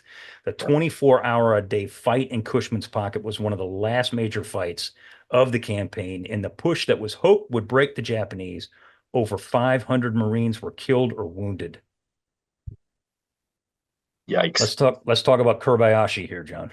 Yeah, things have fallen apart. By the time you get to 10, 11 March, the Japanese now are down to 3 distinct pockets, one apiece in each of the American divisional sectors. And so Kobayashi now has no central control over any of these forces at this point. He's in sporadic contact with some of them. We haven't talked about this guy, but Baron Nishi, who's the commander of the Japanese tank force on this island, who is an Olympic, I think he medaled. Yeah, he's a horseman. He was an equestrian. He brought his horse to this island. But Nishi is in command of the tank group here. He's in one of the pockets. Kobayashi is in the northernmost pocket. The men in these pockets that are trapped, there's some communication between them, some movement of men as well that can only happen at night. But all of them are following the same general precepts. They're fighting to the end. There are no banzai charges or anything like that. Kobayashi is holed up in a pocket on the northern coast at Kitano Point with about 1,500 survivors, many of them wounded. And the 5th Division starts the job of reducing it on March 11th. And it's going to take a number of days before that Japanese pocket is going to be collapsed. Kobayashi himself escapes what would have been certain death when a Marine patrol actually comes into the cave that he is in. And his orderlies realize that, we're in trouble here. They blow out the candles so that the Marines can't see anybody that's in this cave. A Marine with a flamethrower actually advances some distance in the cave. They don't see anything because the lights are out, and they turn around and walk back out. So that could have been the end of Kuribayashi at that point, but it is not. So by the 16th, he's down to about 500 men that have been pushed back into this final gorge that's going to end up being known as Death Valley. He sends his last communications out to Japan on the night of the 17th, but the combat here is not going to be over for another week. There's one final counterattack that goes down on the night of 27 March at the very end of the battle. And a group of 200 to 300 Japanese end up infiltrating deep behind American lines and go all the way to Motoyama number 2 and end up attacking not a group of Marines, but one of these rear area detachments. So you've got fighter pilots from the 21st Fighter Group. You got a bivouac full of Seabees. There's an American anti-aircraft battalion. The Japanese do not attack in bonsai fashion. They do much like what Graves did in some of his night attacks. They come in silently. Their aim is to kill as many Americans in their sleep, in their tents as possible. And that's what ends up happening. It devolves into this 3-hour-long melee that by the end of the morning, there are going to be about 200 dead Japanese littering the area. 53 Americans are dead and 88 wounded. There's some speculation that Kuribayashi himself must have led this attack. His body is never positively identified in this campaign. But one of the sort of standout features of this final counterattack is the fact that they recover a large number of officer swords, which means that there was a really high percentage of officers in this group that do this thing. But that's sort of the last hurrah as far as the Japanese are concerned.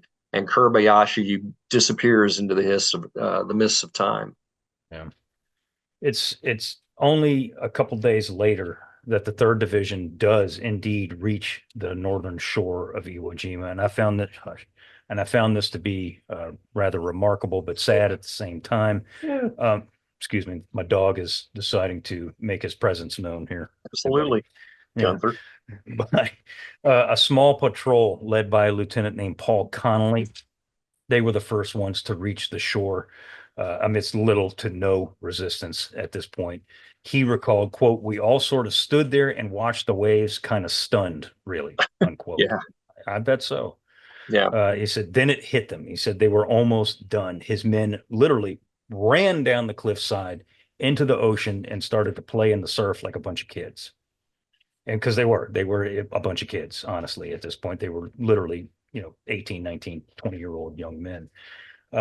That fun didn't last very long as they, no surprise here, came under Japanese mortar fire and guys started to split and run. The Japanese literally, they would not quit. They would not quit. I put this as a further example of the casualties. Connolly had landed with nearly 400 men in his Able Company 1st Battalion, 21st Marines. By the time he hit the North Shore, only 3 of the original men who went ashore with him had made it through the campaign. That's absurd. 3. Yeah. Wow. Yeah. So with the area of the Turkey Knob finally free of the Japanese, the 4th also moves rapidly at this point. Within hours of the 3rd hitting the North Shore, Clifton Cates' 4th Division also reaches that same very area. I had this on the notes, Bill, because I had to put it in there because it's true. On March 14th, Chester Nimitz pulls a MacArthur, and he claims that the island is secure and that the battle is over, but it ain't, is it? It ain't. Nope.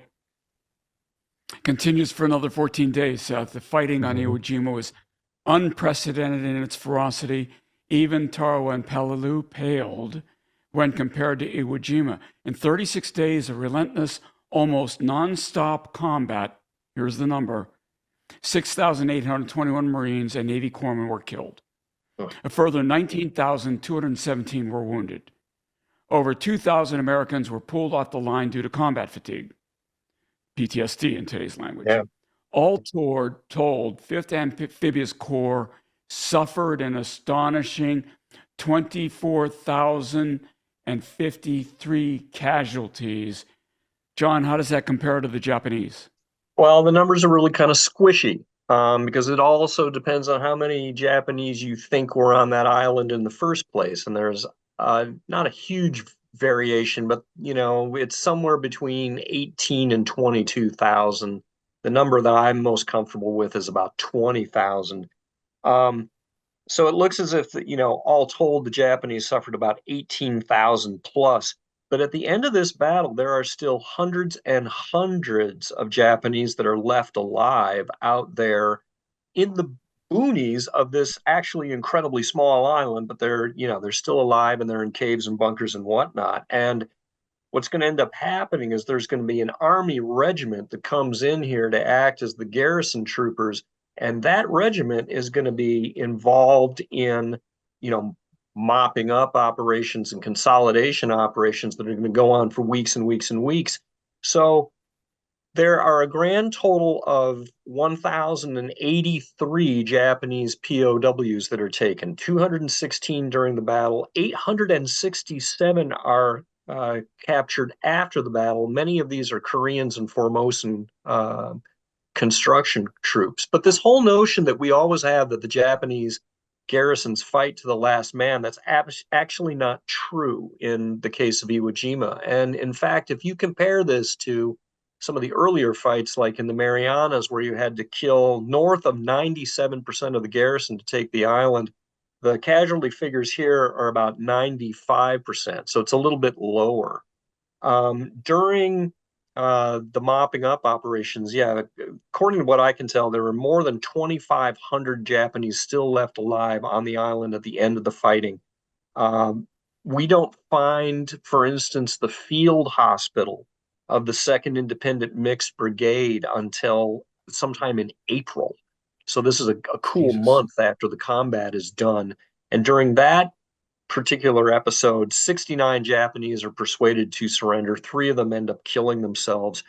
The U.S. Army garrison troops end up killing an additional 1,602 Japanese after the island is officially declared captured. And as I say, captured those 867 POWs. And there must have been probably hundreds more Japanese who died of their wounds and expired, in these caves and bunkers as well. So it's, even though the battle is over, for months afterwards, there are still hundreds of Japanese roaming around on these islands, particularly at night, out foraging and living off of stolen American food in most cases. And most of those guys are still, there's several thousand of them still there on Iwo Jima today. There are more than 10,000 sets of Japanese remains on this island. And that brings up an important point that, we as Americans, and particularly the Marine Corps, look at this island as being, this is sort of the Mecca if you're a U.S. Marine. I mean, Suribachi is where you lay your prayer rug down, and that's, for the Japanese, it's an entirely different vibe. This is their Masada, that, this fairly large garrison goes in, and not many of these guys are going to come back. And more than half of them are still in the island, have never been, disinterred, or because in many cases they just can't be. I think I mentioned in the first episode, when my wife and I were walking up to the top of Suribachi, we're walking over the graves, literally, of hundreds and hundreds of Japanese that are still entombed in that mountain, blasted into caves or whatever. And that's true of the entire island. It's an enormous charnel house. Yeah, it's a graveyard. The whole place is a graveyard. Graveyard. So Iwo Jima is the only time in the Pacific War that the Americans suffered more casualties than their enemy. Right. Roughly 1 Marine or Navy corpsman was a casualty for every 3 who landed on Iwo Jima. Nearly 700 Americans gave their lives for every square mile of the island. For every plot of ground the size of a football field, an average of more than 1 American and 5 Japanese were killed, and 5 Americans were wounded. The place was, and literally was, a slaughterhouse. It was a slaughterhouse from the beginning to the very, very end. And I put in the notes, Iwo Jima is just, is just different. We talked about horrible places like Peleliu and Yeah. Saipan and, Tarawa and all these other places. In the 4th Division, of the 5,409 casualties, 1,377, which is 25%, were caused by gunshot wounds. That's usually not that high. Yeah. It's usually not that high. Right. 4,132, or 75%, are caused by artillery, and that also classifies as mortars and grenades and all that other kind of thing. Of the gunshot wounds, 20% were head wounds. I mean, it was Yeah. this goes back to the man-to-man combat that was every single day on Iwo Jima. After we get past D-Day and we start moving north, it's mano-a-mano every single day, all day long. Mhm. So Robert Sherrod, that we mentioned before, remarked, quote, "Violent death. Along the beach in the morning lay many dead. About them, whether American or Japanese, there was one thing in common. They died with the greatest possible violence. Nowhere in the Pacific War have I seen such badly mangled bodies. Many were cut squarely in half. Legs and arms lay 50 feet away from anybody. Only the legs were easy to identify. Japanese if wrapped in khaki puttees, American if covered in canvas leggings. And one spot on the sand far from the nearest clusters of dead men, I saw a string of guts 15 feet long." This is exactly the mirror image of what the Japanese survivors said about the violence on Iwo Jima. And I mean, violence in war is hard to describe. And I don't think we've ever done a very good job of doing it. And I don't think anybody ever will. But this was different. It was just different. It's just different. Mhm. So, Bill, as we were saying, and we don't need to read the names of all of them. You can look it up because we're running long here. But there were 27 blue ribbons awarded for this action here. That's right, Seth. So it was a 36-day fight. 22 of those medals of honor were awarded to Marines, and the last 5 were to Navy corpsmen. 25% of the Marine Corps medals from World War II were earned on Iwo Jima. 25% of the medals of honor. I was not aware of that. That's wow. Staggering. Okay. It's Yeah, staggering. it really is. Yeah. 14 of the recipients were earned their award posthumously. That's 14 of the 27. And the list is long. And, you could look it up. It's all over the internet. But as Chester Nimitz famously said, my goodness, where did he come up with this? Because it is so iconic. And I'm sure, it's proud that Nimitz is the one to come up with this. But among those who served on Iwo Jima, uncommon valor was a common virtue. It's correct, it's poetic, it's iconic, and those words are Really found on the Iwo Jima Memorial at Arlington, Virginia, and a whole bunch of other places around Marine Corps bases and stations. Yeah, Right. but it's true. I mean, it's 100% true. And I put here the last little bit we want to get to Graves Erskine that we've talked about all episode here. He said, quote, "Victory was never in doubt. Its cost was.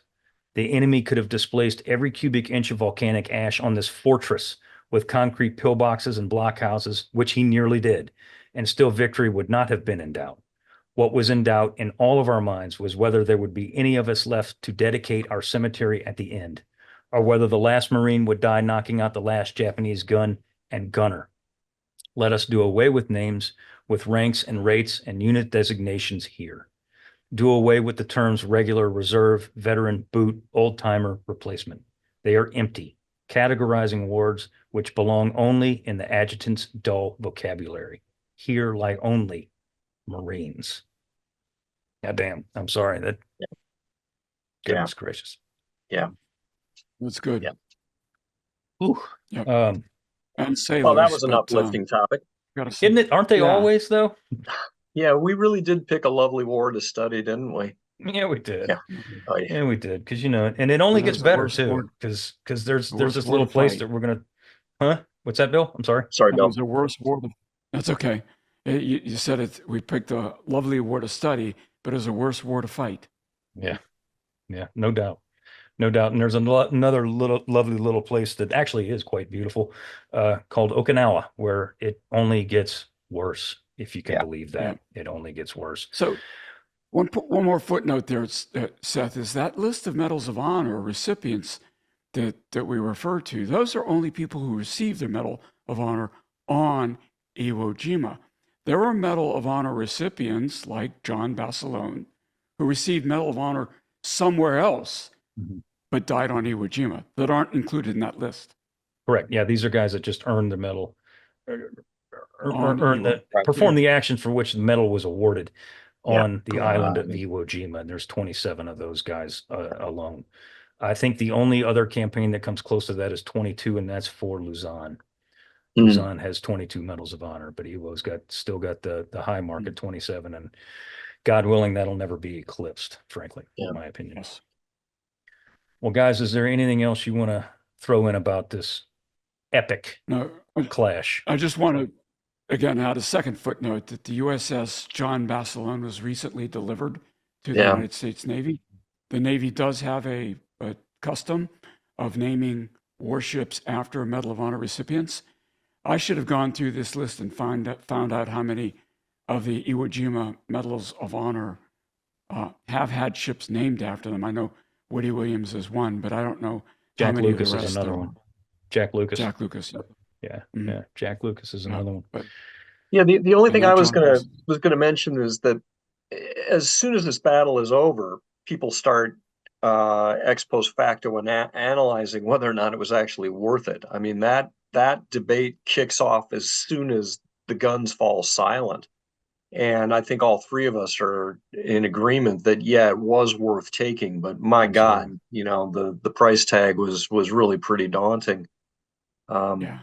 It certainly, I think we mentioned this in the first episode too, that had the war gone in a different direction, had the atomic bombs not been effective in bringing this war to a close, had we decided to pivot and actually invade the Tokyo area right off the get-go, Iwo would have been incredibly invaluable in that capacity as well. That's a point that Rich Frank has made to me on a number of occasions.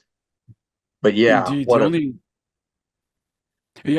only counterfactual I would love to, again, repeat is that had we done it when Spruance said we should, it would have been a whole lot easier fight. There would be a lot of Marines that would not have been killed.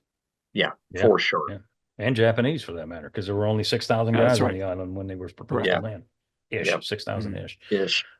But yeah, no, I mean, the Iwo was used, I'm sure we're gonna hear about it. It wasn't necessary, and it was. It most certainly was. We've already proven that, and the fact that as the battle is still going, there are B-29s that are setting down here. Right, there are 29s that are landing here, and the 51s and the 61s, specifically the 51s, what they call, like I said before, VLR, very very long range. They're raiding Japan. They're doing interdiction and commerce raiding in Japan, shooting up trains and sampans and guys walking along the beach and whatever. I mean, they're doing the same thing that the 47s and the 51s were doing in Europe. So, I mean, it was an important place. And, oh, by the way, it was used as the Japanese multiple times before we ever landed on it, as a fighter base, as a fighter staging base, as a ferrying base, whatever the case may be, for the battles that we've talked about in the past, like Formosa and places like that, the air battle of Formosa.